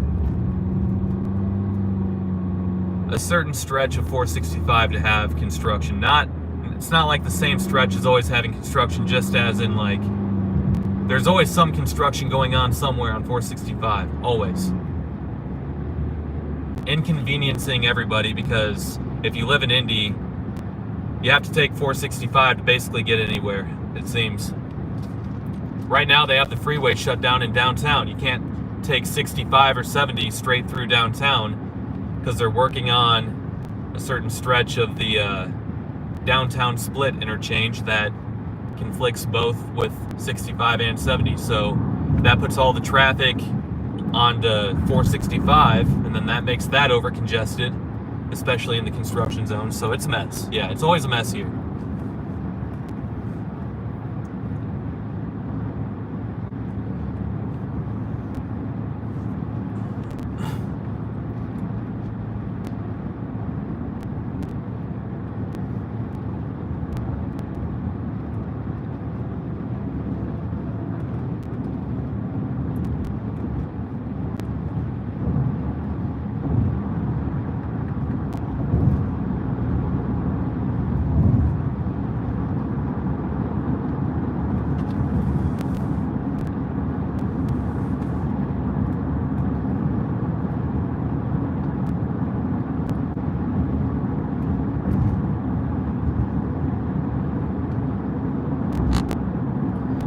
Now this road over the years, until recently, since a lot of it is now an interstate highway, this goes to Bloomington, Indiana, which is where Indiana University is.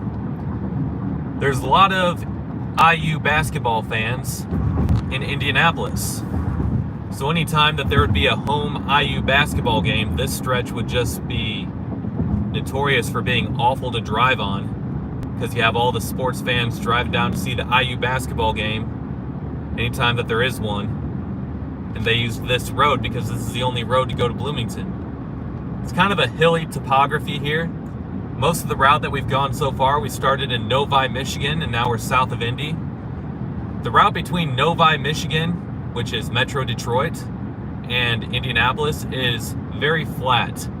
You get south of Indianapolis and you start going through some windy hills. And a lot of these major roads that are in southern Indiana, or at least southwestern Indiana, they follow these rivers because that's where the valleys are and that's where the flatter land is, and it's easier to build a road there.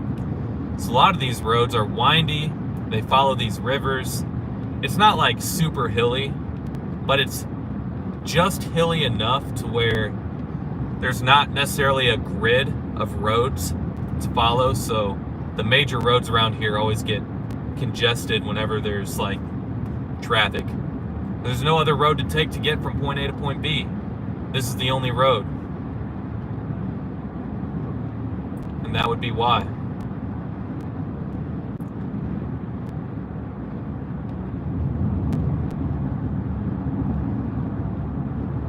There's not even a good So we're in the far southwestern part of Indianapolis, the Indianapolis metro area. There's not even a good east and west road to take around here. There's not a single good east and west road to take around here until you get up to 465. It always bothered me when I lived here, because I lived on the south part of Indy. And I had to go back and forth a lot of the times, sometimes between this area and where I lived, which was over by Southport. For those who are familiar with Indy, I lived over by Southport for a while. Now I'd work jobs where I'd have to be out here. There's no good way to get out here. It's always annoying.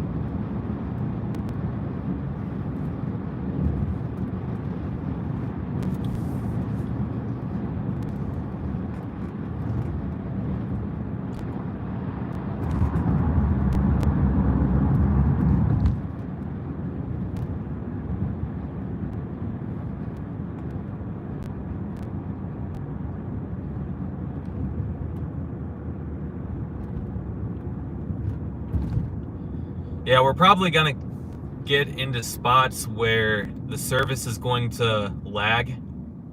I know that we are. More so than before, if you guys were watching before. There's a spot just south of Fort Wayne where the video is lagging. Well, it's really going to lag between here and Evansville. I'll still be here probably. Like, it's not going to end the stream. But there's going to be spots where it lags. There's a very remote area between Bloomington and Evansville especially. Look at this car thinking that he's going to be able to go faster. They're both going the same speed. Not going to get anywhere anytime quickly, especially in this construction zone where the road is so uneven right now. Lanes are narrow. That's why I back off and give people distance. That saves me any kind of frustration of feeling like I'm going to get cut off too, so no point in it. I'm not going to get anywhere any quicker.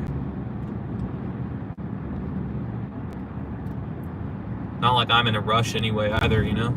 I'm not in any rush.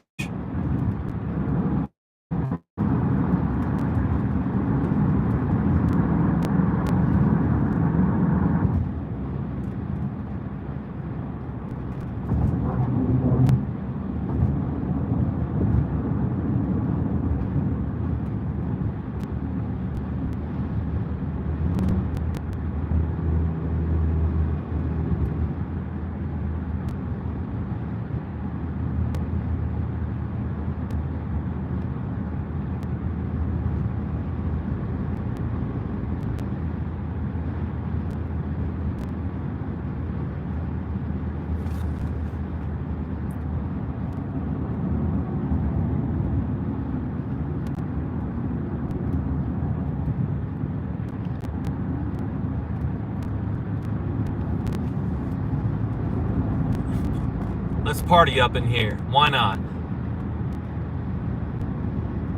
Nothing else to do. Let's party. Going to IU anyway. That's all they ever do down there is party.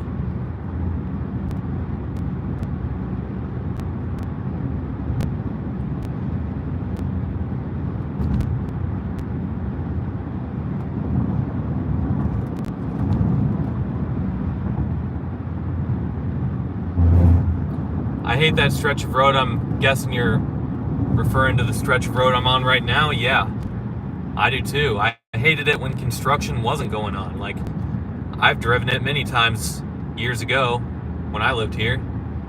It's always been sucky. Makes me enjoy Michigan roads, even though the condition of the roads in Michigan are bad. The traffic in Michigan flows so much better. They have so much better traffic management, at least where I live in Michigan, in terms of like the traffic lights, the way they're set up. I don't know.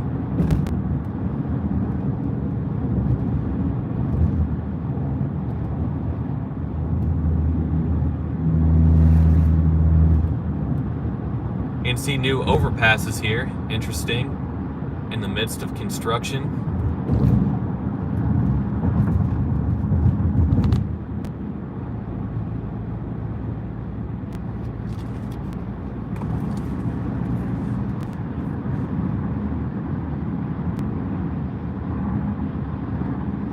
Yeah, the Michigan lefts,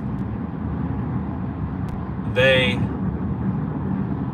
make it safer to make a left turn. It might take you a little bit longer to make your left turn, and some people get really annoyed by it, but it makes it a lot safer. And when they're done right, it's not that bad. There's an intersection up in Fishers that implemented a Michigan left when I lived here, and they did it all wrong. Like, I don't even know how to explain it. They just did it wrong.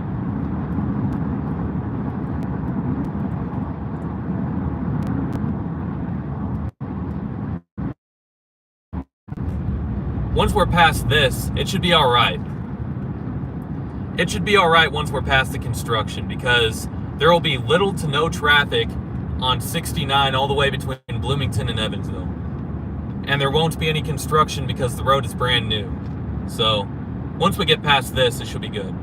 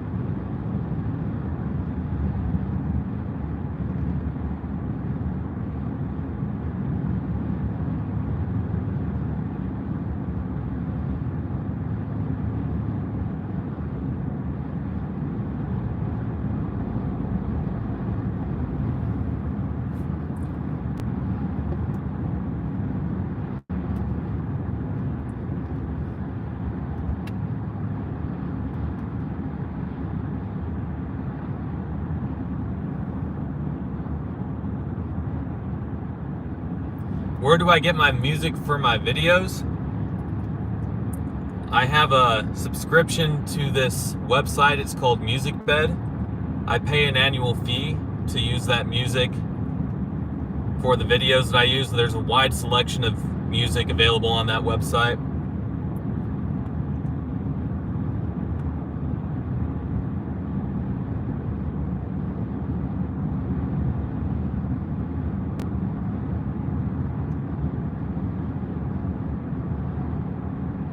A lot of content creators on YouTube and other platforms, they use MusicBed. Another big one is Epidemic Sound.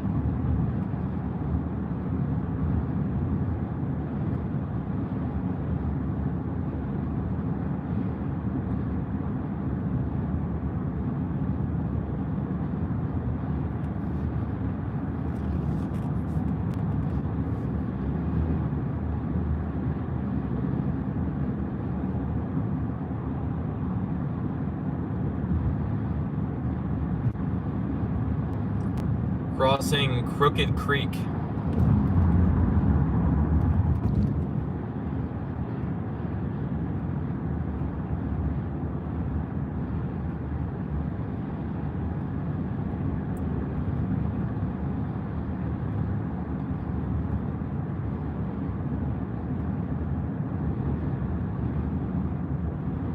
Perry Road. So there's signage now. It says South I-69 mile marker 149. That's what that just said. I'm pretty sure. Let's see. See if there's another one.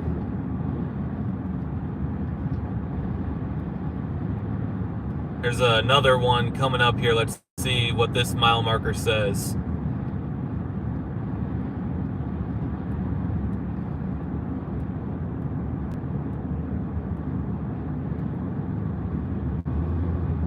South I-69, mile 147.5, so 147 and a half miles until we get to the Kentucky state line. Wow. 147 and a half miles. It reminds me of the drive on 75 northbound. Once you pass all the cities, you head north on 75 past Metro Detroit. You go through Flint, go through Saginaw, go through Bay City, Midland, and then all of a sudden it goes from a super mega highway all the way down to 2 lanes, and it takes forever to get to the Mackinac Bridge. That's what that made me think of, because I've taken so many trips to northern Michigan recently. That's why it made me think of that.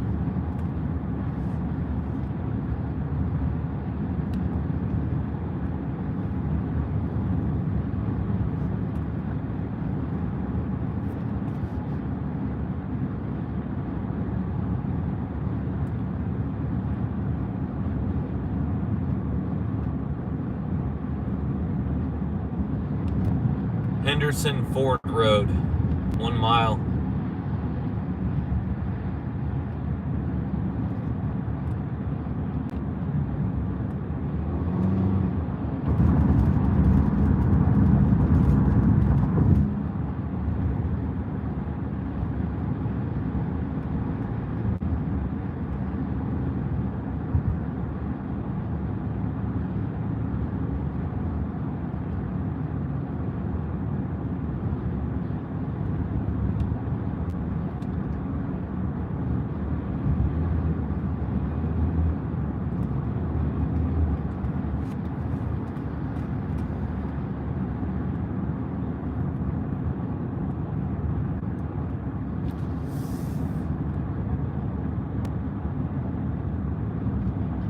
What did Doc Rivers do?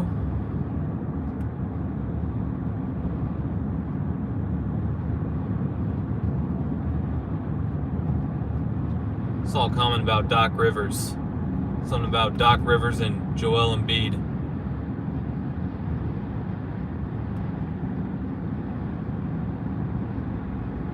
Haven't been able to have any sports talk radio on like I usually do.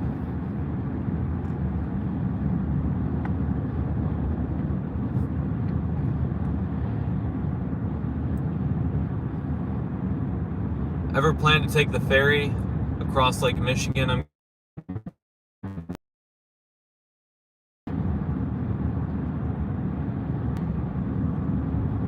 I saw a video on YouTube where these guys took a jet ski across Lake Michigan. I think that'd be fun. Risky, but fun.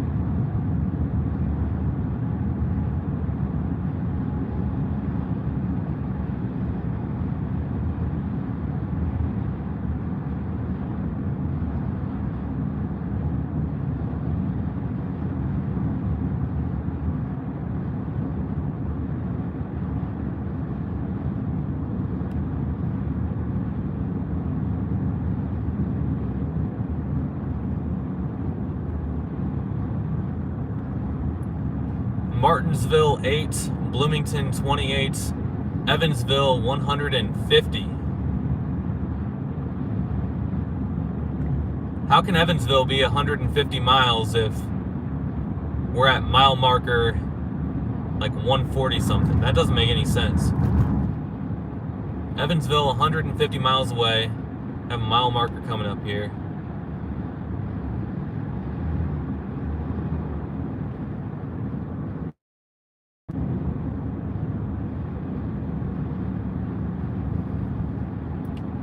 Evansville 150 miles away, and we're at mile marker 143. How does that make any sense?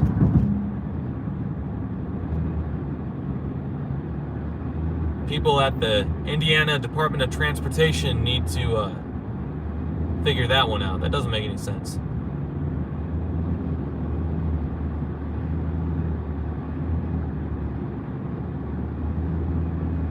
It doesn't even really matter, obviously, but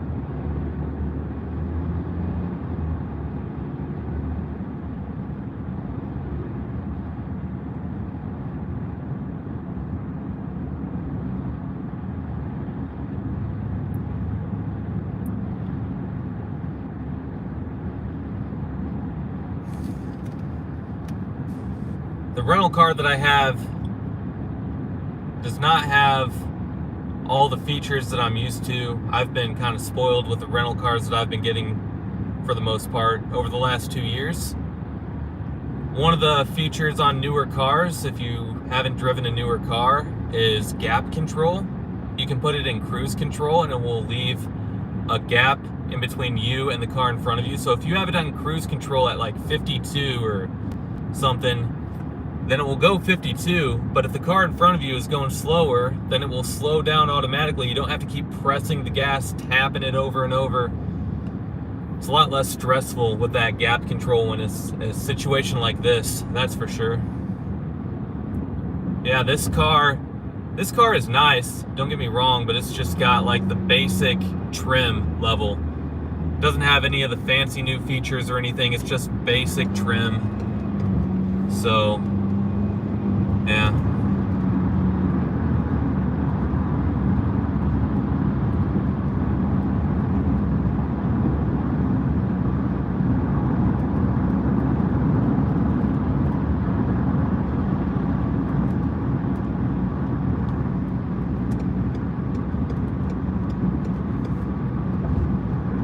So yeah, no heated seats, no heated steering wheel. Not a spoiled brat this time. No leather seats, no sunroof, which by the way, I kind of do need to have a sunroof a lot of the times when I'm out here on doing these road trips, filming videos. But for this one, not having a sunroof is alright. I can get around that. A lot of the times I can't. A lot of the times I do need to have a sunroof, and sometimes if I can't get a sunroof, an SUV with a sunroof at these car rental places, I have to scrap my plans.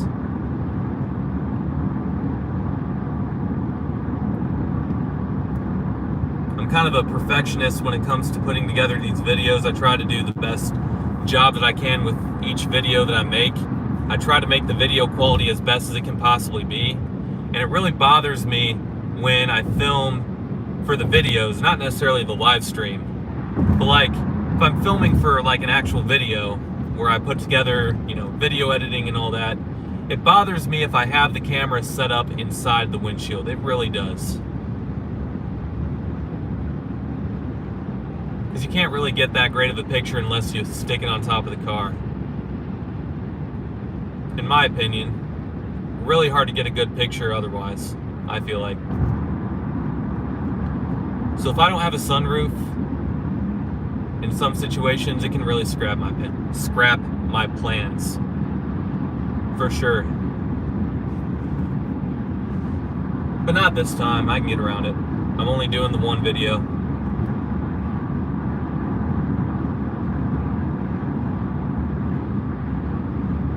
The infotainment screen on this car is smaller than my hand, by the way, though. My phone is bigger. My phone screen is bigger than the infotainment screen in this car because it's the basic trim level. 2019 Ford Explorer.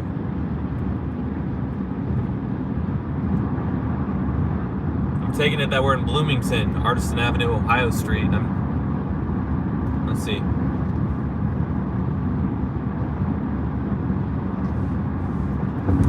Indiana 39 North, Martinsville, not quite in Bloomington. We're in Martinsville.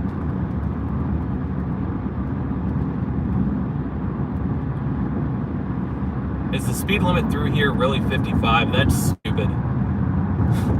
If the speed limit is really 55 through here, that's stupid. But I think it is.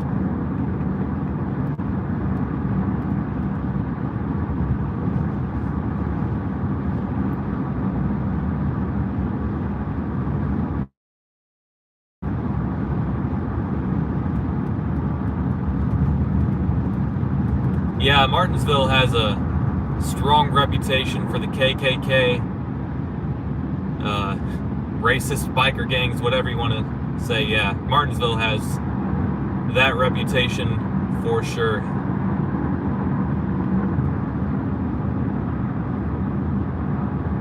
Martinsville, Mooresville's not too far away.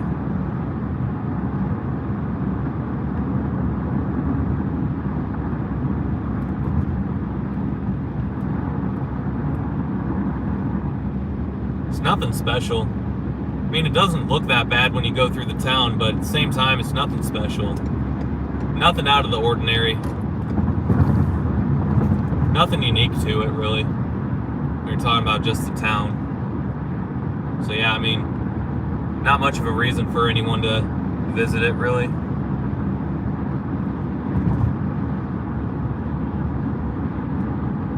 Now we're back down to the one lane. Yay.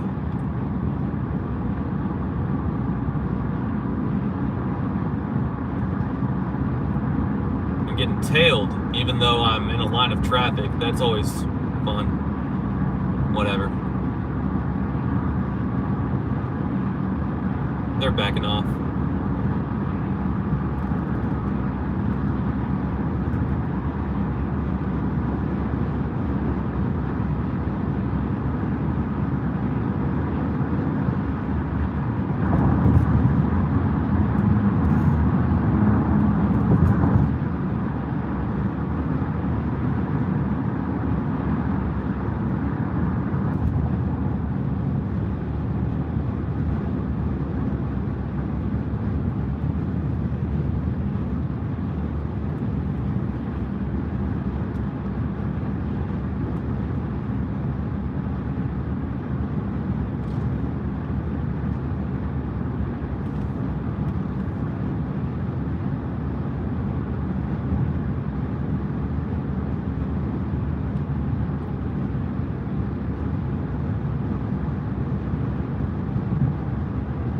Might cut out coming up here.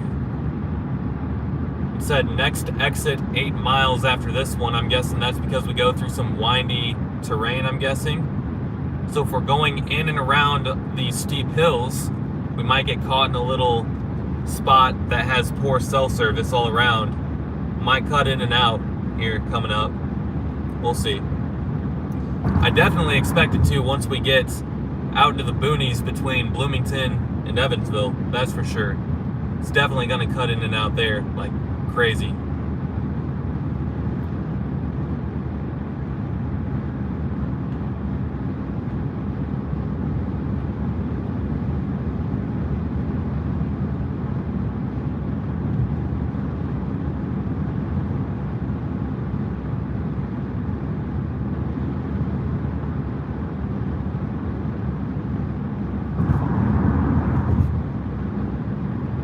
Speed limit 70. Good. Should be 70.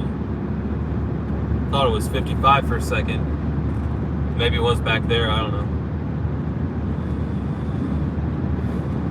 There's construction zone speed limit. That was 45, but there's like that stretch that didn't have the construction. I don't know. Whenever all the construction is done, the speed limit better be 70 through there. Don't be backwards, Indiana. I know you like to be backwards. Don't be backwards, Indiana. Bloomington 14, Washington 80, Evansville 134. Washington is like the only decently sized town along this route between Bloomington and Evansville.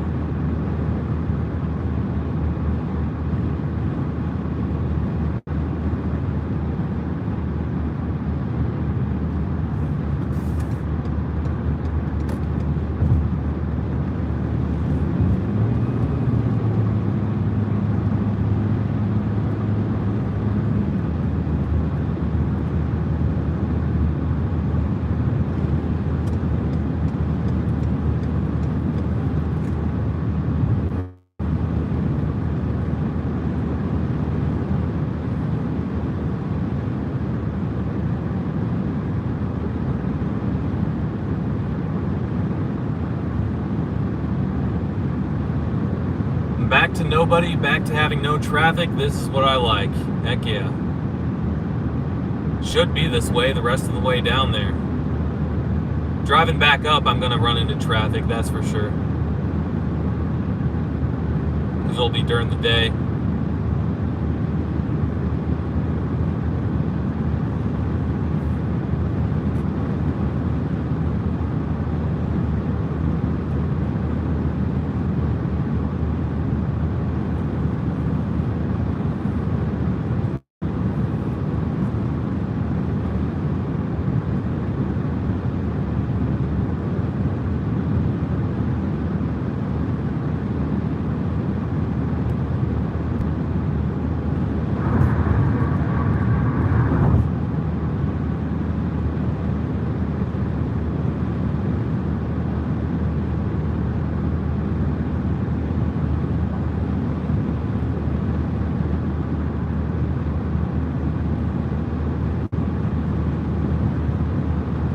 passing lane, quarter-mile ahead. Usually you only see those signs when you're on a 2-lane road in a rural area and they add an extra lane so that you can pass somebody. Not on a road that already has 2 lanes.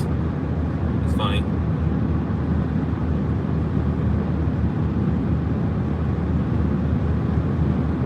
Makes sense that they would add an extra lane here with the steep hill, it looks like. I don't know if you can tell on the camera, going up a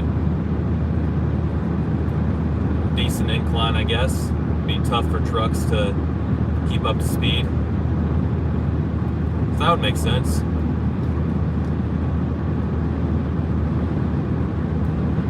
Mile marker 129. 129 miles from the state line with Kentucky.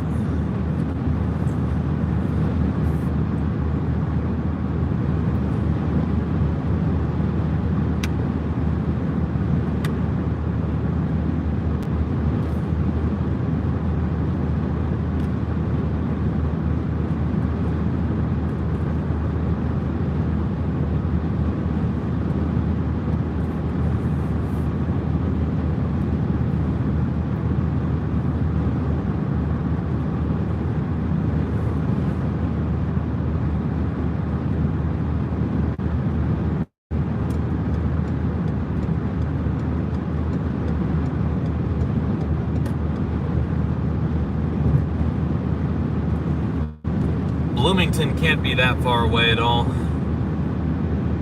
I haven't seen any signs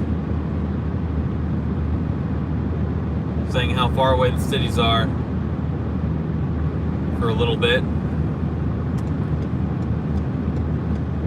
It can't be that far away.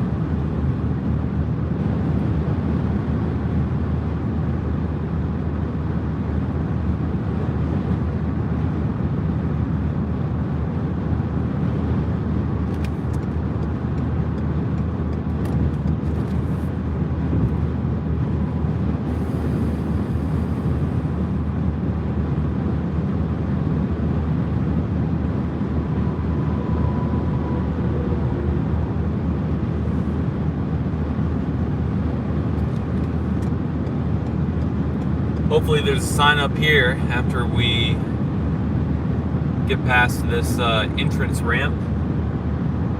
Hopefully there's a sign that says how far away Bloomington is, and there is. Let's see what it says.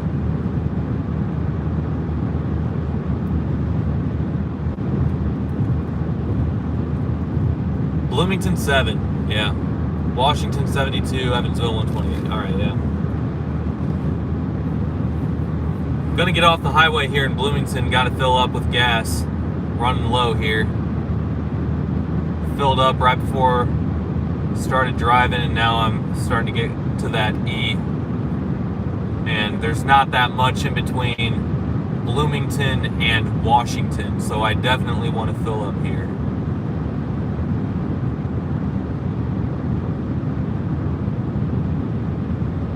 Everyone makes jokes about how they don't want to be stranded in the hood. The last place I want to be stranded is in the middle of nowhere. Middle of freaking nowhere. Can you imagine that? Being stranded in the middle of nowhere, no cell phone service? That's got to be the worst.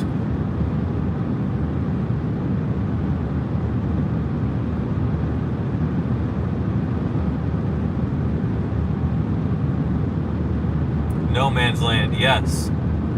No man's land.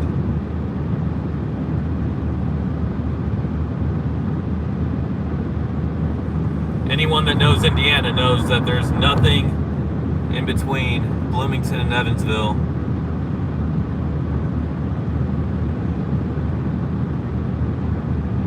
The terrain is very hilly. Cell phone service is lacking in a lot of spots because there's no big cities. I mean, there's some decent towns here and there. Jasper's a really nice town, and it's a decent size, so you get cell phone service there, obviously, and probably within a close proximity to it. But a good majority of southern Indiana, no cell phone service for sure. The stream is definitely going to be lagging. It's going to be spotty. It's going to happen.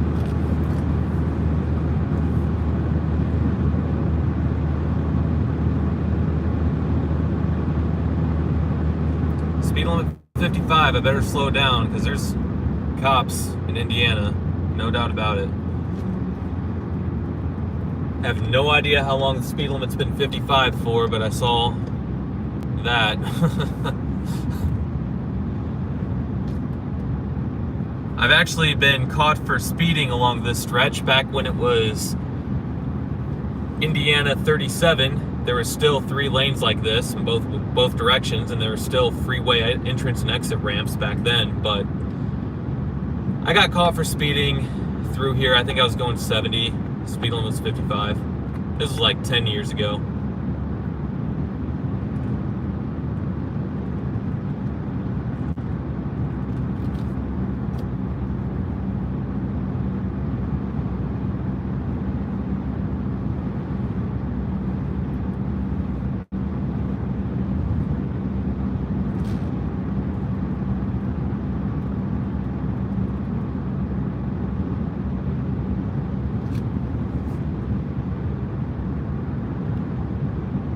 Just coming into the stream, what part of Michigan did I start at? I started in Novi, Metro Detroit. And now I am in Bloomington, Indiana. I'm about to exit off of here, get gas, because my tank is almost empty. It says I have like 60 miles of range left, and I know there's nothing in between here and the next decently sized town, so I'm just filling up here.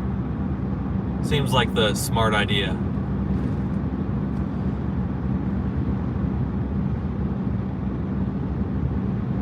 IU. Hadn't been good at basketball in 50 years. They had one decent stretch back when I was going to college, back in like 2009, 2011. They had a decent stretch. Didn't last very long.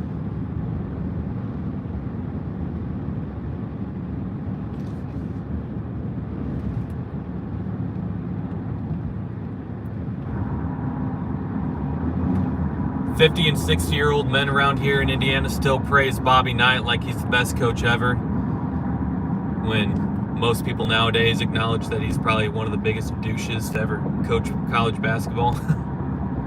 I'm giving you guys a hard time. If you're an Indiana basketball fan, I'm just giving you a hard time. All right, gas. 2 miles for food? Really? 2 miles and there's no sign for gas? Look, I can't use my phone for navigation because I'm using it for the live stream, so I can't like type into my phone like a gas station that's close off the highway. I thought for sure there was a gas station off of this. Maybe not. Maybe I don't know what I'm doing like I thought I did. Definitely not going to Terre Haute. Terre Haute, 57 miles. No way.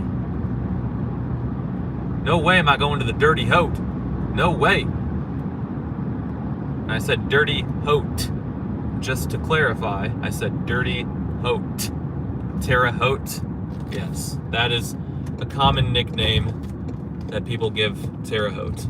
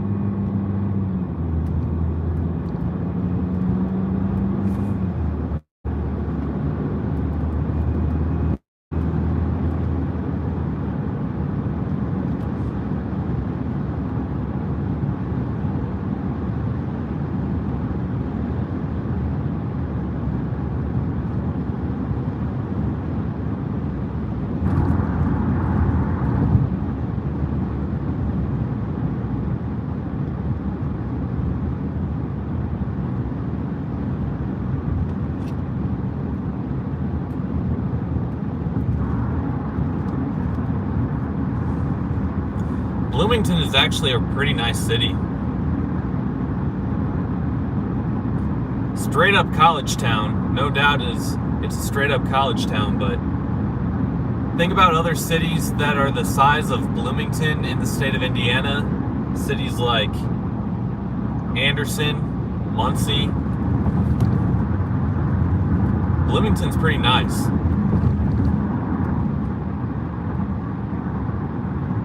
It's more like Lafayette. Lafayette's a decent place too. Bloomington's prettier though. It's got more hills.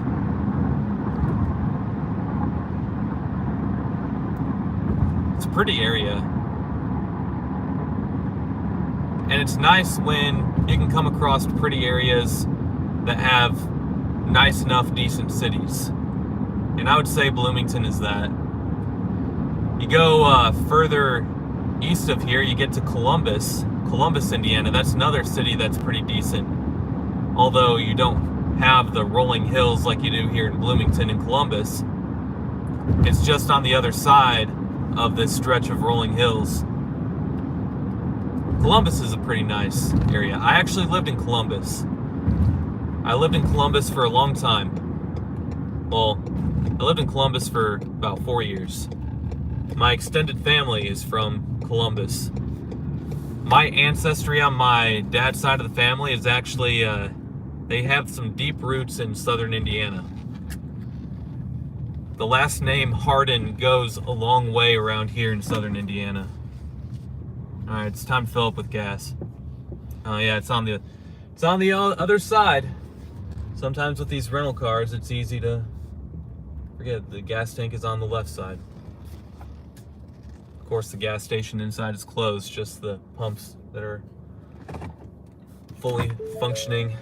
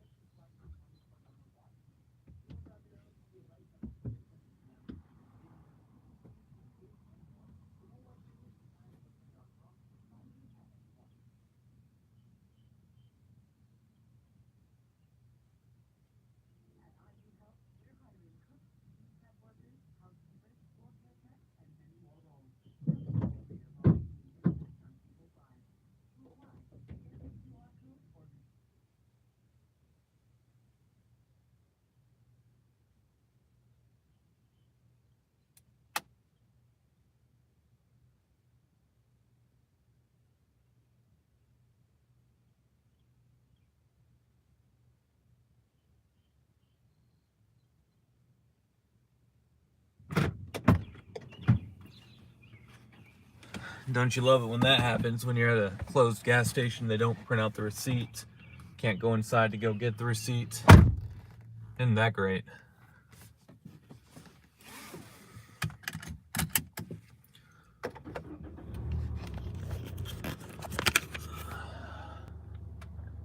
In case I need it later.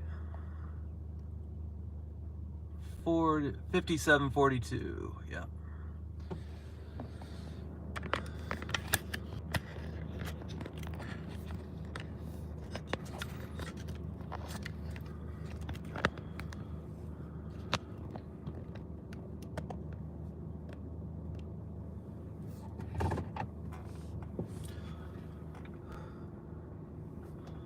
All right, well, here we are on the road again. Can't wait to get on the road again.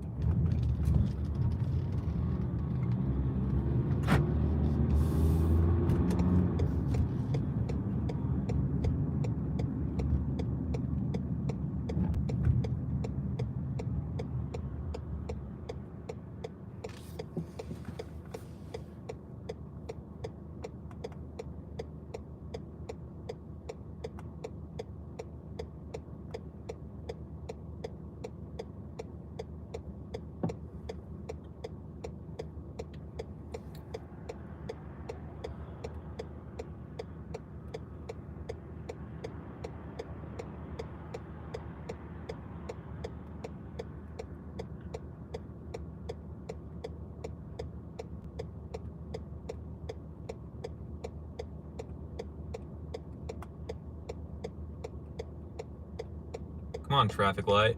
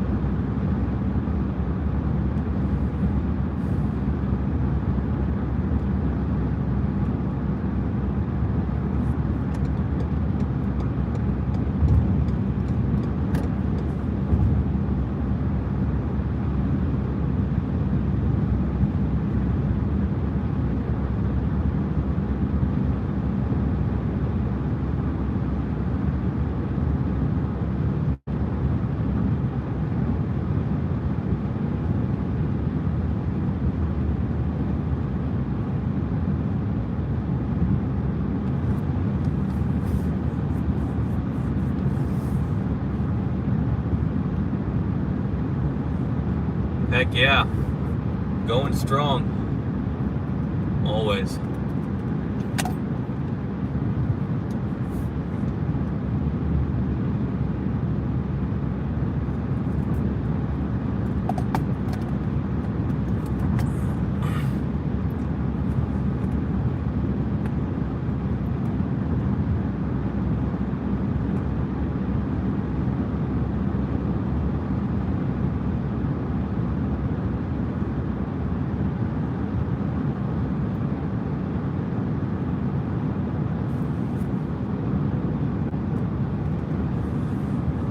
I already had a whole can of Monster.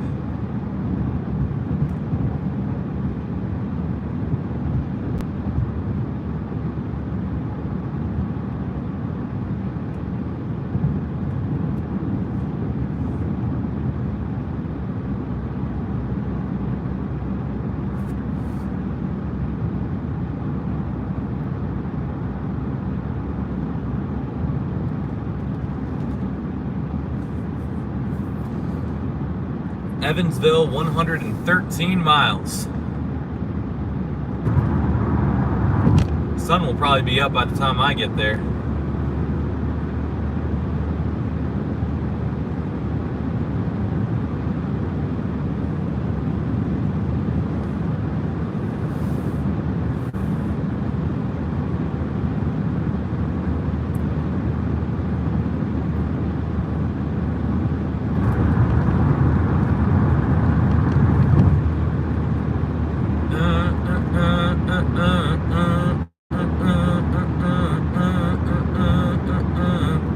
Motherfucker, gentleman. I don't know why I have Psy stuck in my head. Probably because I heard one of his songs recently and I just remembered that those songs were hilarious. Oppa Gangnam Style. Oppa Gangnam Style.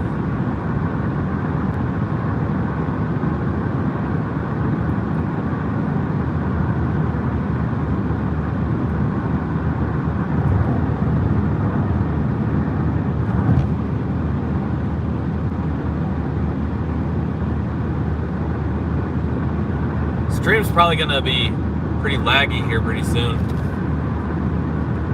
Wouldn't surprise me one bit.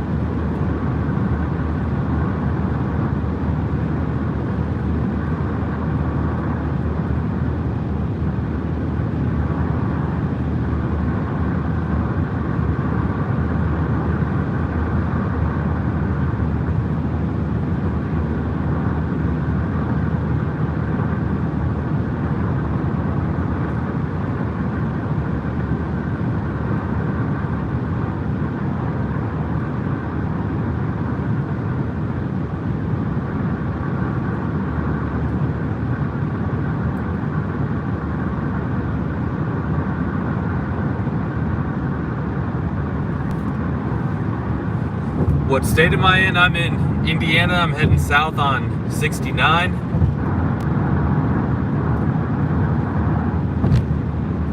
Probably 10 or 15 minutes south of Bloomington now.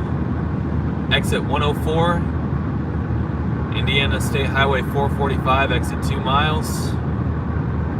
So I'm 104 miles from the state line with Kentucky, heading south on 69.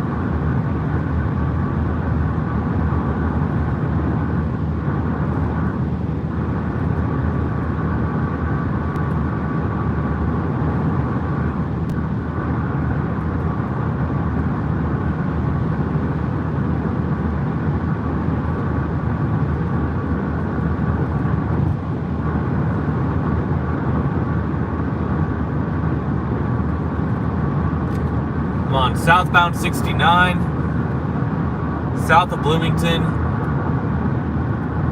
on my way to Evansville. Mile marker 101.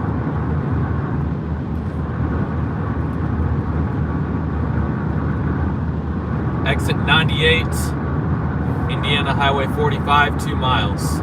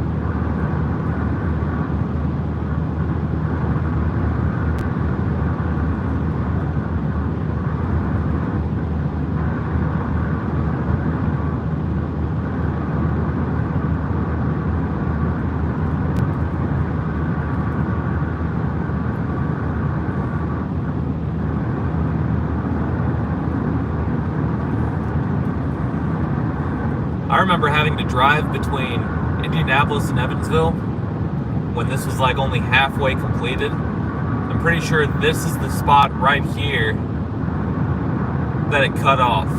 So they started building it up from Evansville to the north. And so like this is where it started heading south, and you had to exit off onto Highway 45 right back there, and you had to wind your way through all of the hills. Hey, good morning. 5:25 a.m.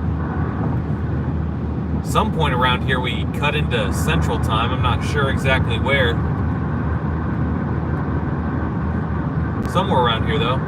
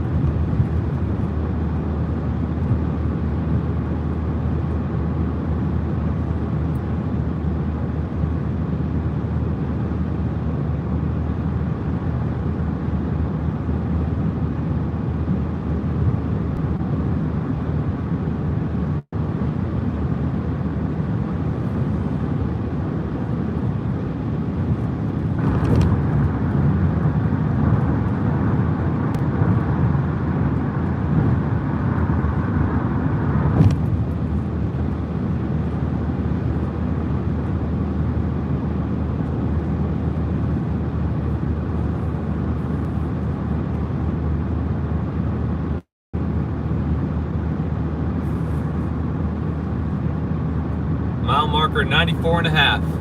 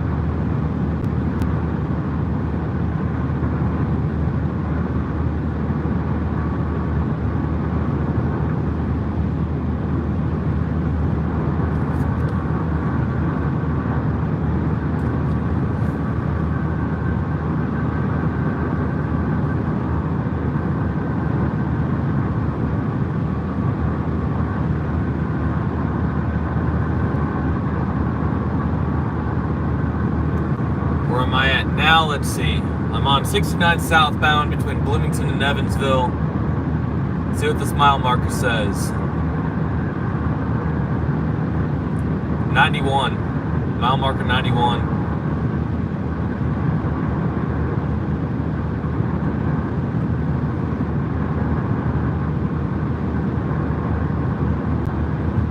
There's like no exits. It's like 10 miles between each exit around here.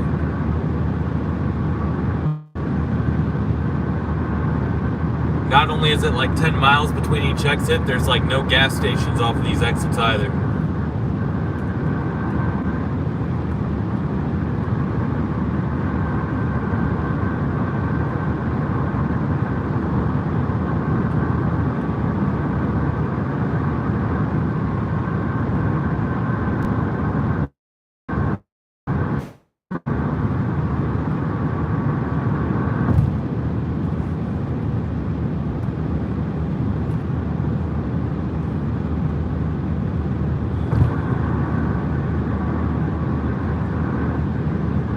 US 231, Bloomfield, 2 miles.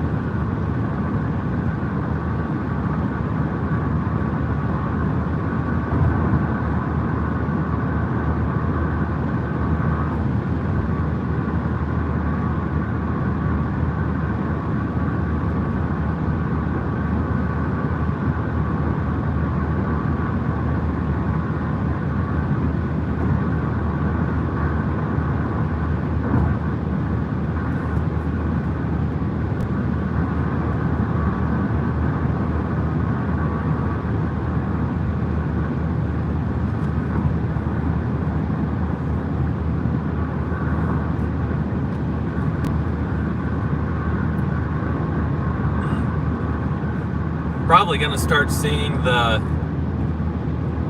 sun rising in an hour or so, or at least the twilight stage. Start seeing some light in the sky. Start seeing some light in the sky here pretty shortly, actually. But you won't see the sunrise until I don't know, an hour, 20 minutes from now.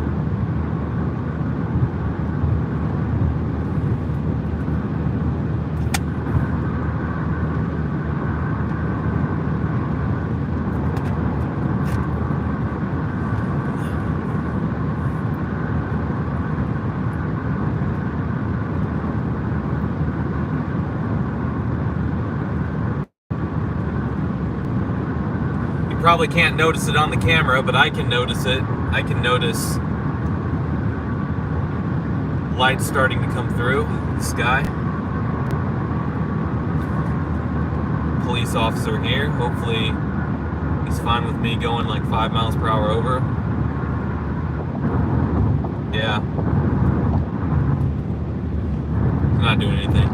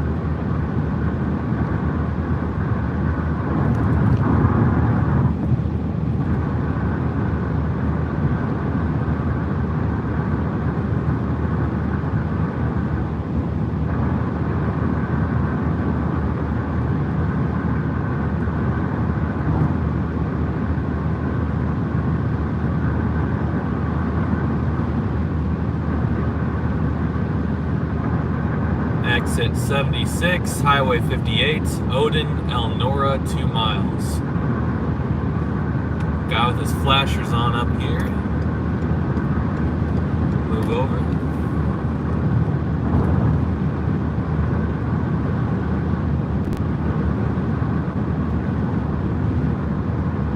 What the heck is going on there? That's weird.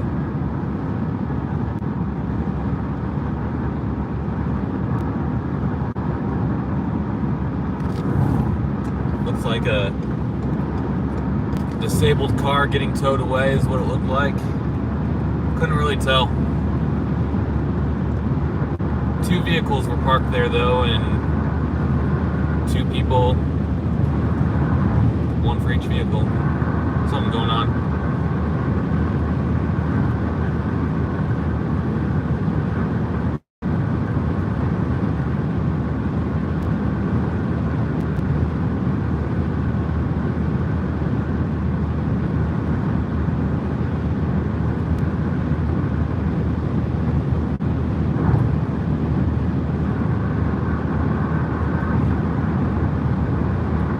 Next exit after this, 14 miles.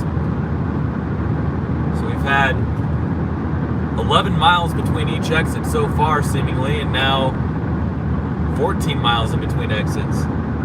Wow.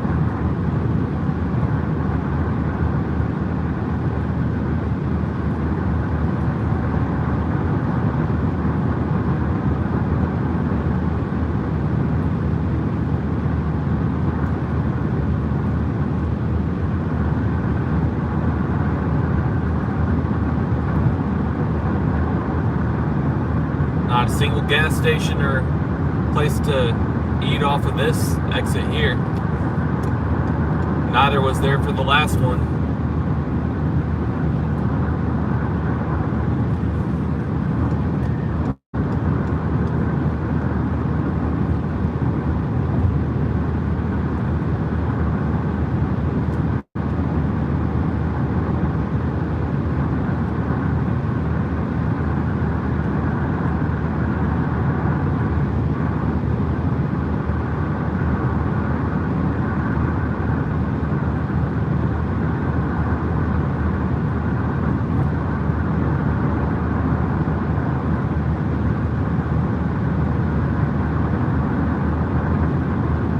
Yeah, this highway is like brand new. It was constructed, I don't know when this was open. This was open maybe 2011, 2012 sometime. But it didn't actually connect into Bloomington until recently, probably like 2015, 2016. I'm not sure exactly.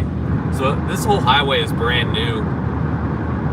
So there's no development off of it yet. No convenience shops, no gas stations, no rest areas. Yeah.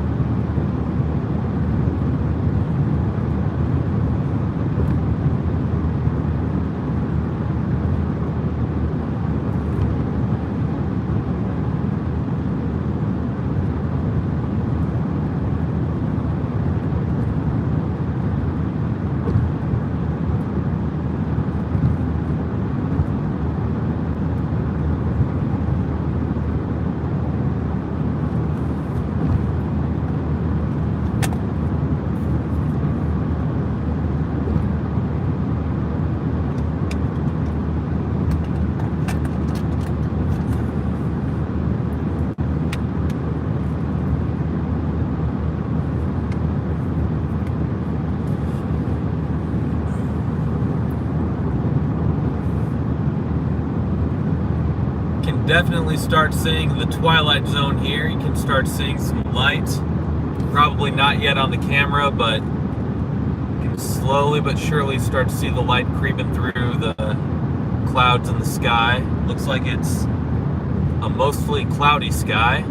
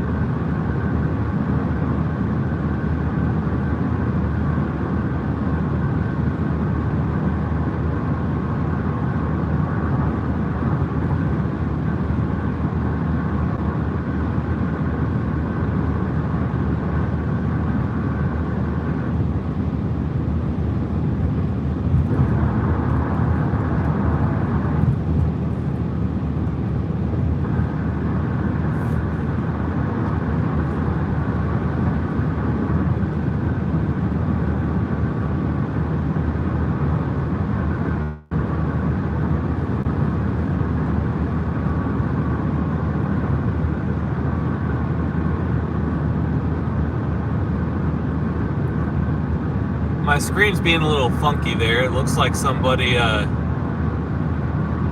sent me a super chat. Appreciate that. I'm new to this whole YouTube live stream thing, so I'm not familiar with it all. When somebody chats, there's a bubble that pops up for like 3 seconds, and if I can't read it in time, it disappears. And I see it kind of looks like a glitch. $5, appreciate that. I think it's a glitch on my screen at the top. Hard to see.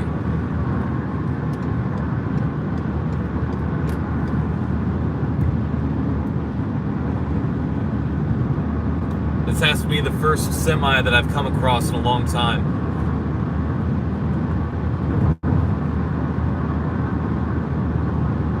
First kind of vehicle of any kind that I've come across in a long time.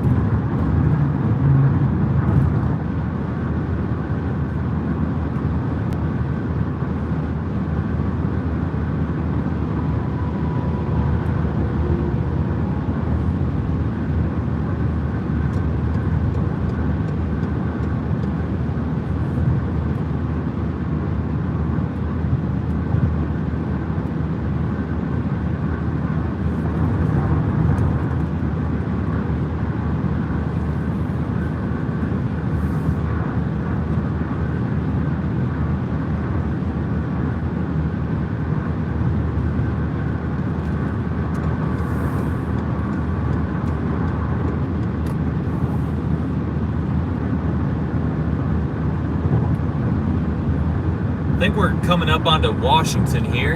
It's my guess. Once again, I don't have navigation in front of me since I'm using my phone for the live stream. I believe it's Washington that I'm coming across. Yep. US 50, US 150, Washington Vincennes, 1 mile.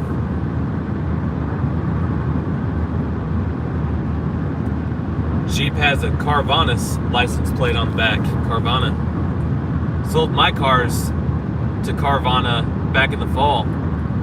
Sold my car, we sold my wife's car, so we sold 2 cars to Carvana back when the car market was at its top. Was at its peak, the used car market. They were going for more than they were worth. Sold them at the right time. Then we leased a new vehicle. Have a mileage limit on it now, so if I go on these trips, I rent cars like every time. Whereas before I would use the SUV I had before every once in a while, but now I have to rent them every time.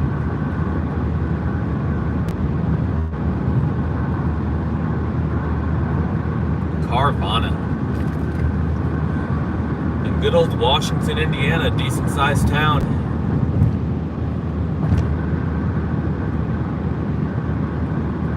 Decent sized, good old boy town.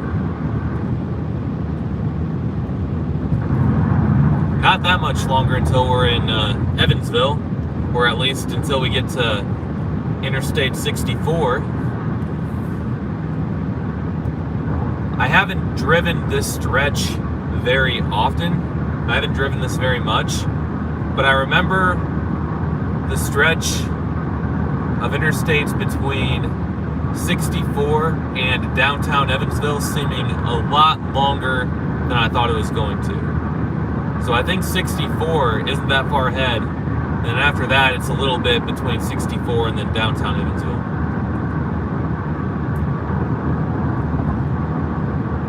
Because 64 is pretty far north of the city, further north than you would think.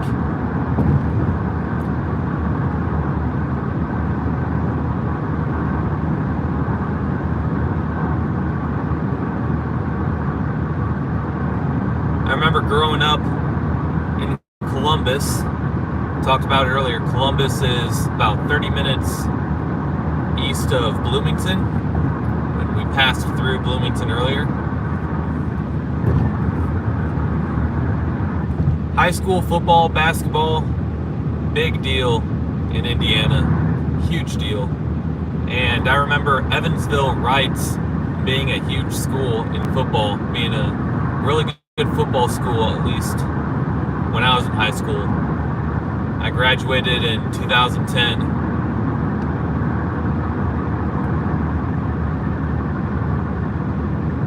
So around 2006 to 2010, Evansville Wrights, huge high school for football. Might still be, I'm not sure. I haven't paid attention. Don't pay attention to high school sports anymore.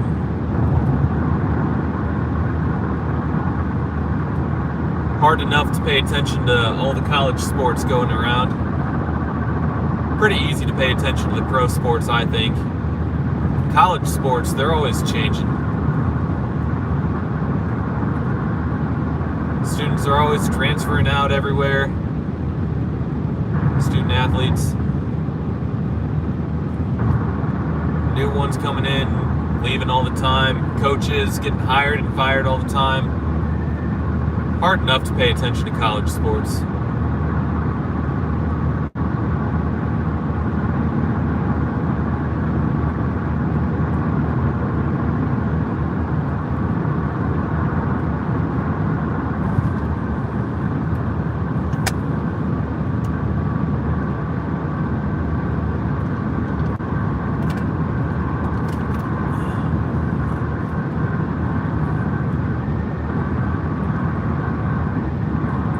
I always like this time of the morning when the twilight zone is kicking in and then you start seeing the sun rising. I always like it because it's still a really peaceful time of the day. You know, not much traffic. This early in the morning, everybody's sleeping.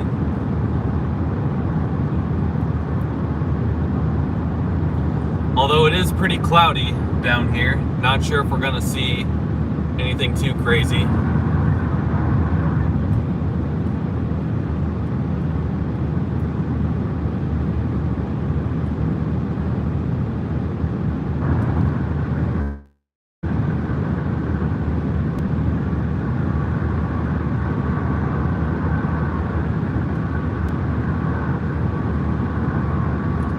just looked at the chat bubble. It said message restricted. Not sure why.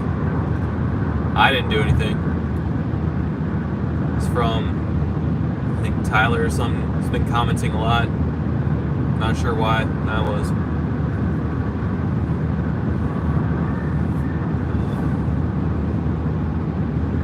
I've been neglecting the chat here recently. Just been looking straight ahead at the road. My bad.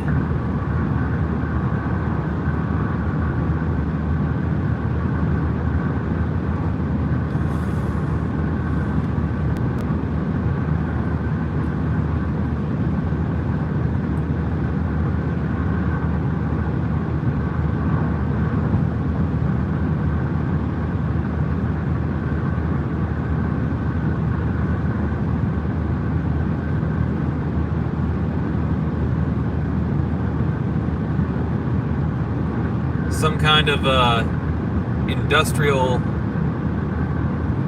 chimney in the background. I don't think the camera sees it. I know the camera can see the flashing radio tower thing. Pretty far behind that, you can see some smokestacks. I think I know what facility that is. Not certain, but I think. I've read up a lot about this facility along the Ohio River that is like the biggest contributor to pollution in the country, to water pollution. It's like this facility in southern Indiana. It pours tons of like toxic chemicals into the Ohio River, and it makes the Ohio River the most polluted river in the country. And Indiana is a very backward state. There's a lot of research that Indiana needs to do to update, you know, the way they do things. And it's like one of the top states, or it's like the top state for water pollutants in the country, because there's quite a few coal power plants in the state of Indiana that, you know, dump a lot of toxic chemicals into the water, something like that. There's one plant along the Ohio River just east of Evansville that's like really bad for dumping toxic chemicals into the river. And I chuckled because I was just remembering I uploaded some videos on Evansville. Some of my first videos were on Evansville, and I just remember people getting upset with me saying that the water was toxic, saying that Evansville pumps water out of the Ohio River and it's downstream from that facility. People were getting like mad at me for it. I was just laughing about that.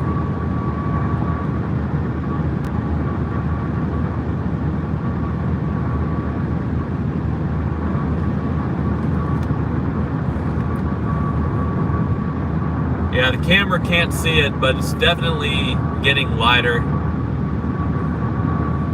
You would need like a $2,000 or $3,000 camera to be able to tell on a camera. One that you wouldn't be able to live stream on in the middle of nowhere like this, because the data usage would be incredibly high and it would just lag like crazy. There's no way you could live stream with a camera like that with like super high definition. So yeah, it's definitely starting to get some twilight.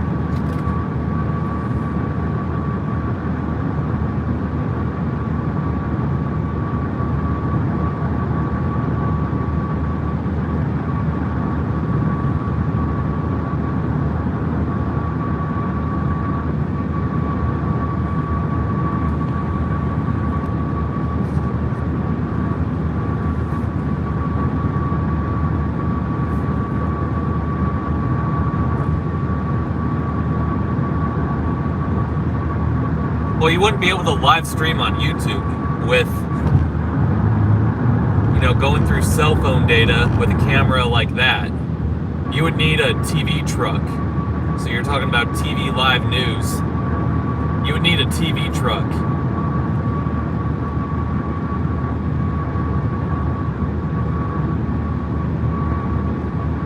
Which costs an ungodly amount of money, I'm sure. Definitely not worth it for a YouTuber to invest in something like that.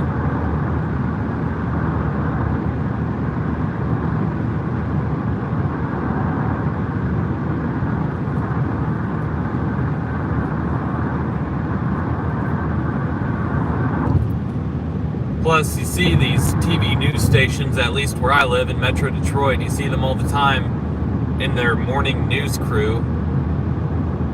Especially in the winter, they drive around to show what the roads are like. If, we had a big snowfall, to see if, the road conditions are, decent to drive through.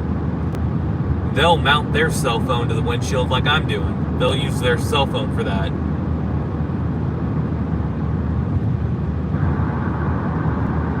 It's not like a big old fancy expensive camera all the time. Obviously, if they get out of the car and, do a feature story, then yeah, they'll put a camera up on tripods and they'll use professional lighting equipment to light up their face, make them look pretty and all that good stuff.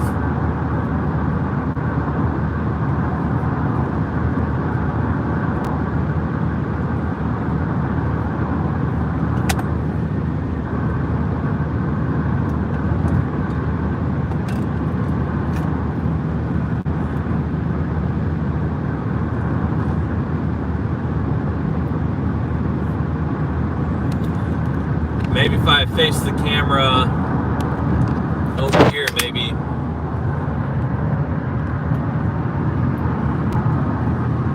See some kind of light in the sky. Hard to tell. Roll down the window, reduce any glare.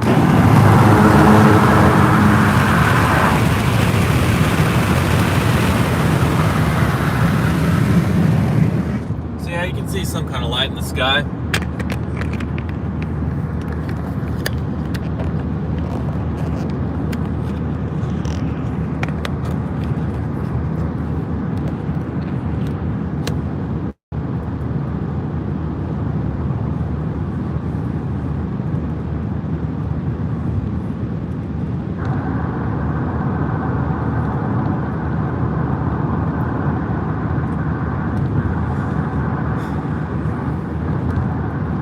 Indiana 5661, Petersburg, Jasper, exit 46.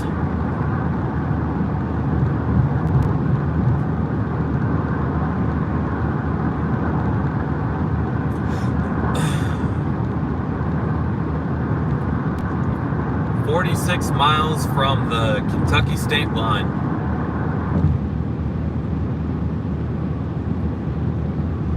There's no I-69 bridge over the Ohio River. Not sure if there's plans to build one. I mean, I know that they are planning to build one, but I don't know if it's in the building stages. No clue. Haven't been down here in a while.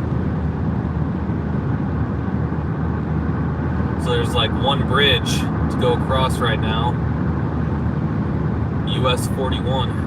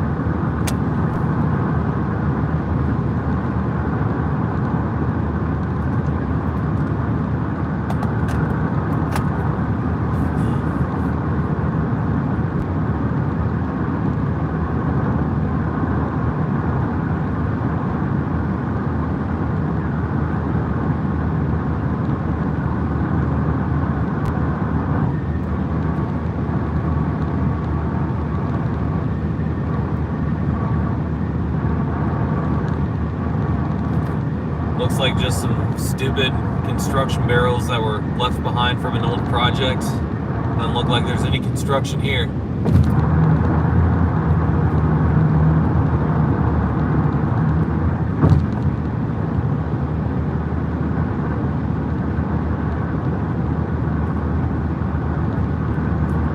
You can start to see the twilight in the camera facing forward.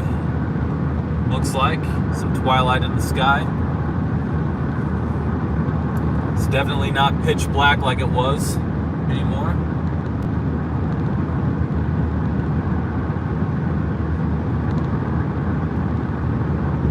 You can see it a lot more in person than you can on the camera, of course.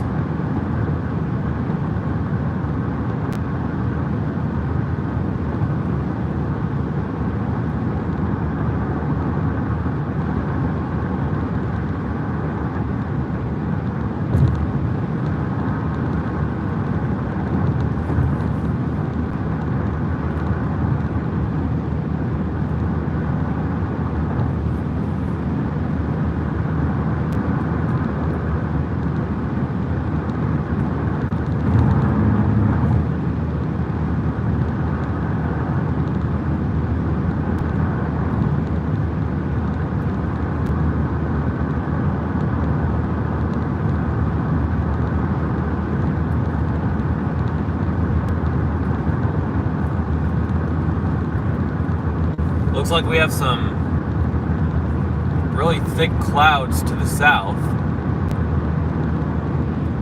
Really cloudy to the south. So that's probably another reason why it's probably hard to see the twilight. It's really cloudy down that way. If we were facing east, which is a good part of the sky that's wide open, with no clouds, to our left.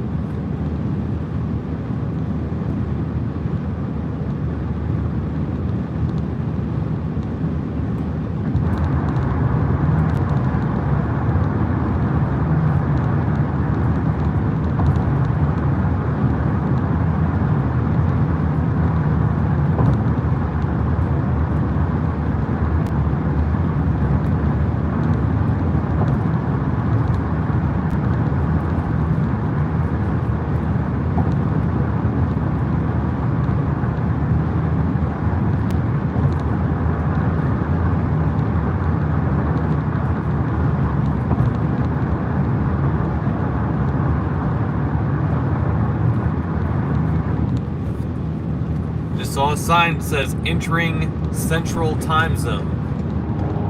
I am now in the Central Time Zone.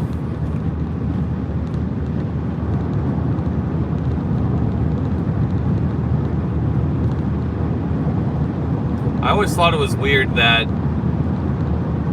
they didn't just make the time zone line the state border between, Illinois and Indiana. For whatever reason, they cut through a random southern part of Indiana, and the far southwestern part of the state is in the Central Time Zone for whatever reason. I get it for the far northwestern part of Indiana, because that's in the Chicago, the greater Chicago area. So I get that. But I don't get this. It should have just followed the state line. People like to be confusing, I guess. People like to make things complicated. Nothing can be simple, ever.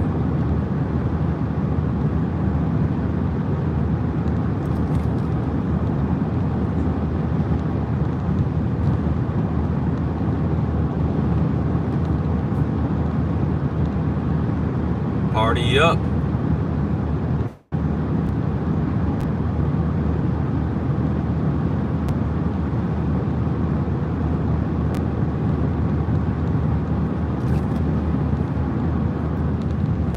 Huntingburg, Oakland City, exit in 2 miles.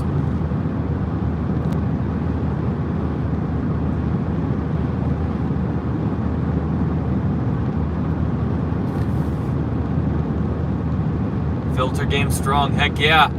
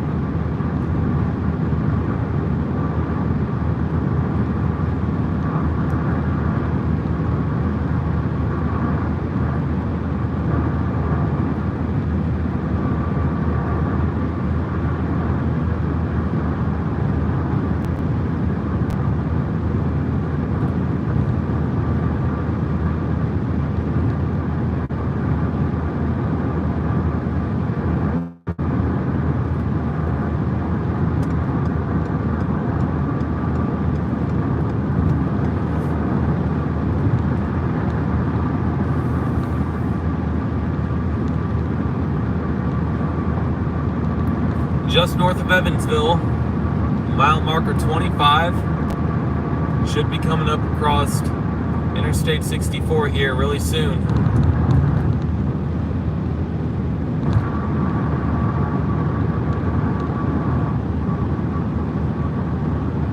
Official sunrise time is 6:50 Eastern.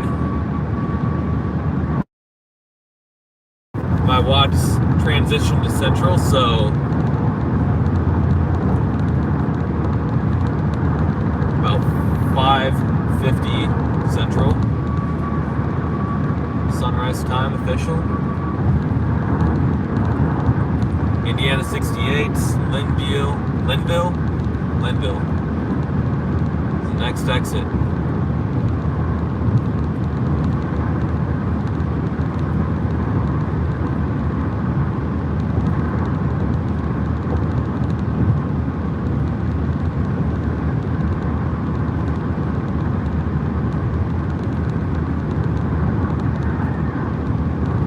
Burned through a quarter of a tank since filling up in Bloomington.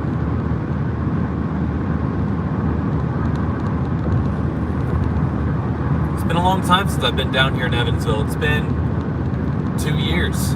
It's been since I made those videos on Evansville 2 years ago. Not much of a reason to ever come down here. It's also not along the way to that many things from where I'm located at anyway.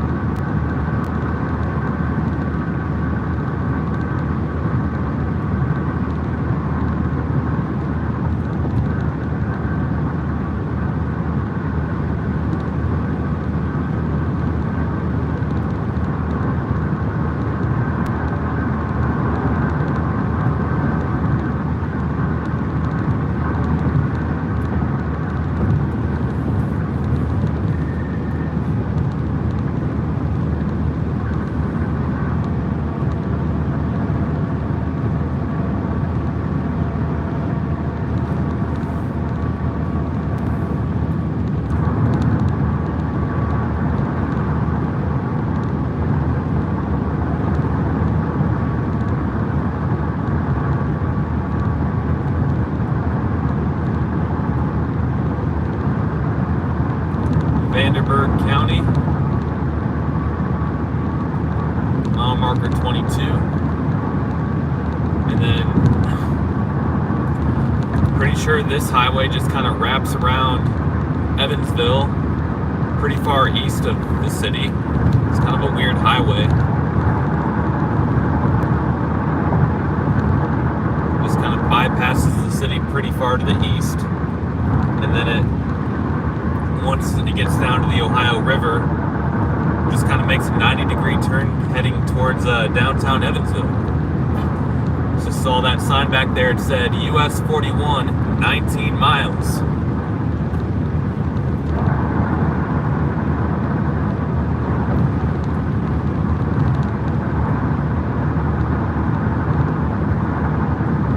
And US 41 is the route to head south on to go over the Ohio River, so pretty boring stretch. Longer than you think it would be.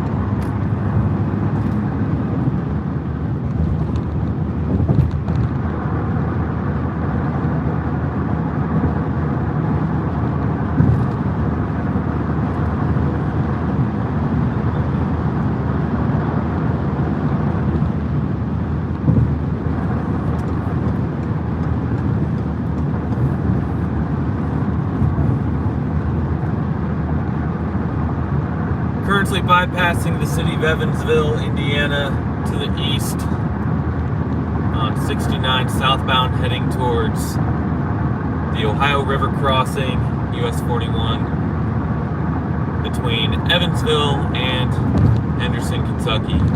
Mile marker 13.5.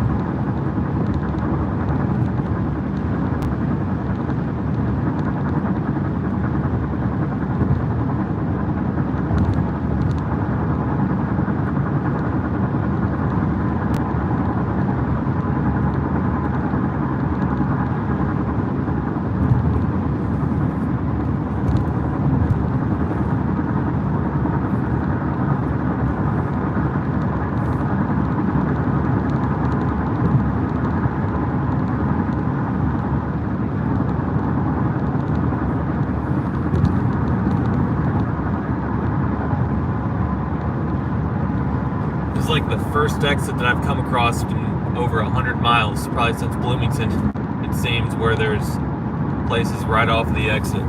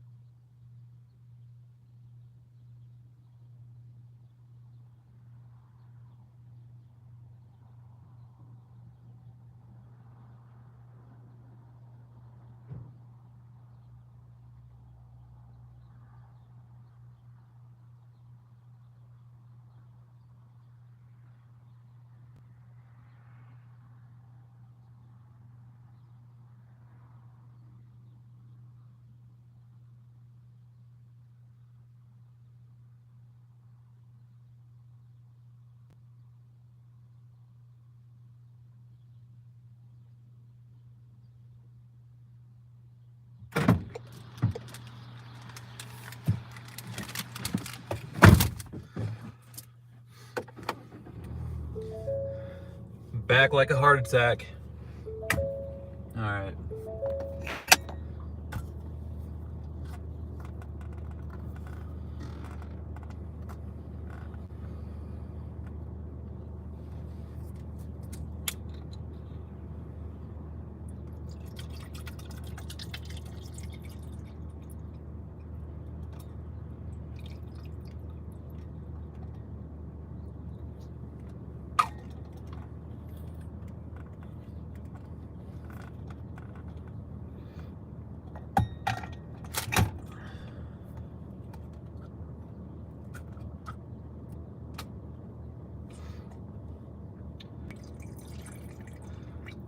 My thing says 401 minutes.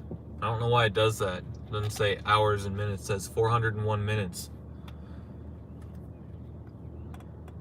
That would be 6 hours.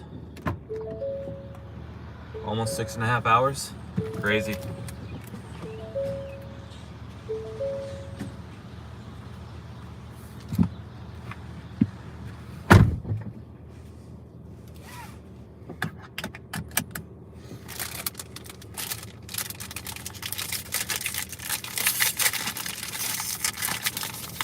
No, 6.5 hours that I've been filming. I started at midnight Eastern time.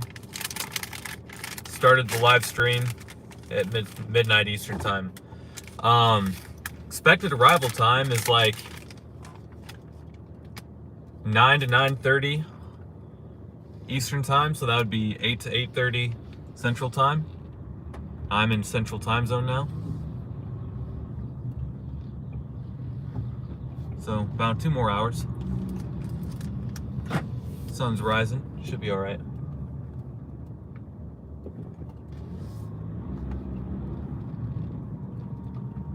Oh, use your blinker. Yeah, there's a nobody. I'll use it here though.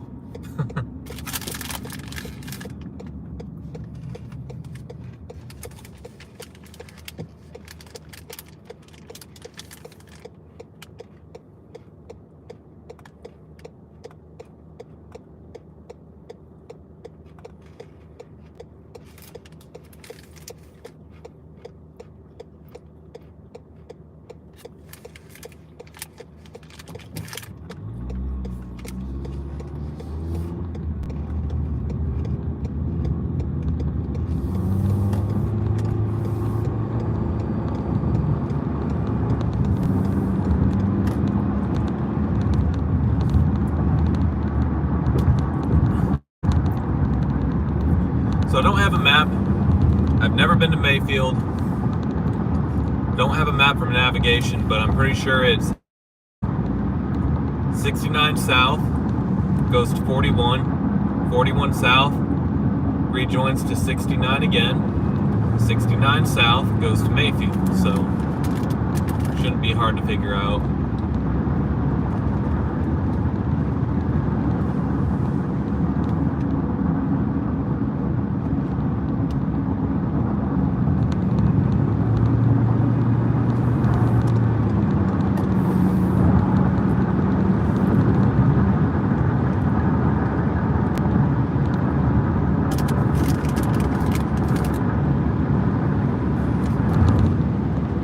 Rise and shine. It's a beautiful morning. Where am I currently? Just east of Evansville. I guess I'm technically in Evansville now. On the very far eastern edge of Evansville. I just stopped to get a few snacks, take a leak.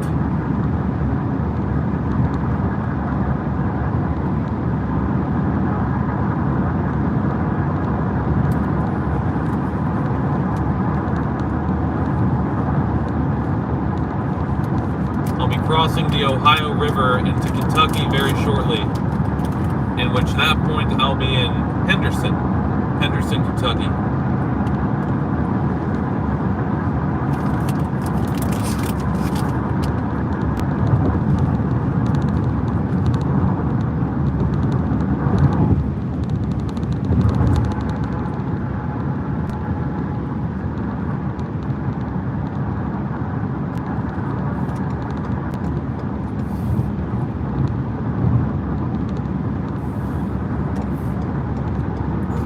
That was kind of a weird on-ramp right there. Saw a car coming, couldn't tell how fast it was coming or when it was going to merge over.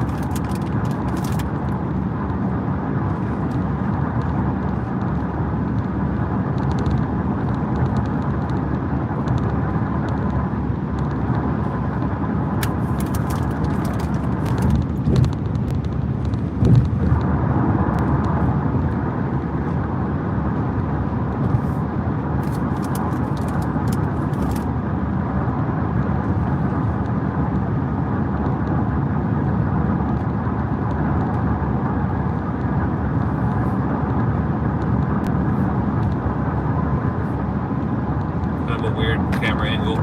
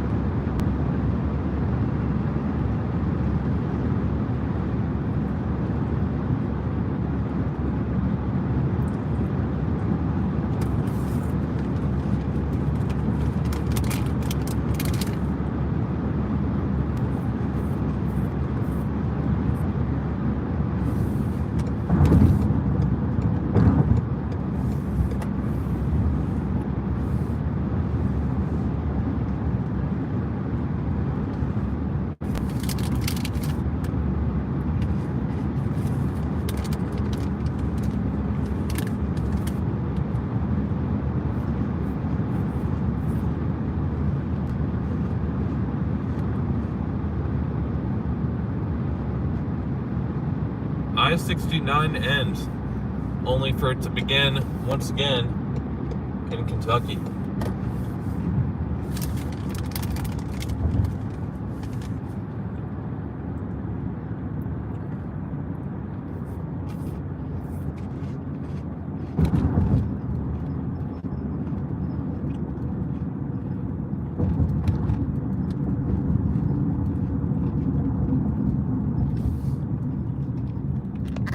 Very shaky camera.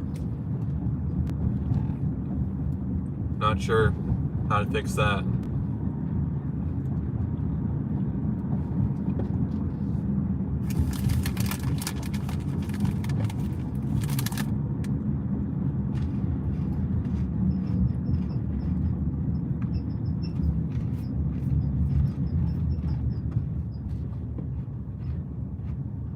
Pulling over for us, I guess? Okay. Alright.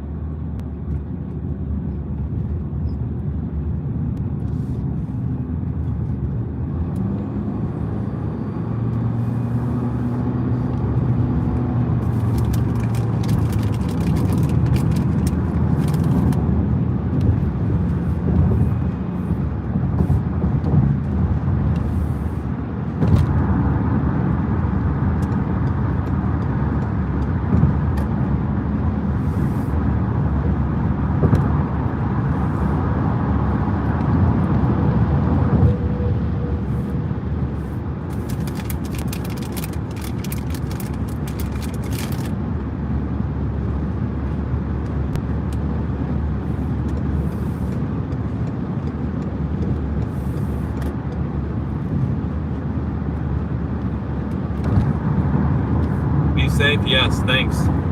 Always being safe.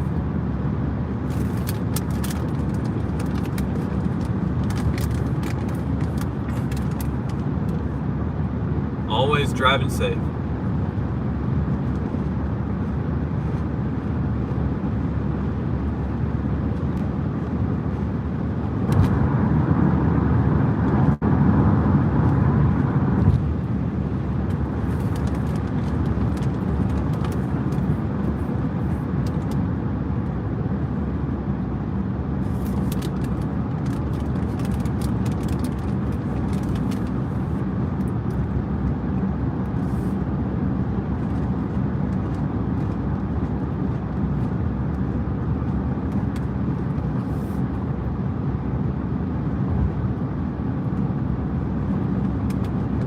About to cross the Ohio River. That's what we're about to do. Fun stuff.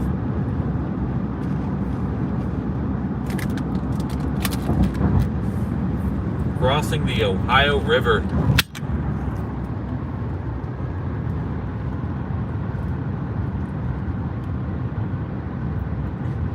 Always fun to cross the Ohio River. I don't know what I'm talking about.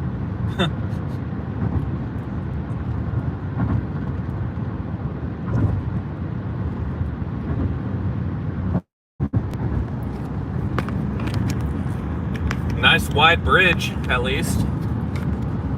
Not all the bridges that cross the Ohio River are nice and wide like this one. That's for sure. A lot of crappy bridges over the Ohio River.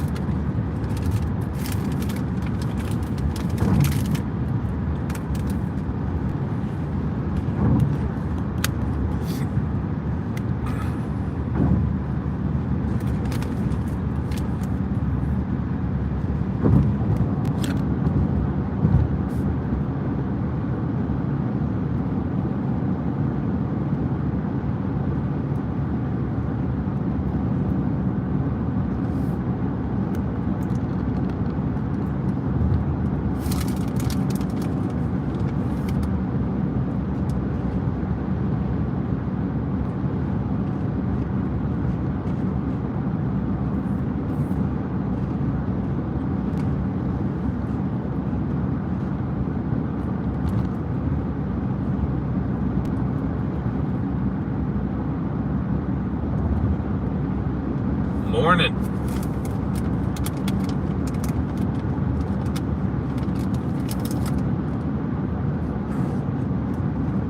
In the good old boy state of Kentucky. Just crossed into Kentucky. Oh, wow.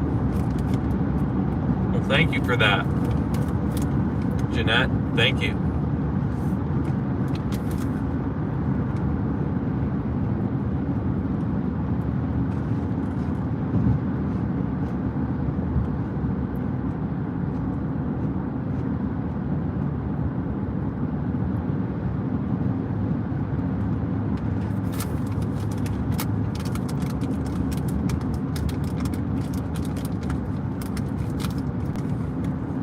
Comfort Inn, Dollar Tree, Songbird, Mobile Homes, Chevrolet dealership, BP, Starbucks, Mr. B's, Cricket Wireless, Ford dealership, Verizon Wireless, T-Mobile, Vapor CBD, Little Caesars Pizza. Yeah, that's what's here.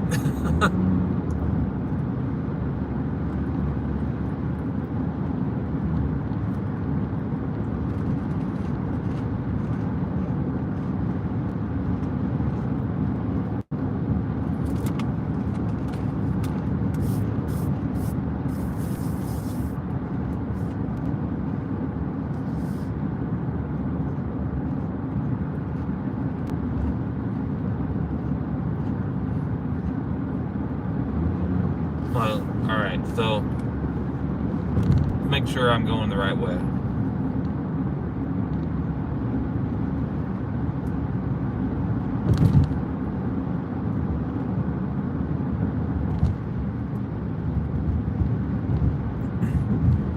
Definitely do not want US 60 East. Alright, so US 60 West. Go straight. That's what I want.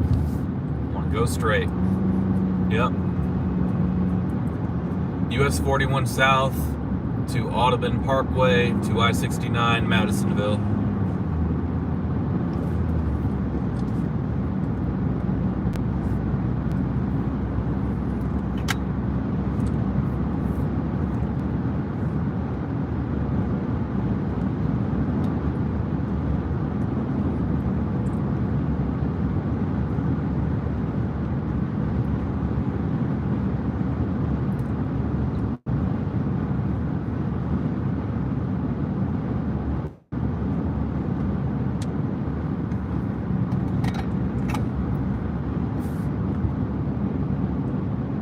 Oh wow, that sunrise.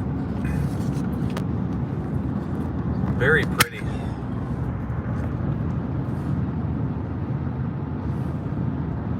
Very nice sunrise.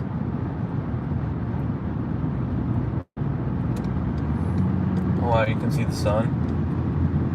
Barely. I don't know if you can see it on camera.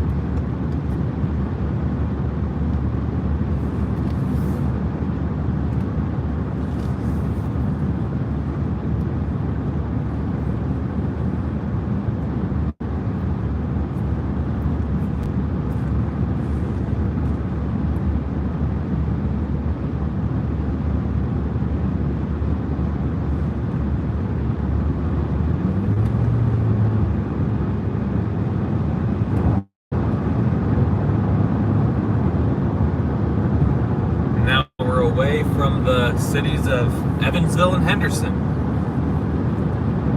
And I've never been down here before. First time being down this far.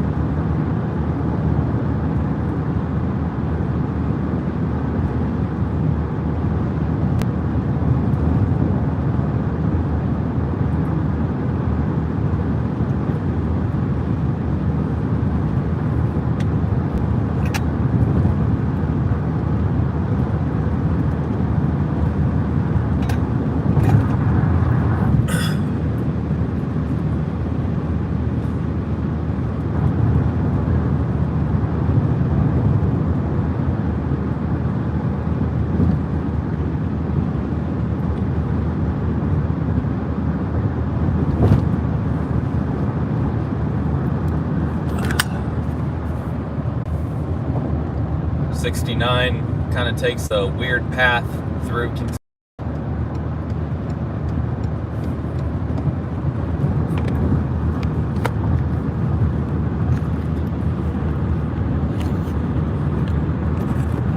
All good to go.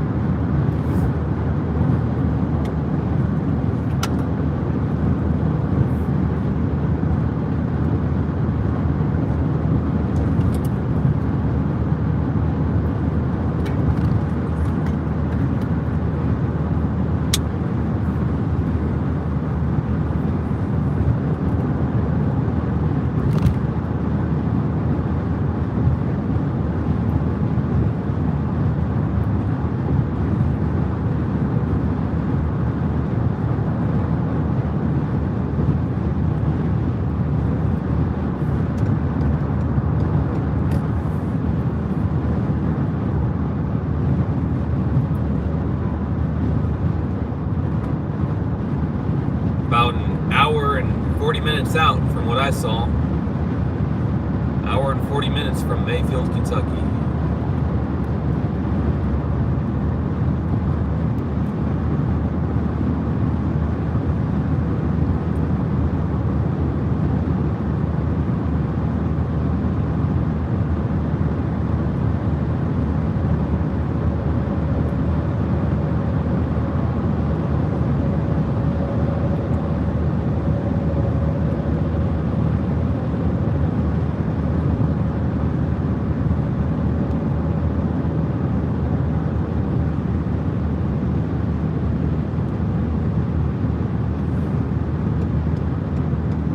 Plenty of bug splatter on the windshield.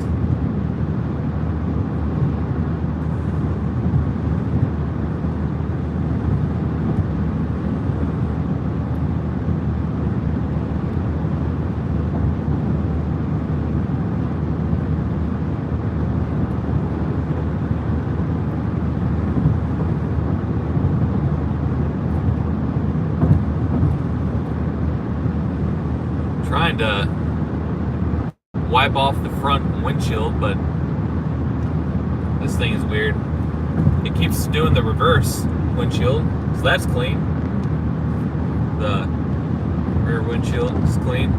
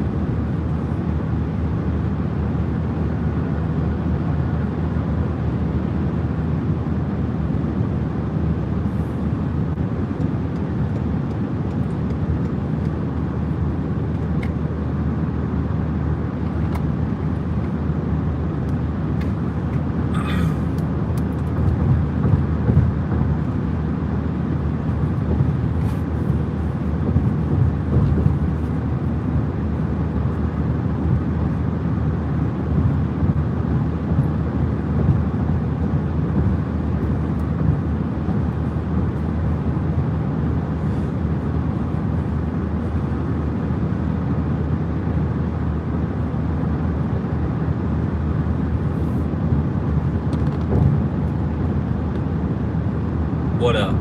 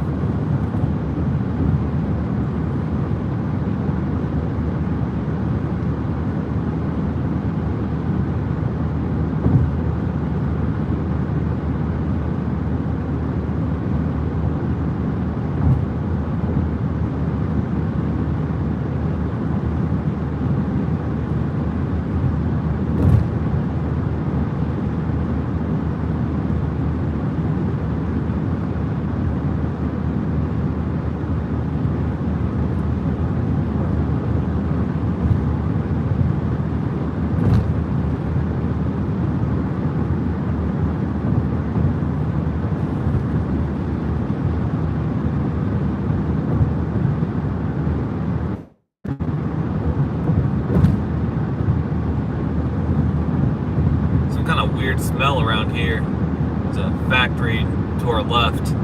Maybe that's why. Yeah.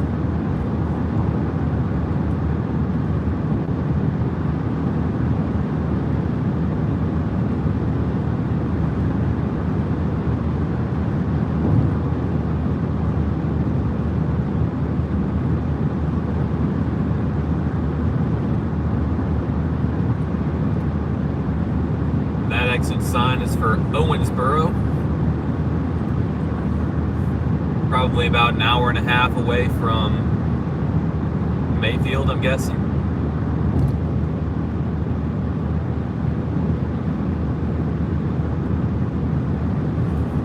Yeah, that smell from that factory is awful. Oh, there's a landfill to the left too.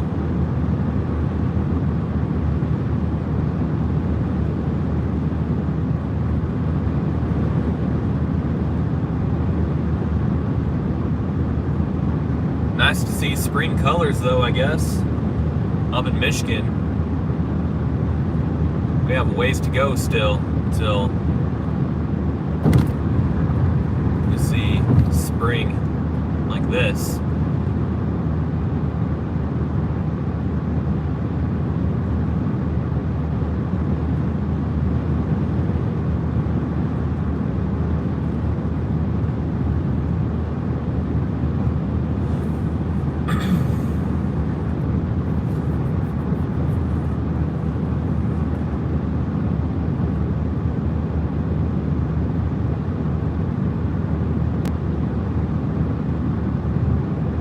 Nice morning.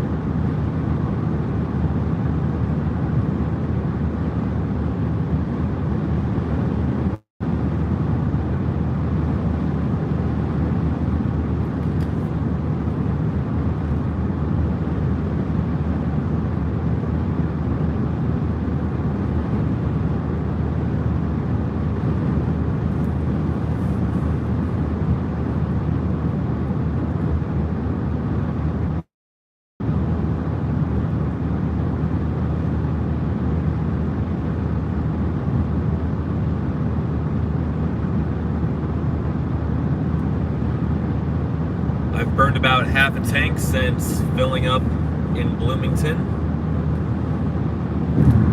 About 3 hours ago, filled up gas tank in Bloomington. Maybe 2.5 hours ago, maybe. Got half a tank left.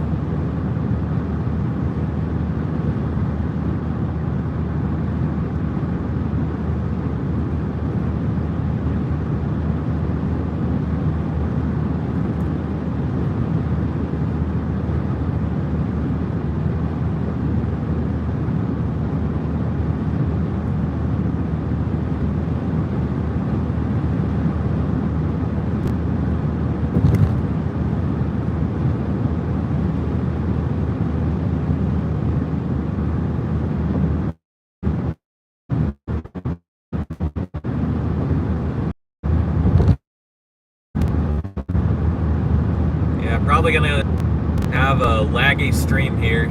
Probably gonna out of dead cell phone zones where there's like no data, no service. That's probably gonna happen.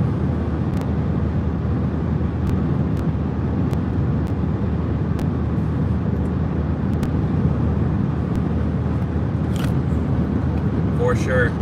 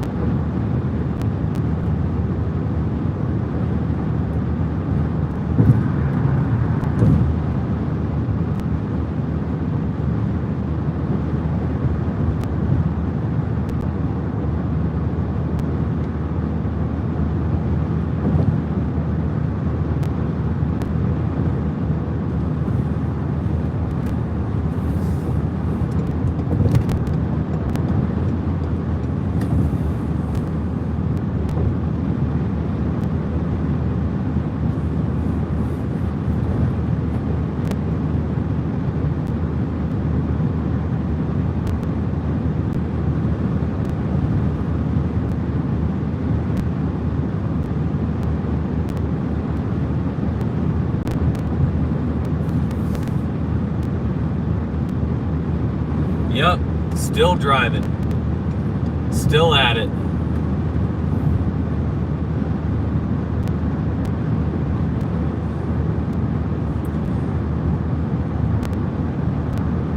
Huh, had to go to sleep. Yeah, don't blame you. I am in Kentucky. I'm about an hour and 20 minutes away from my destination, Mayfield. That's my guess. Is that an hour and 20 minutes? I'm not for sure, but that's my guess.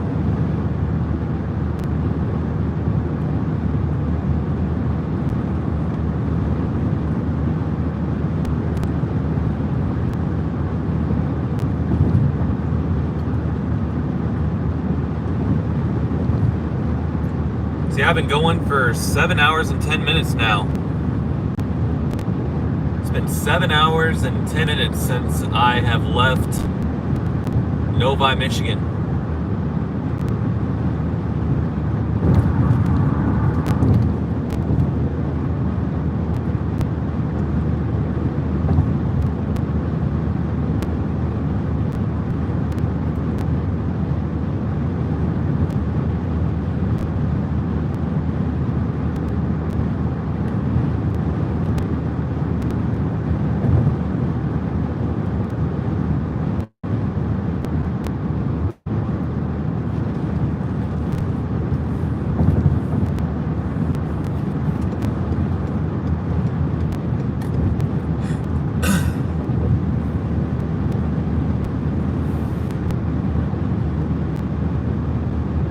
Midwestern state is best to retire in?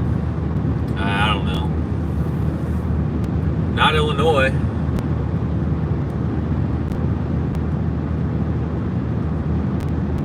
The tax-burdened state of Illinois. Probably not Michigan.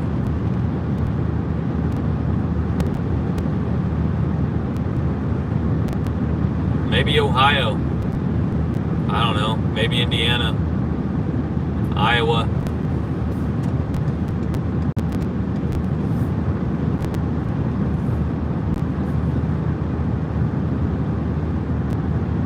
Wisconsin. South Dakota, no income tax, yeah.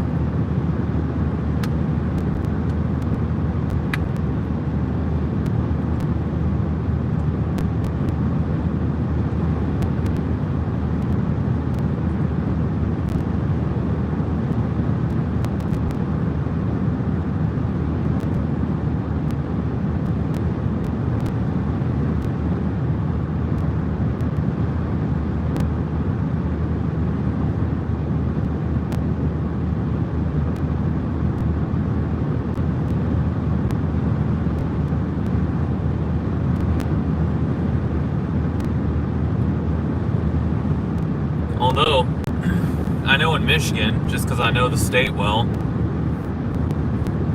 the towns along Lake Michigan on the west side of the state are full of retirees. Holland, Grand Haven, South Haven, Traverse City area. It's because it's so beautiful. I'm sure there's some places in Wisconsin maybe. I've barely been to Wisconsin. I have been in the far southeastern part of the state. I've been there only one time. I was back in college at the University of Indianapolis, and I was on the sports broadcasting crew. We had to go to the University of Wisconsin Parkside to call a basketball game. That is the one and only time that I have ever been in Wisconsin. It's in the far southeastern part of Wisconsin. And it was at nighttime when we were there, so I didn't see anything really.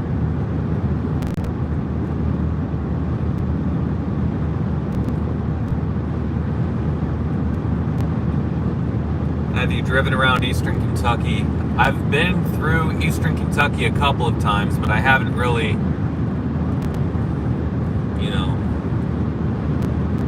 seen that many places.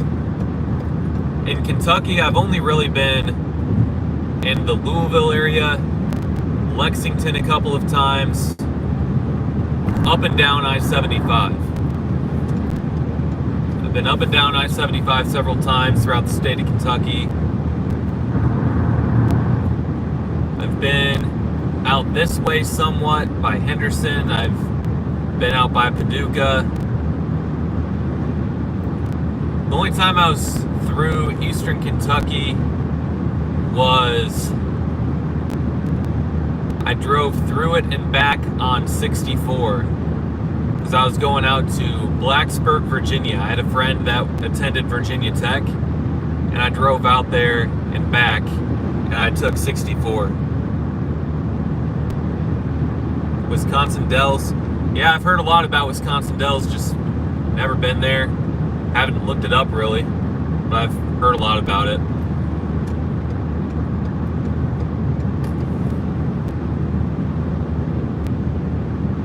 Two years ago when I was furloughed, I went through Dubuque, Iowa. That's kind of on the Iowa, Illinois, Wisconsin border area. I did go through a little bit of Wisconsin on the way back from Dubuque. That's a really nice area over there. Really nice. Probably the nicest area in all of Illinois is up in that far northwestern corner. The town of Galena is up there. In terms of scenery, that's probably the nicest area of Illinois by far and away. There's other nice areas, I guess. There's Grafton, Illinois, just north of St. Louis. Been through there. That's pretty. far southern Illinois, there's I think Garden of the Gods is what it's called. We're actually not that far away from southern Illinois at all. We're like a couple of hours away from Garden of the Gods. We're not that far away at all from southern Illinois.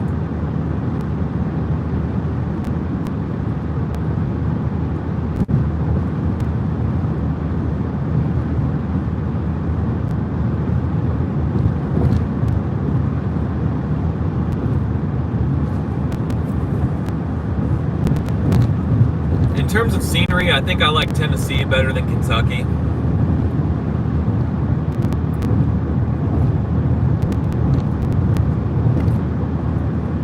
I don't know. Me personally, I'm not a big fan of Kentucky. Nothing against the people of Kentucky or whatever. Nothing against the state. I don't know. I just don't like it. It's not necessarily for me. Kind of like how I feel about Indiana, I guess.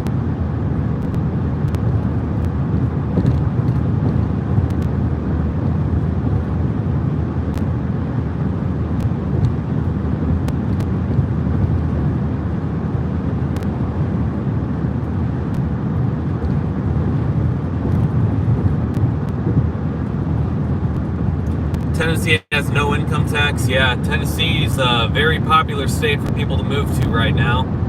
The Nashville, Tennessee area is booming. Seems like Nashville is the new Denver, Colorado, where everybody wants to move to. The new cool area. Memphis is very,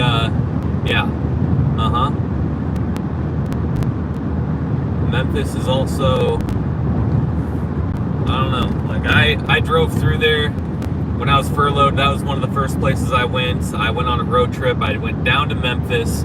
On my way back, I went through Cairo, Illinois, and I don't know, I didn't like Memphis.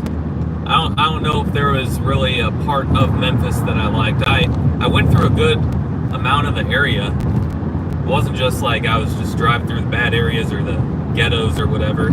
I was in the suburbs and everything. I was, checking it out. And I don't know, I didn't really like it there at all. Didn't really like much of that place. Not for me.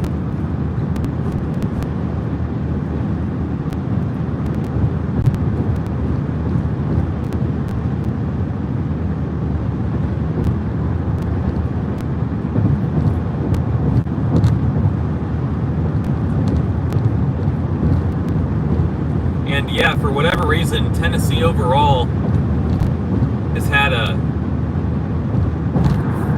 it's had a crime problem for a while now.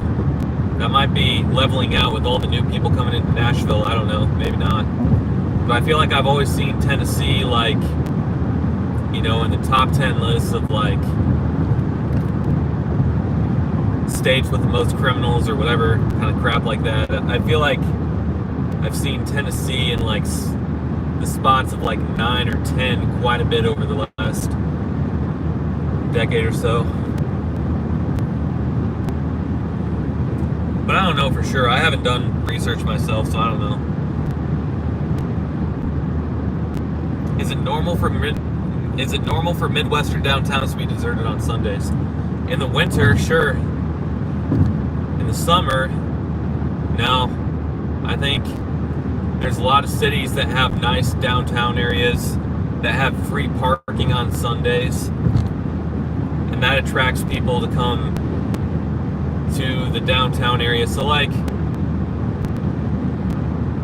any city that you have to pay to park in downtown, they'll offer free parking on Sundays, most of them. And I think on the nice weather weekends, I think people will go downtown, park for free, and go out and enjoy the nice weather.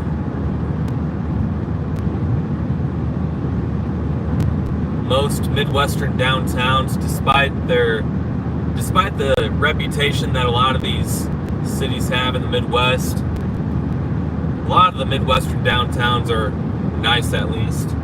Like the city's trying to make the downtown areas nice. Police officers can be found all over the place in these downtown areas for most of these Midwestern cities, so I think for the most part they're all right to, go spend a day out on the weekend or whatever. Living in these downtown areas, not all of them. No way. Some of them, maybe.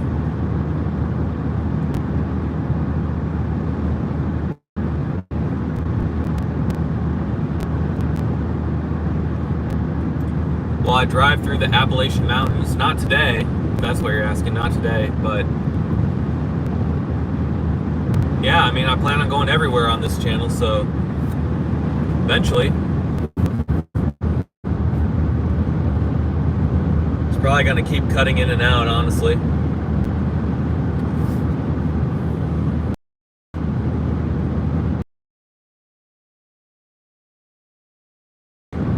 There it is.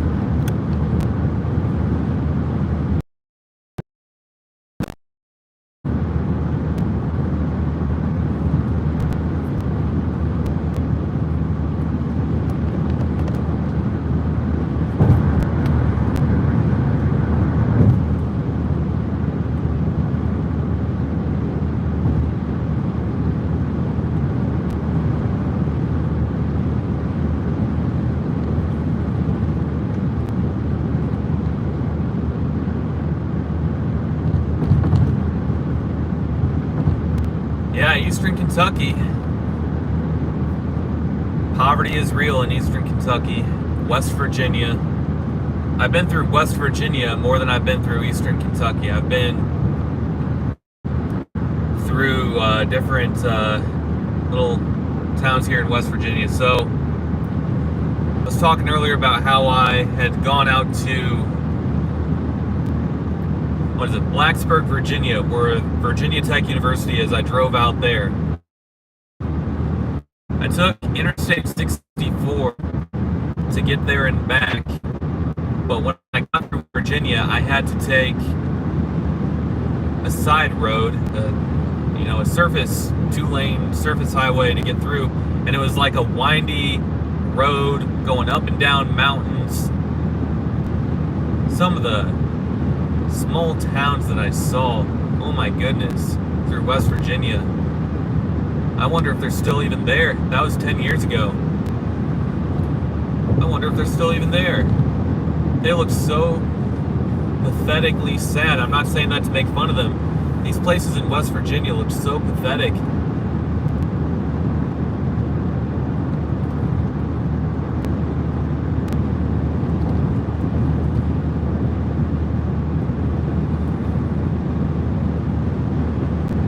Probably too harsh of a word to use. I'm bad about that because I'm blunt to a fault a lot of the times. And in today's society where a lot of people get offended, it doesn't always meant well. Maybe pathetic isn't the best word to use, but I don't know. It's a lot like nearby Cairo. We're not that far away from Cairo, Illinois. Most of you who know of my channel have seen my Cairo video. It's now my second most popular video. My most popular one now is Highland Park. That video blew up this last month. Holy cow, did that video blow up. Had my most successful month on YouTube for the month of April, this past April, by far and away.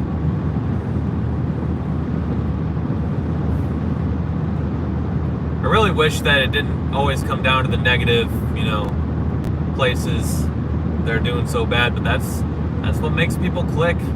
That's what people want to see. Make videos on good places too, but people only seem to click on the bad ones, so it is what it is. I like exploring everywhere, good or bad, small town, big town. I like exploring everywhere, so it doesn't matter to me. My best video is Marquette, Michigan. Yeah, Marquette's a very nice place. I'm actually surprised that video did really well. I'm surprised that it did well because most of the good places, like I said, that I've been to, they don't perform well on YouTube for whatever reason. But I'm glad that one did. I like Marquette.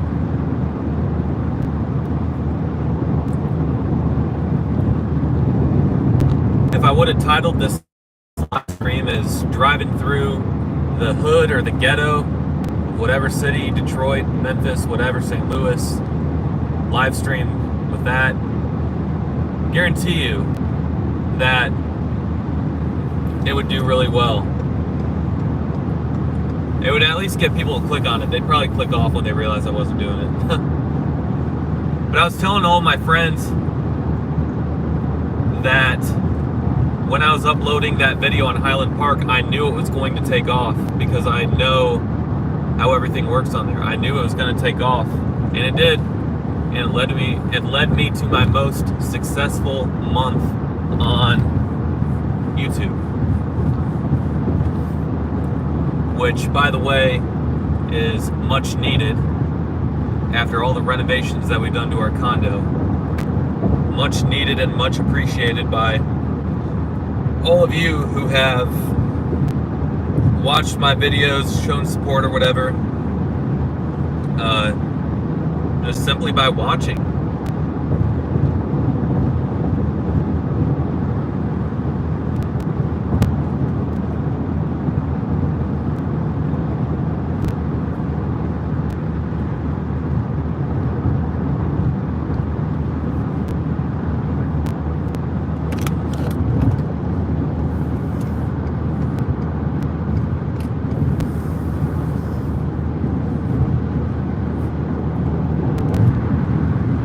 Looks really big up here by this camera lens.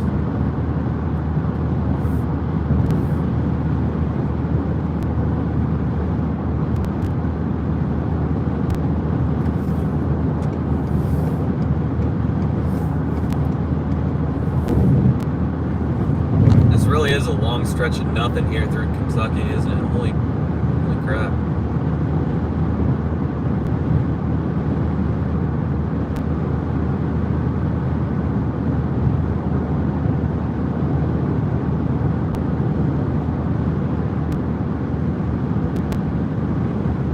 Roadkill and a bunch of hawks trying to eat the roadkill. A bunch of trees going up and down hills. That's about it.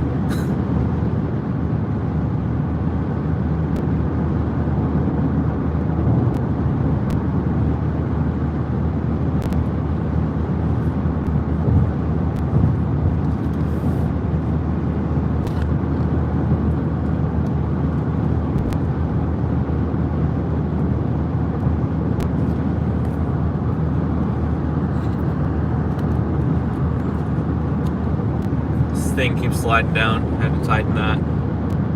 I got to escape from California, too expensive. I had a friend that lived in California. He left because it was too expensive. He moved there because he wanted to live in California. He left because it was too expensive.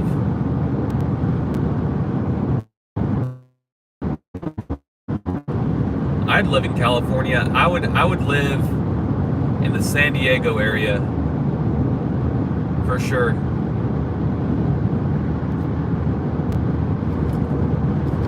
But then again, really expensive.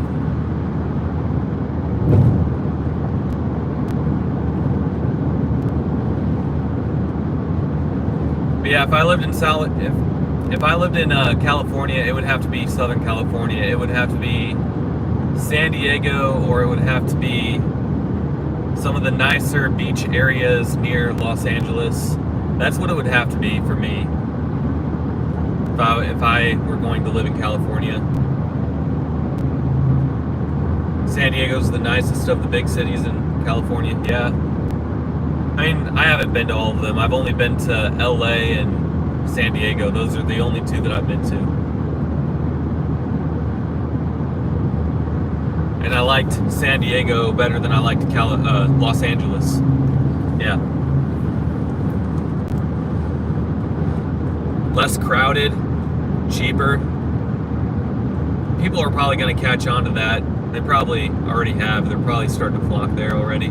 I haven't looked at data or anything, but it would surprise me if the San Diego metro area was not rapidly growing, because despite how expensive it is to live in California, the state is still seeing population gains, and so is the Los Angeles metro area. Wouldn't surprise me at all if San Diego was, but I don't know. I mean, everything started to go downhill when the pandemic started, which was the year 2020, so maybe if things stay the way they are with, California losing people for the whole decade, if that trend continues, people continue to want to move out, then maybe I'm wrong.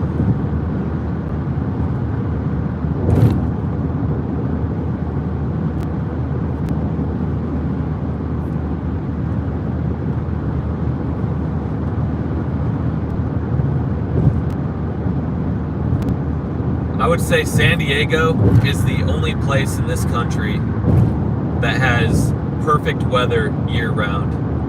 San Diego, I mean Hawaii does, but I'm talking about the mainland here. I would say San Diego, Los Angeles is the only place with perfect weather year-round. Where am I right now? I am in Kentucky, southbound I-69. That was mile marker 96. Wherever that is, I don't know. I've never been down here before, and I know there's not that many cities down this way, so I don't know what city I'm near, because I've never been here. I'm not familiar with the area.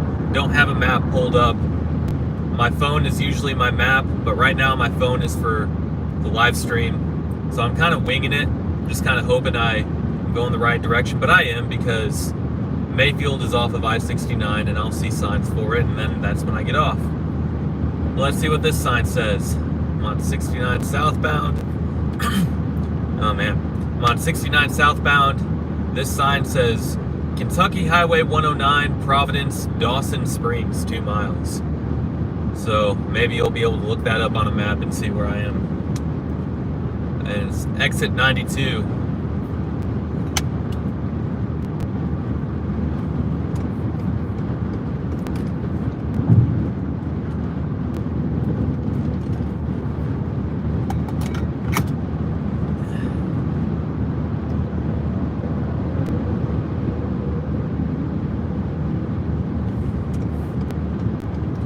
If I had my Google Maps app, I could look at that thing and know where I am instantly. I feel like a lot of people could, but at the same time, I feel like a lot of people still wouldn't know where they were. There's a lot of people that do not do directions well. They do not know how to read maps. They have no sense of direction. There's a lot of smart people that are really bad with going places that are new, knowing which way is north, east, west, or south. There's a lot of people that are really bad with that.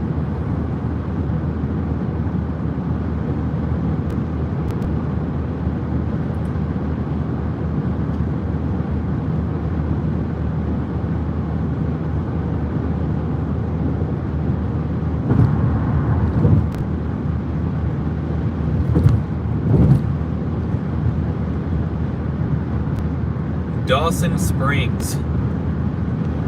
Why does that name sound familiar? Dawson Springs.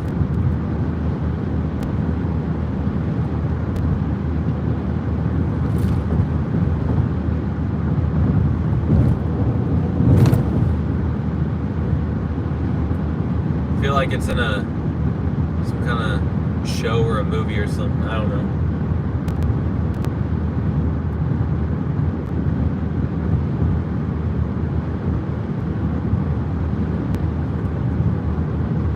Yeah, television show, yeah, that's right. Princeton, 14 miles, Marion, 35, Fulton, 91. Don't really know any of those cities, to be honest with you.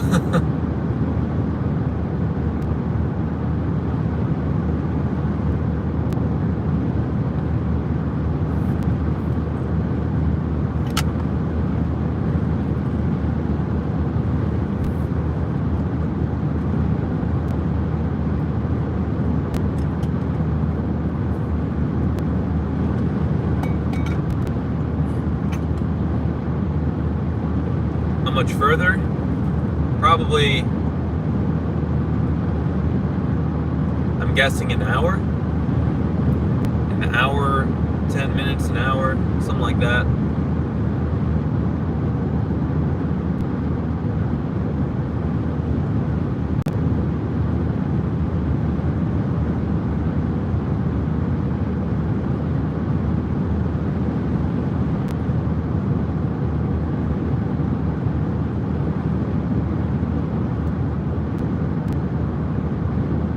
At least there's no traffic. That always makes everything better when there's no traffic.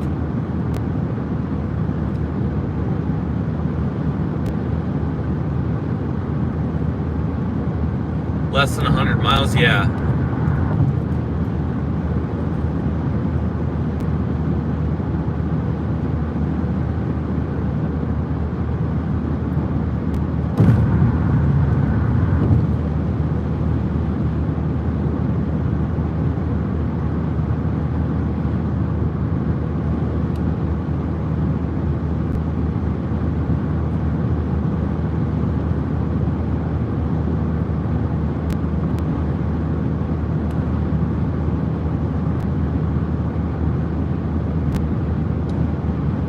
Wait, what?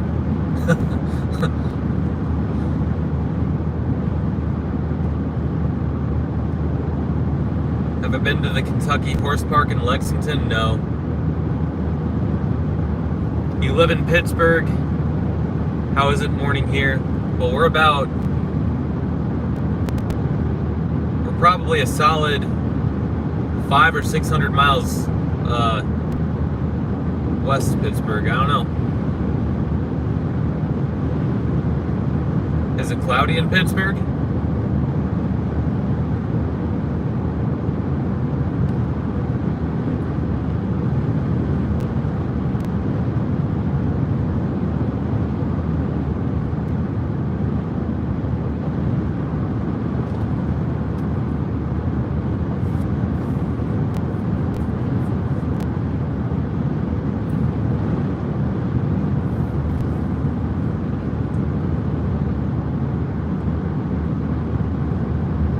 I was born there, yo.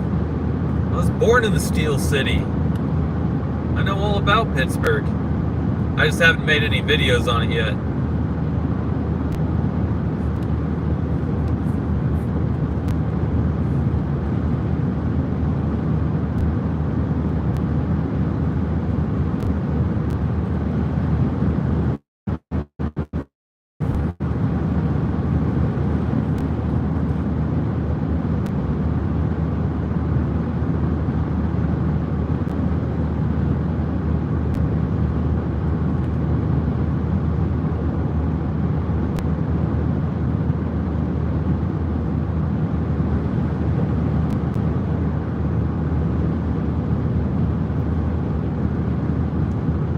Pittsburgh nice or ghetto? I don't know. There's a lot of ghetto-ness there. There's a lot of nice there. It's kind of like a good comparable city to Pittsburgh would be Cincinnati.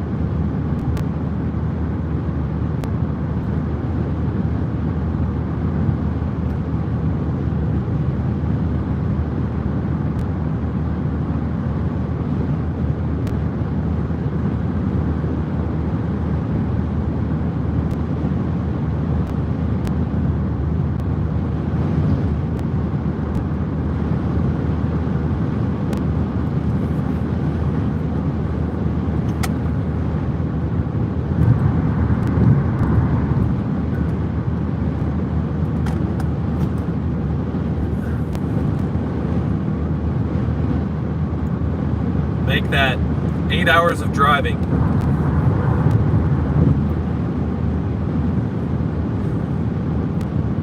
Eight whole hours of driving straight. Wow. What's wrong with me?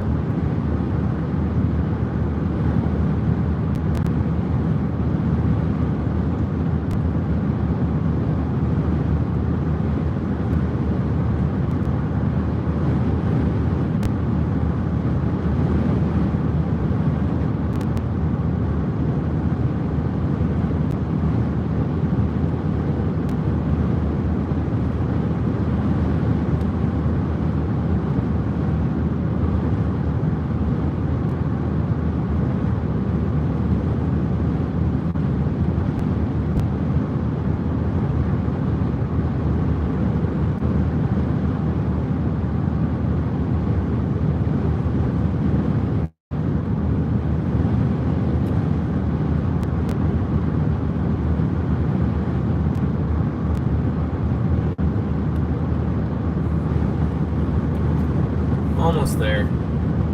Gotta be almost there.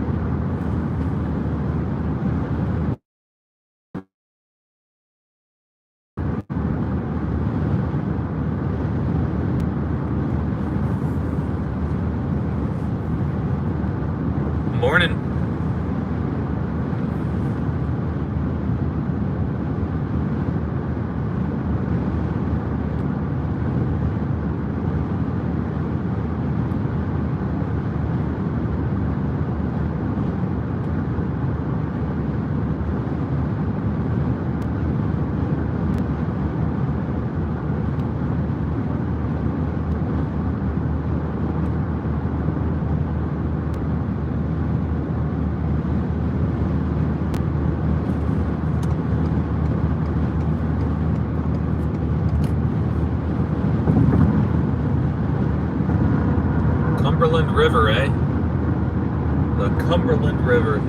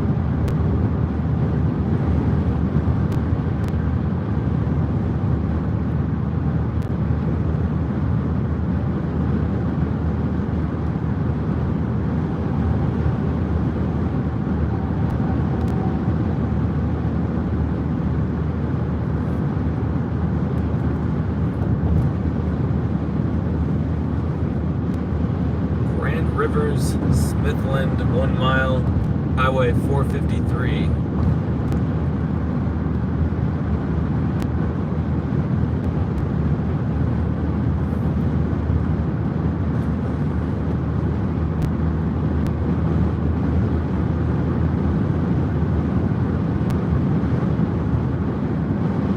Patty's 1880s settlement, eh? Huh. Patty's 1880s settlement. All right.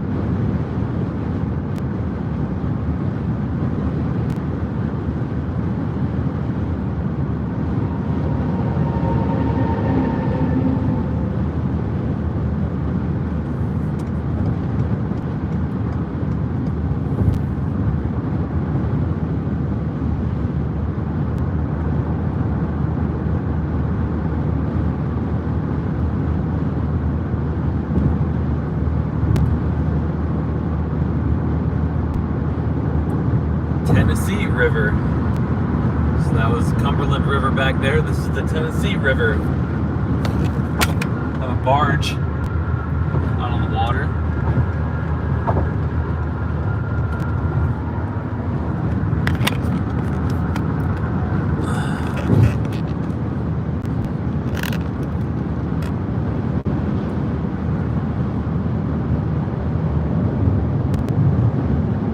What's happening where I'm going?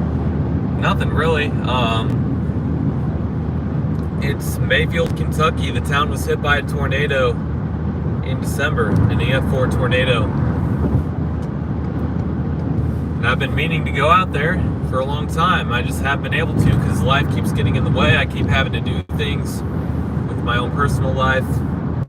Other trips that I had planned kept coming up, so I just haven't been able to go. This weekend, I'm able to go.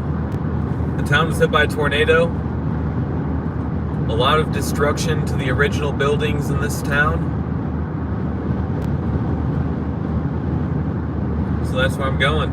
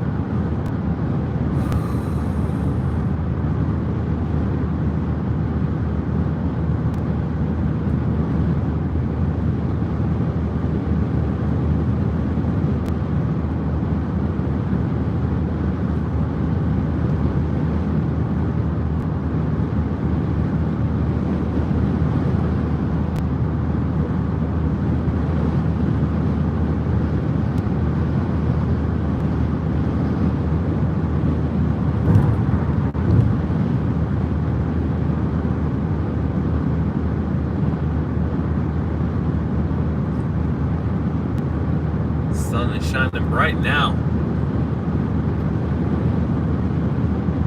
To our left. Right in my face.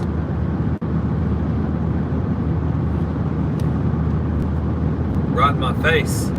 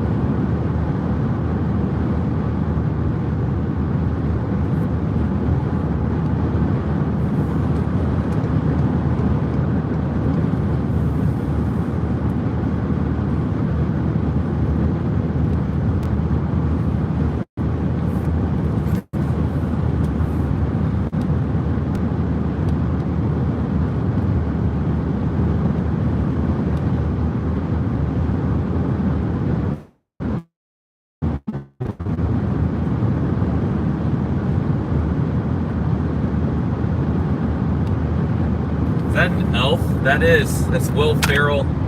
Elf. Nice sticker.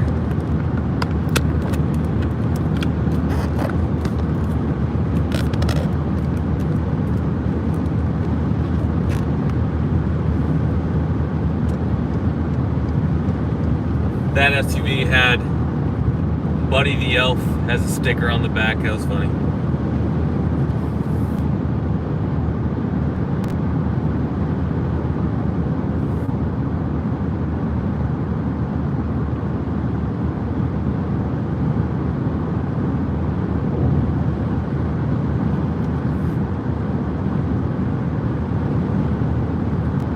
Tourist Info Center, next ride, eh? What tourists? Out here? Really? Just kidding.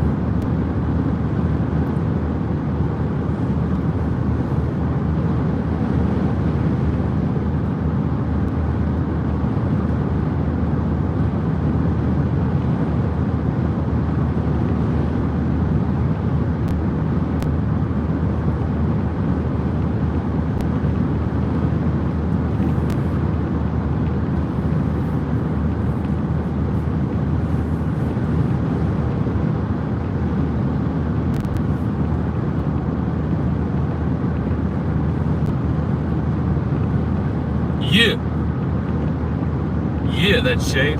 Throwing that shade. What you gotta do, Kentucky? Throwing that shade right at you. Just kidding.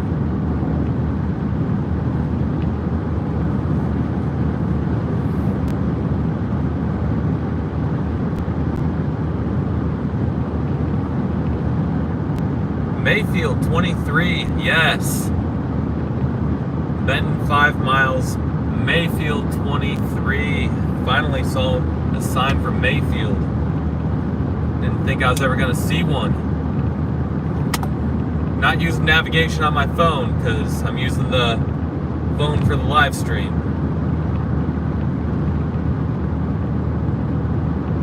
So I can't pull up Google Maps to see how far away I am from wherever or whatever the case may be.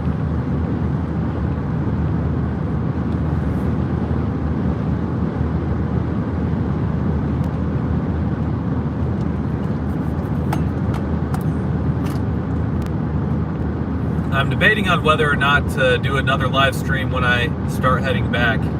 Probably not. Probably want to listen to some sports talk radio, but I don't know. We'll see. Maybe.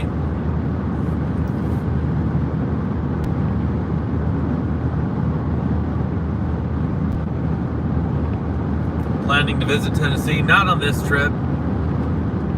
Just going to Mayfield on this trip.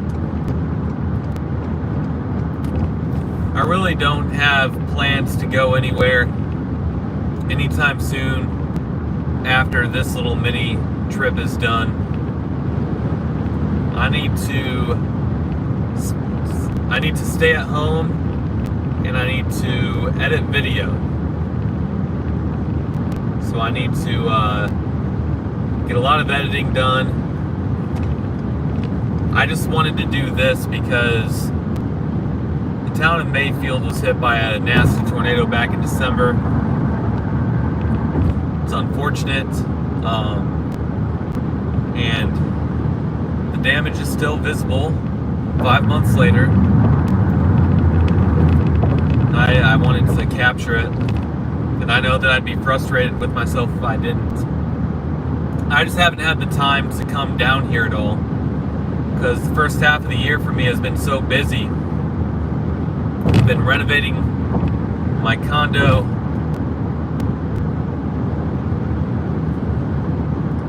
Work gets in the way. I've had other things that I've done, like traveling different other places.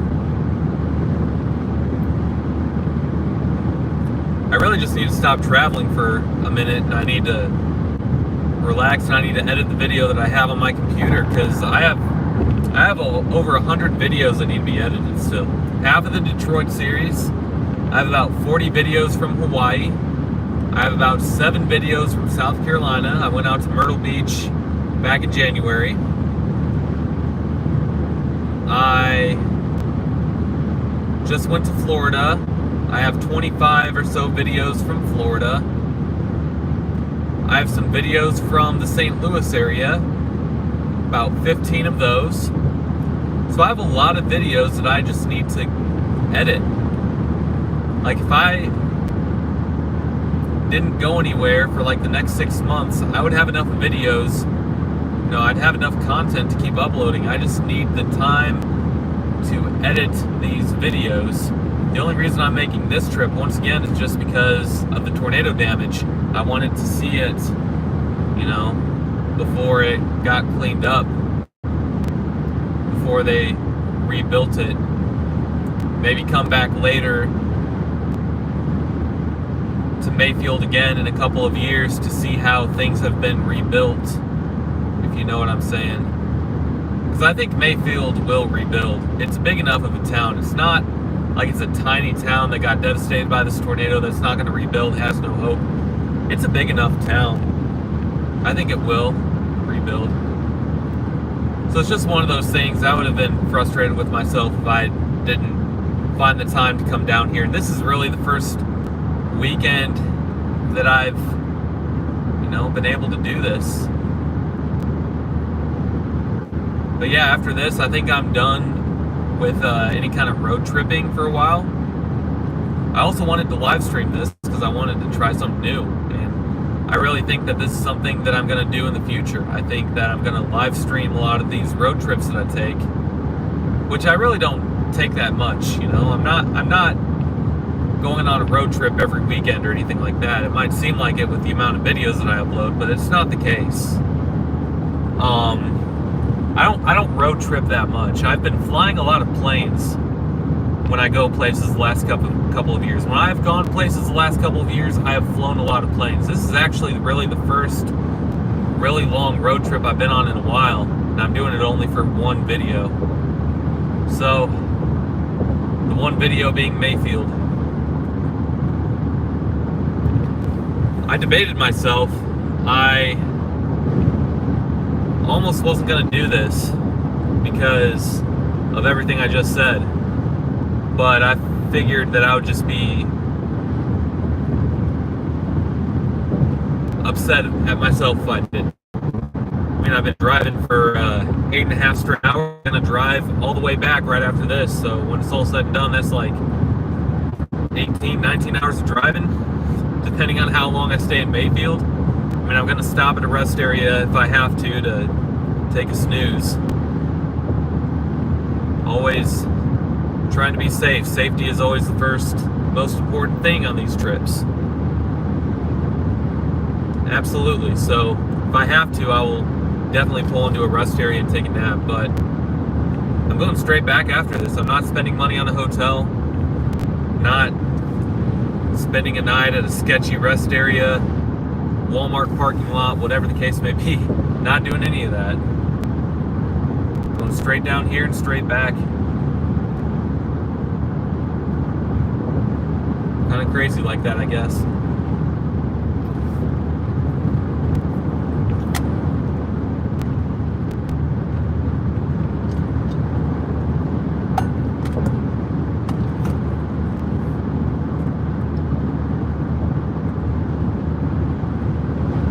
The plan was to head down here at around 9 a.m. Eastern time today. So if everything was good to go to the original plan, I would still be in Michigan. I'd be waiting to head down here, or I'd be taking my time and coming down here. But I saw that there was a chance of storms later in the day on Saturday for Mayfield. I did not want to get caught up in those storms. I'm not a storm chaser. I'm not looking to get caught up into any storms. So I figured the best way to go about it would be what I'm doing right now. If I was going to come down, and I am coming down. So I feel like this is the best way to go about it. This way I get there before the storms. I get to go back home. Not worry about driving in any kind of crazy weather, because that would suck. So yeah.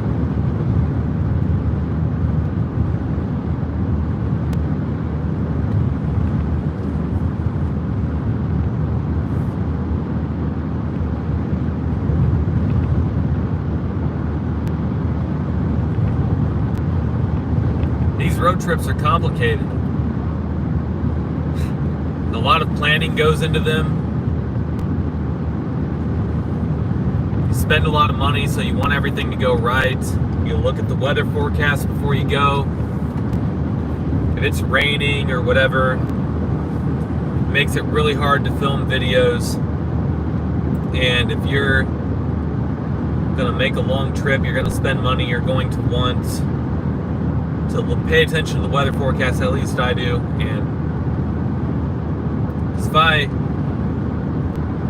went on one of these long road trips and it just rained the whole time, that would just be a big old waste of money. Can't film videos when it's raining.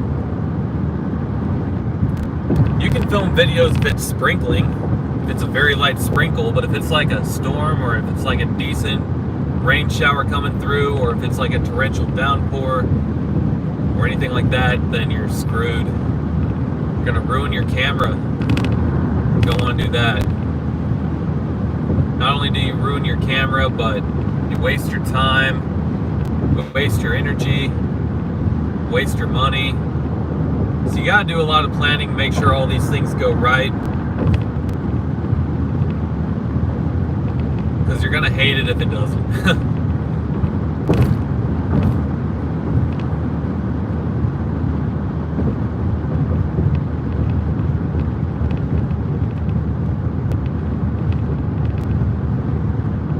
You also have to, in order to make the most out of your day, you have to get to the starting points of where you want to film on a typical road trip that I make. I have usually a list of like 6 or 7 cities that I like to do in a day, film in a day. You have to get to your starting point around the time the sun rises, so that you can make the maximum potential of the day, meaning so that you can get as much done during the day as you possibly can. Because it costs money to do this, so you want it to be worth it. You want it to be worth it. You gotta work hard. And yes, driving around and whatever for 12 straight hours or more is hard work. And I think most of you get that, but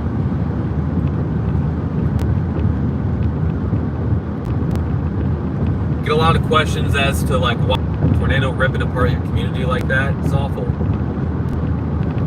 But on a normal road trip where I'm filming multiple videos in a day, I don't have the time to sit around and wait for like 30 minutes for somebody to come talk to me.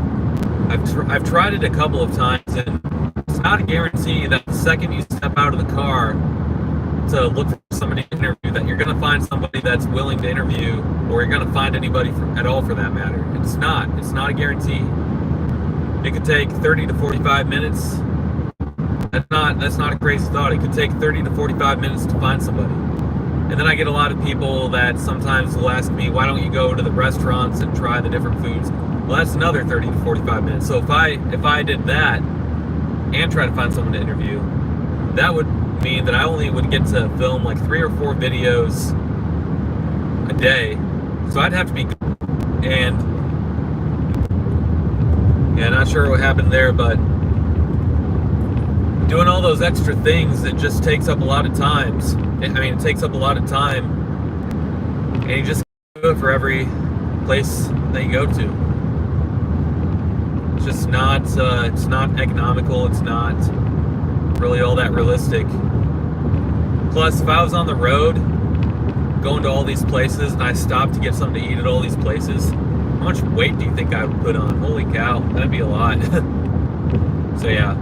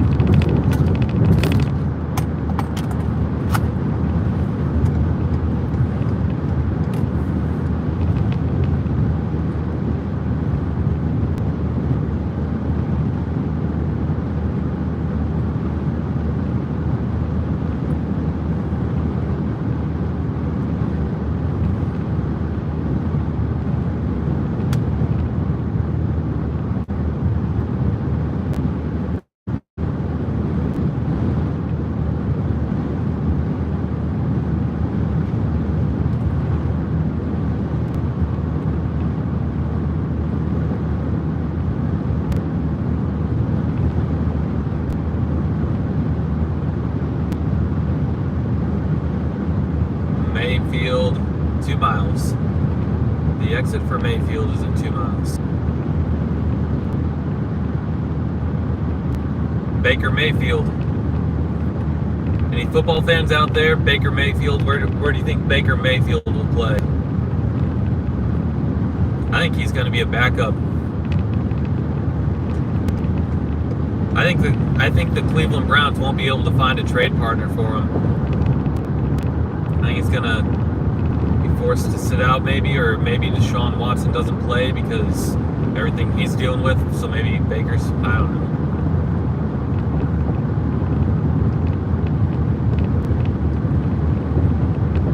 Backup, yeah. I think he's heading that way. I think he's heading that way to be a career backup after, his response to everything and how he's chosen to respond to everything. I don't think there's a lot of teams out there that are willing to put up with that.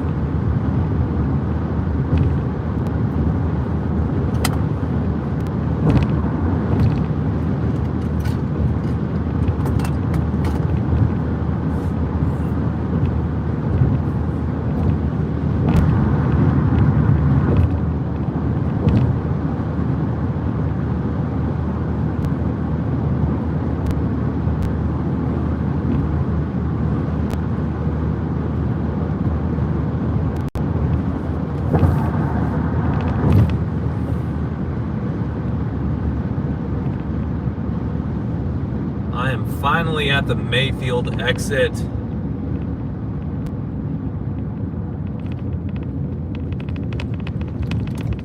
I don't know how far away Mayfield is. I don't think it's that far.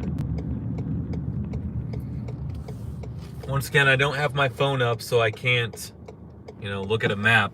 I think it's literally just on the other side of this overpass.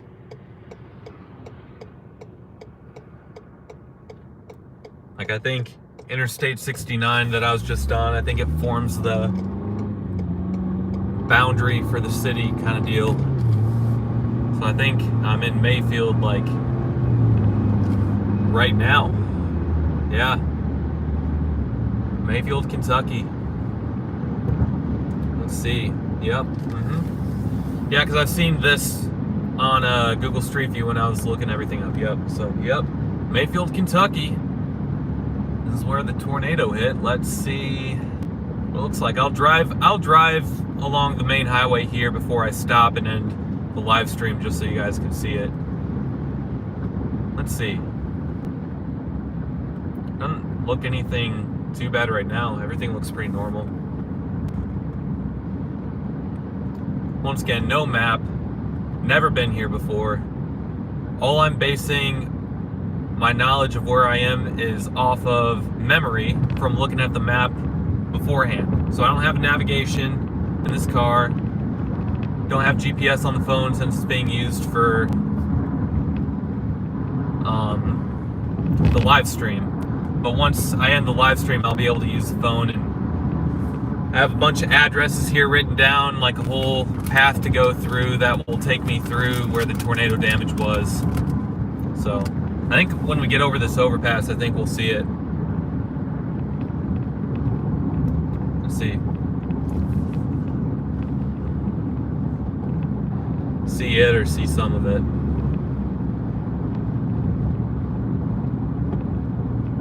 Oh, you can see. Oh, wow, yeah.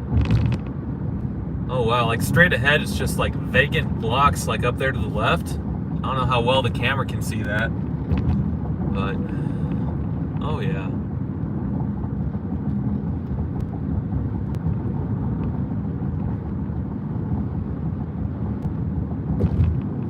How sad. I know there's some streets that are closed up here. Oh yeah, this whole area is raised. This whole area right here is raised to the left. Straight ahead. Oh man.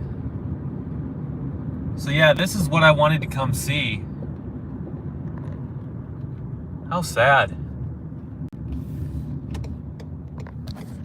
How awful. Have a tornado come straight through the downtown area and rip apart this place. This happened back in December.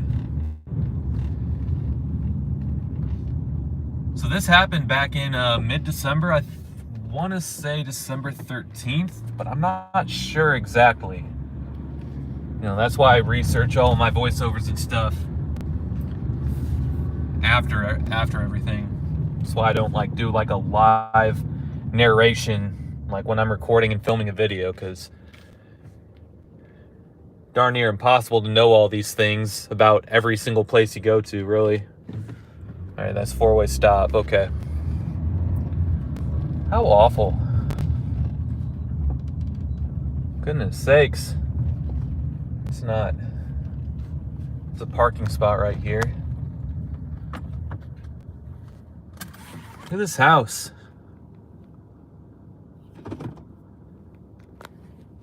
Yeah, this place has been this way ever since December. Well, I'm gonna end the live stream here. But yeah, now you can kind of see what I was talking about. Not good. But I'm gonna end this live stream. It's been fun having this live stream going while I've been doing this road trip. I think I'm gonna do it again a lot more. I think this is a really cool idea. Appreciate all you who have been joining me, but I do need my phone so that I can navigate myself around this place and check it out some more, maybe talk to some people. All right. Thanks for joining me. Thanks. Glad you enjoyed the live stream. All right. We'll take it easy.